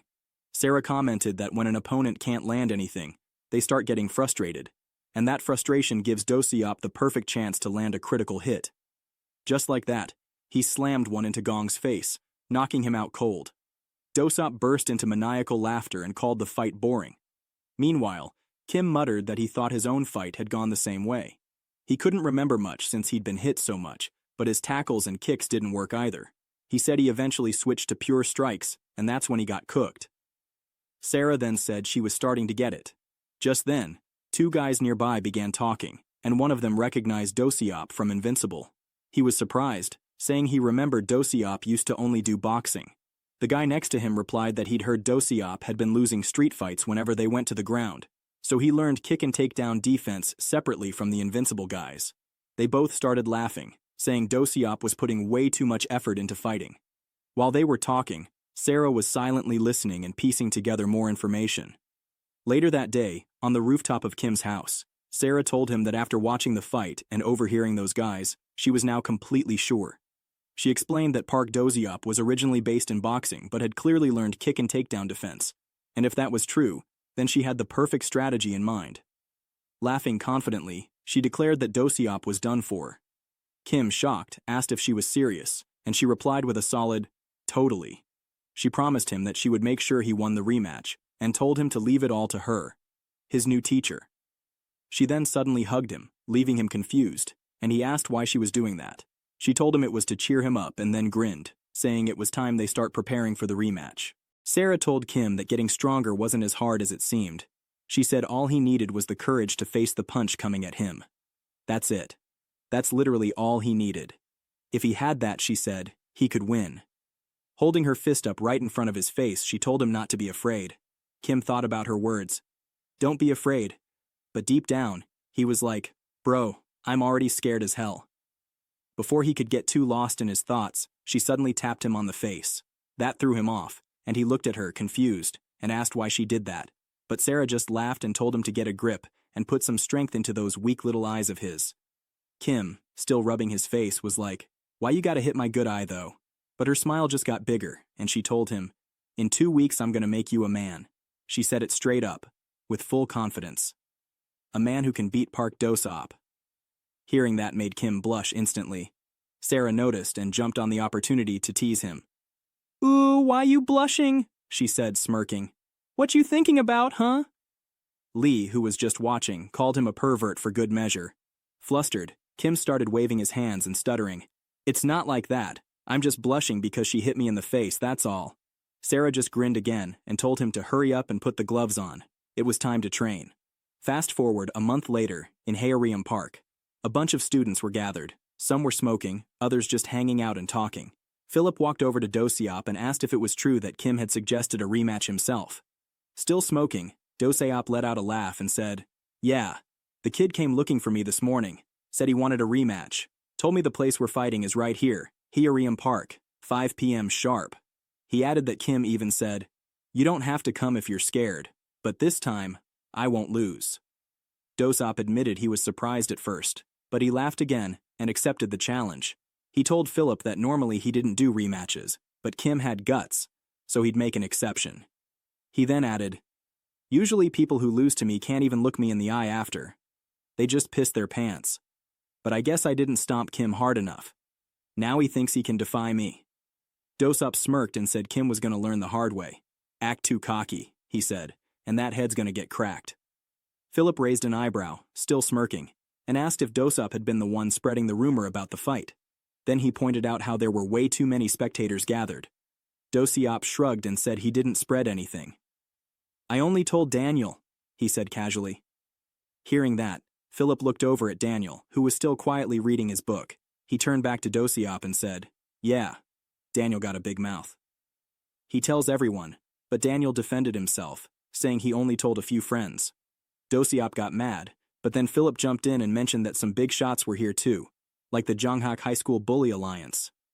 The number one guy from that gang told his crew to take a good look because Invincible was the one they'd be taking down later.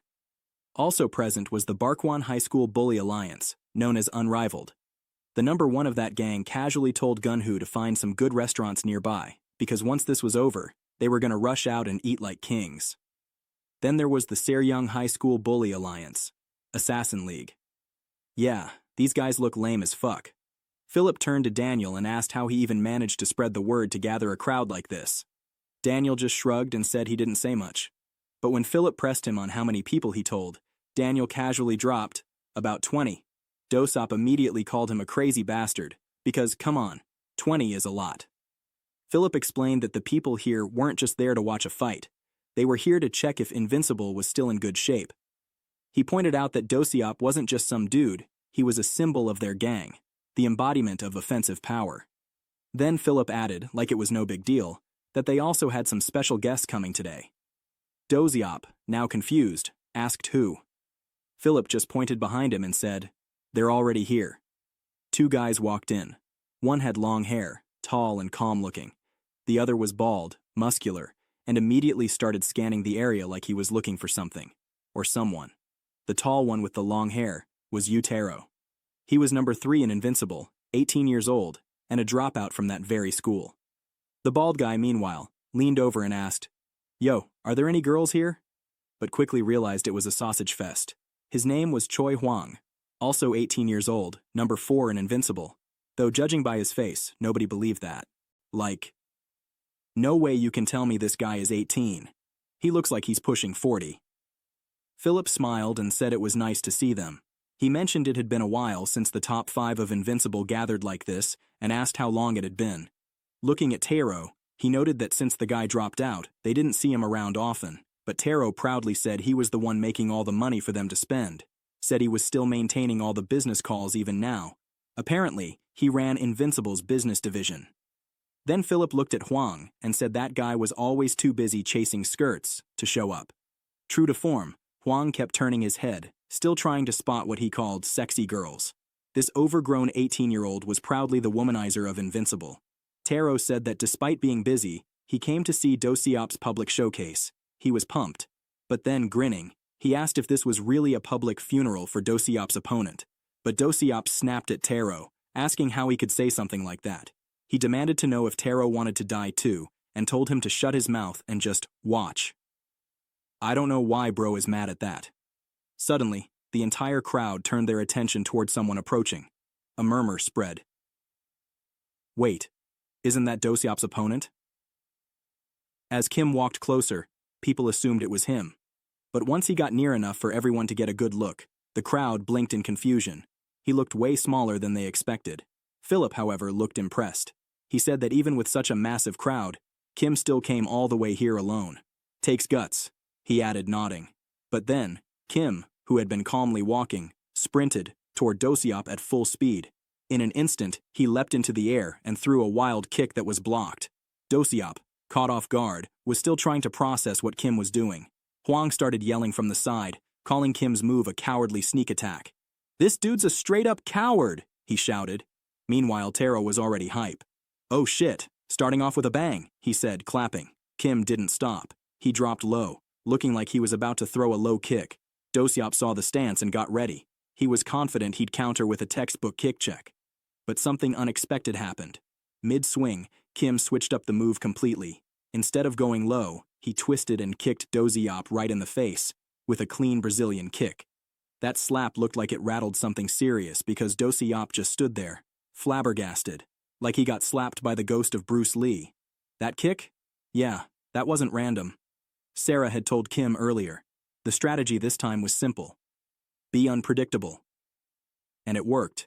Every gang present looked absolutely shook, mouths open, eyes wide. The only ones not fazed were the Assassin League guys, who were still smiling like some unbothered NPCs. Philip, too, was grinning like he just watched the first twist in a banger movie. Then Dosiop started giggling. Not the friendly kind, the menacing anime villain kind. "You bastard, you kicked my face?" he said, cracking his neck. "All right then. I'm gonna kill you today." But Kim wasn't backing down. He didn't say anything out loud, but in his head, he was fired up too. I'm not losing either. In a brief flashback to Kim's training, Sarah had asked him if he'd seen how Dae-Hyun fought. She explained that Dae-Hyun only used boxing for offense, but he defended against kicks with either a kick catch or a check, and against takedowns with something called a sprawl. So even though he attacked like a boxer, his defenses were picked from different styles. Sarah then remembered what the two wide characters were gossiping about. Something about Dae-Hyun learning how to block basic kicks like low kicks, middle kicks, high kicks, and T-kicks.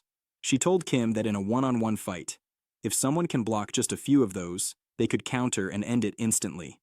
But then she leaned in and asked him, "What happens if you throw in some weird kicks?" Her point was that since Dae-Hyun hadn't trained in proper mixed martial arts, he probably wouldn't know how to deal with stuff that goes outside the usual. So what if Kim kicked in a way that switched trajectory mid-air? Back to the present. That's exactly what Kim did when he fought Dae-Hyun. He threw a Brazilian kick, catching him off guard. Not long after, Kim's friends showed up, asking if they were late. The three first years started praying like their lives depended on it, hoping Kim could hold on. Meanwhile, Dae-Hyun was still mad as hell, but Kim rushed toward him and launched what looked like a jab to the face, only to dip down instead. It was a jab feint into a single-leg takedown attempt, but Dae-Hyun wasn't buying it. He read it in an instant and asked himself if Kim really thought that basic move would work on him. He got ready to sprawl and block it clean. But suddenly, bam! Kim spun around and cracked Dae-Hyun right in the face with a spinning back elbow. Sarah had told Kim before that from watching Dae-Hyun fight, it looked like he always blocked takedowns with sprawls or counterpunches. His reaction speed was just that good, which meant if Kim kept trying takedowns, he'd just gas himself out for no reason. In the end, she told him he had to go strike versus strike. That absolutely shook Kim to his core. He started panicking a little and asked her what she meant. If it was just boxing, he said, Dae-Hyun was several levels above him. He'd get cooked. Sarah agreed. She admitted Dae-Hyun was obviously way stronger, and even said he was probably better than both her and Lee when it came to boxing alone. That's when Lee's face twitched. She looked at Sarah and snapped, "I'm better though." Sarah told Kim not to worry. She explained that even though he'd be fighting with strikes, it wouldn't be a boxing versus boxing match. Instead, he'd use striking techniques that don't exist in boxing, like the backspin elbow he landed on Dae-Hyun earlier in the fight. Since these kinds of strikes weren't part of standard boxing, it'd be hard for Dae-Hyun to block them. When the crowd saw Kim pull off the backspin elbow after faking a takedown, their jaws dropped. Philip, watching closely, commented that Kim must have really thought things through before coming here. He said it was no coincidence Kim used that kind of move. Gunhu, hyped up, shouted for Kim to keep it going, and told him he was doing a great job. Back in the fight, Kim followed up with a headbutt straight to Dae-Hyun's chin. Sarah had already told him that while headbutts were illegal in boxing, they were still a striking technique not in boxing, and winning was what really mattered. So, if Kim wanted to headbutt, he should go ahead and headbutt. Dae-Hyun started looking woozy after that. Kim remembered Sarah telling him that if he ever saw an opening like this, he shouldn't drag things out. He had to finish it right away. So Kim went all in and started throwing non-stop strikes. Dae-Hyun had his hands up, blocking whatever he could. One of the gang leaders watching said Dae-Hyun still hadn't recovered. Daniel asked if that meant Dae-Hyun might actually lose. Philip just shrugged and said, "Maybe." When Daniel pressed and asked if he didn't care whether Dae-Hyun lost, Philip laughed and said he was on the winning side, so that's all that mattered to him. Back in the fight, Dae-Hyun, under constant pressure, decided to swing a punch. Kim dodged it by stepping back, and he wondered if Dae-Hyun had already recovered. But Dae-Hyun looked mad as hell, so Kim made up his mind on what to do next. That's when the scene cut back to Kim's training. Sarah had told him they were bringing in a special instructor to teach him another unconventional move. Kim had been confused at first, but then a person walked in, and it was Junwoo. Sarah mentioned that, according to Lee, Junwoo knew some taekwondo, so they called her in to teach Kim a few taekwondo kicks. Jiwoo stepped up and told Kim they should get started right away. She said she was ready to teach him some real kicks. Cut back to the present. Kim suddenly looked calm. After adjusting his stance and moving his feet a bit, he jumped high into the air. Then he unleashed a taekwondo 540-degree kick. That kick landed clean on Dae-Hyun's face again, and Kim's friends all started staring in shock. But to their surprise, Dae-Hyun recovered fast and threw a punch at Kim. Kim barely blocked it in time, and even he was stunned. If he hadn't caught it at the last second, it would have been really bad. He quickly took a few steps back, thinking that being too close was dangerous. Meanwhile, Dosop seemed to be getting angrier as the fight dragged on. He called Kim a motherfucker, then dramatically unzipped his jacket and tossed it aside. He stood there with no guard up. One of the gang leaders noticed and wondered what Dosop was planning. The red-haired gang leader just laughed like a dumbass, while the leader of Gunhoo's gang explained that if Dosop was standing there wide open, it probably meant he was inviting Kim to come at him. Both fighters faced each other. Kim didn't know what Dosop was thinking. He had no clue. But he knew one thing. He couldn't hesitate. If Dosop wasn't going to make a move, then he would. So, he rushed in with the taekwondo spinning kick he'd learned from Song Ji-woo. Dosop didn't move an inch. He just stood there and took the hit, and it definitely looked like it hurt. Daniel, watching closely, asked if that meant Dosop had given up, but Philip told him to look closer. That's when Dosop suddenly charged up a punch and let it fly. It was so strong it sent Kim flying backward, crashing to the ground.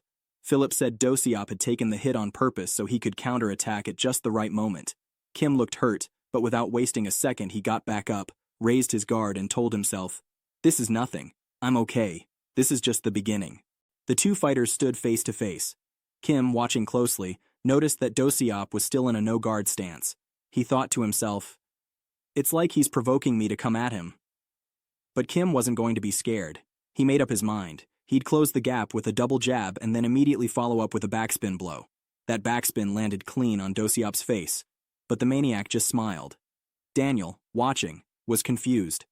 Did he just let himself get hit on purpose again? He asked out loud. If he keeps that up, he might pass out. But Philip shook his head. Nah, you only pass out when you're hit by something you don't see coming. If he knows it's coming, he won't go down that easy. Kim, determined not to waste the chance, threw a taekwondo stomp. The moment his leg approached Dosop's face, Dosop casually moved his head, and the stomp ended up hitting his shoulder instead. And yup, he was still smiling. Philip figured it out.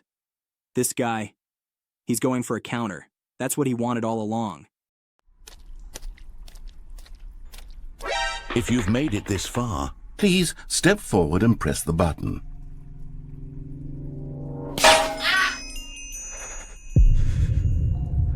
Now, open your eyes, step forward, and push the button.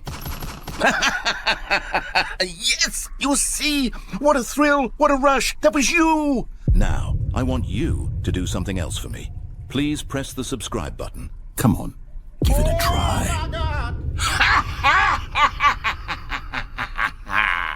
Can you feel it? The glow of comfort, even in the face of crushing despair, must already be sweeping through your body. And in fact, can I say that I do believe Commenting Let Him Cook will lend you an air of charisma as well? And just like that, Dosop grabbed Kim's leg and punched him hard, so hard that Kim was sent flying, crashing into the ground again.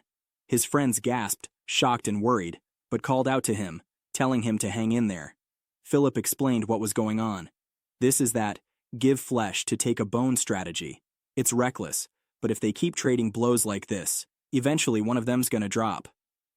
Meanwhile, Dosop was laughing like a full-on maniac. Kim, still on the ground, thought to himself, if I get countered like that again, I'm gonna pass out for real. He pushed himself up and reminded himself. He had to be more careful now. He was in danger. He really needed to avoid getting countered. He charged in again, this time with a taekwondo spin kick. Dosop blocked it, but Kim followed up instantly with a backspin elbow. But somehow, Dosop blocked that, too, with a straight punch to Kim's elbow. Hwang's jaw dropped. He blocked an elbow. With a fist? Dosop laughed like a demon. I can see it, he grinned. I can see all your attacks now. Then he slammed a punch right into Kim's ribs and said, don't use the same move on me twice. I see everything now. Then, boom. He nailed Kim in the face again. As Kim got pummeled, he remembered something Sarah told him. Dosop has good eyes. Really good eyes. So if Kim wanted to win, he had to end this fast, before Dosop completely figured out his attack patterns. While getting punched repeatedly, Kim wondered inwardly if Dosop had already figured out all his attacks. How can this be? He thought. Just as that crossed his mind, a heavy punch landed square on his face, followed by a right hook, then a left. Do-seop laughed like a maniac and said, "This is getting fun." Kim realized he was getting sucked into Do-seop's rhythm. "I need to focus," he thought. They had only exchanged a few blows so far. He still had options. Determined, he jumped and launched a Taekwondo 540-degree kick, but Do-seop countered it mid-air with a brutal punch to his leg. From the sidelines, Taero gasped. Do-seop had intercepted the kick with a check hook. Meanwhile, Do-seop laughed again and warned Kim, "I told you not to use the same attack on me twice." Then he drove his fist into Kim's stomach and followed up with a relentless barrage of punches.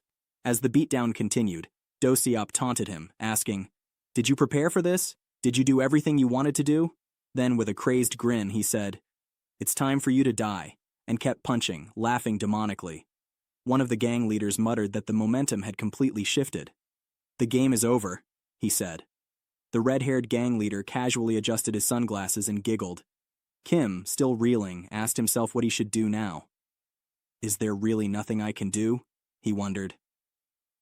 "Am I going to lose again?" Do-seop sneered at him, saying, "I'm not letting it end just like that.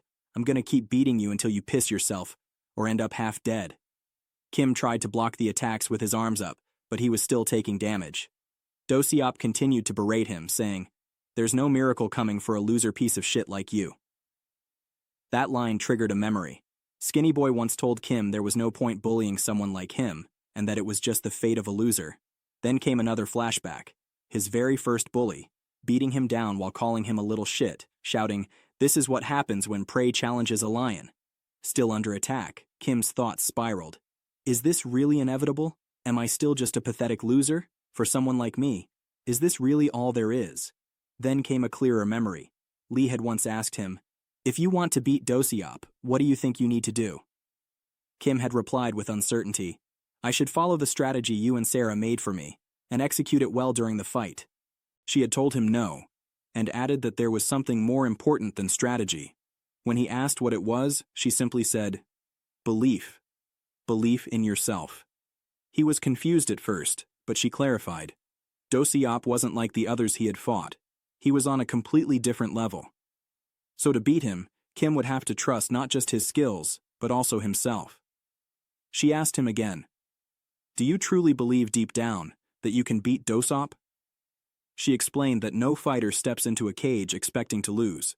What matters is the belief that you're strong, the belief that you can win, the belief that all your hard work actually means something.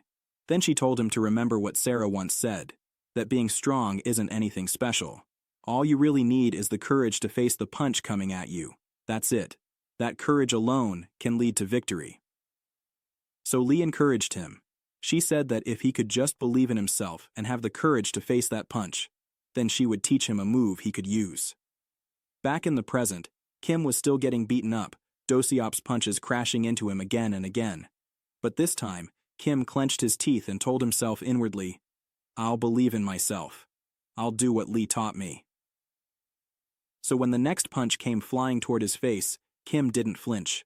Instead, he leaned in, took the hit straight on with full courage. Then, in a sudden explosive move, he jumped forward and delivered a technique that didn't exist in boxing, the wide Superman punch. The punch connected clean and hard. Blood sprayed from Do-seop's nose. Seeing the opportunity, Kim went all out, unleashing a flurry of punches across Do-seop's body. He remembered Lee's advice, aim for the chin. If you hit the chin with real weight behind it, no matter how big they are, they'll go down. In that moment, Kim shouted, "It's over!" Then launched a brutal punch straight to the chin. Do-seop's head snapped back, his body followed. And then, he collapsed to the ground, completely unconscious. Do-seop had once said, "There's no miracle coming to save you." But what he didn't know was that the miracle of plot armor and main character privilege had already been cooking him in the background. Everyone watching was frozen, eyes wide, mouths open. Kim's friends erupted in joy and disbelief, cheering him on. Even Lee smiled. Because in that moment, Kim had won. After that fight, Do-seop quit school. The loss had been way too embarrassing for him. From the beginning of the semester until now, Kim had been in several fights. He had won some, lost some, but even though he started off so weak, he wondered if he'd gotten at least a little better after everything. If that was the case, It was all thanks to Lee, who trained him like crazy. He was also super grateful to Sarah for helping him train this time around, and to his friends who cheered him on, and even to the people he fought. Ironically, it was because of them that he got stronger. Like a flu vaccine. They bullied him, sure, but they also made him tougher. So in a weird way, he figured he should be thankful, right? He let out a sigh and looked up at the beautiful sky. Meanwhile, Joe Sangbom, Kim's very first bully, hadn't been showing up to school much ever since that fight with Kim. Kim had no idea what the dude was doing or where he was now. And as for Hong Dae-bong, the scene cut to some random guy looking confused, wondering why the hell people were blocking the path. He told them to move aside, but one of the dudes asked him if he couldn't just go around and then called him an asshole. The other guy chimed in, saying, "Can't you see we're talking, bro?" The confused guy wasn't having it. He asked what they were even saying, called them little punks, and demanded again if they were gonna move or not. That's when they started mocking him. Turns out the guy was Dae-bong. Yeah, that Dae-bong. The one I used to call a skinny boy, even though he was actually fat as fuck. Now, bro's actually skinny as fuck. Lost all the weight, for real. As for Ansel, the ugly fuck, he didn't change much. He went up to the red-haired gang leader, handed him some cash, and asked if he could take care of one guy for that amount. Same shady behavior, different day. And Dae-Hyun, he and Kim actually became good friends. They started hanging out every day, same with Gunhoo and Jiwoo. Kim was seeing them a lot more often now. And Do-seop, rumor had it he was hitting the gym and even cut his hair. Word on the street was he'd started boxing again. Time passed, and the first semester final exams rolled around. The test looked rough, no lie. Later that night, back at Kim's house, he and Lee were sitting face to face. He asked if she'd checked her scores and told her to let him see her score sheet. She immediately said, "Damn it," annoyed that he went straight to asking about grades. He apologized and said he just needed to see how much she'd improved. She called him annoying, but still handed it over. After looking at it, Kim could tell her grades were still dog shit. But hey, better than last time. She still had a long way to go. He told her he thought she finally reached a middle school level and said, "You gotta try harder. Like, a lot harder." Clearly annoyed by his words, she asked him to show his results. He asked why, but she said she needed to know how good her tutor was. When she finally saw his scores, she was completely shocked. He had done so freaking well. Bro is smart like me for real, but instead, everything's 100, but he a little behind since he only got 98 in English. He explained that while practicing martial arts, he studied here and there. She stared at him, stunned, and told him to give her half his brain or something.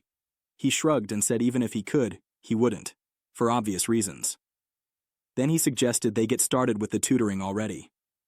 Time passed, and by late night, they stepped outside for some fresh air. She rubbed her temples and said her head hurt from studying too long. Lighting a cigarette, she asked him to keep watch. Then she looked at him and asked if he remembered what she said back then.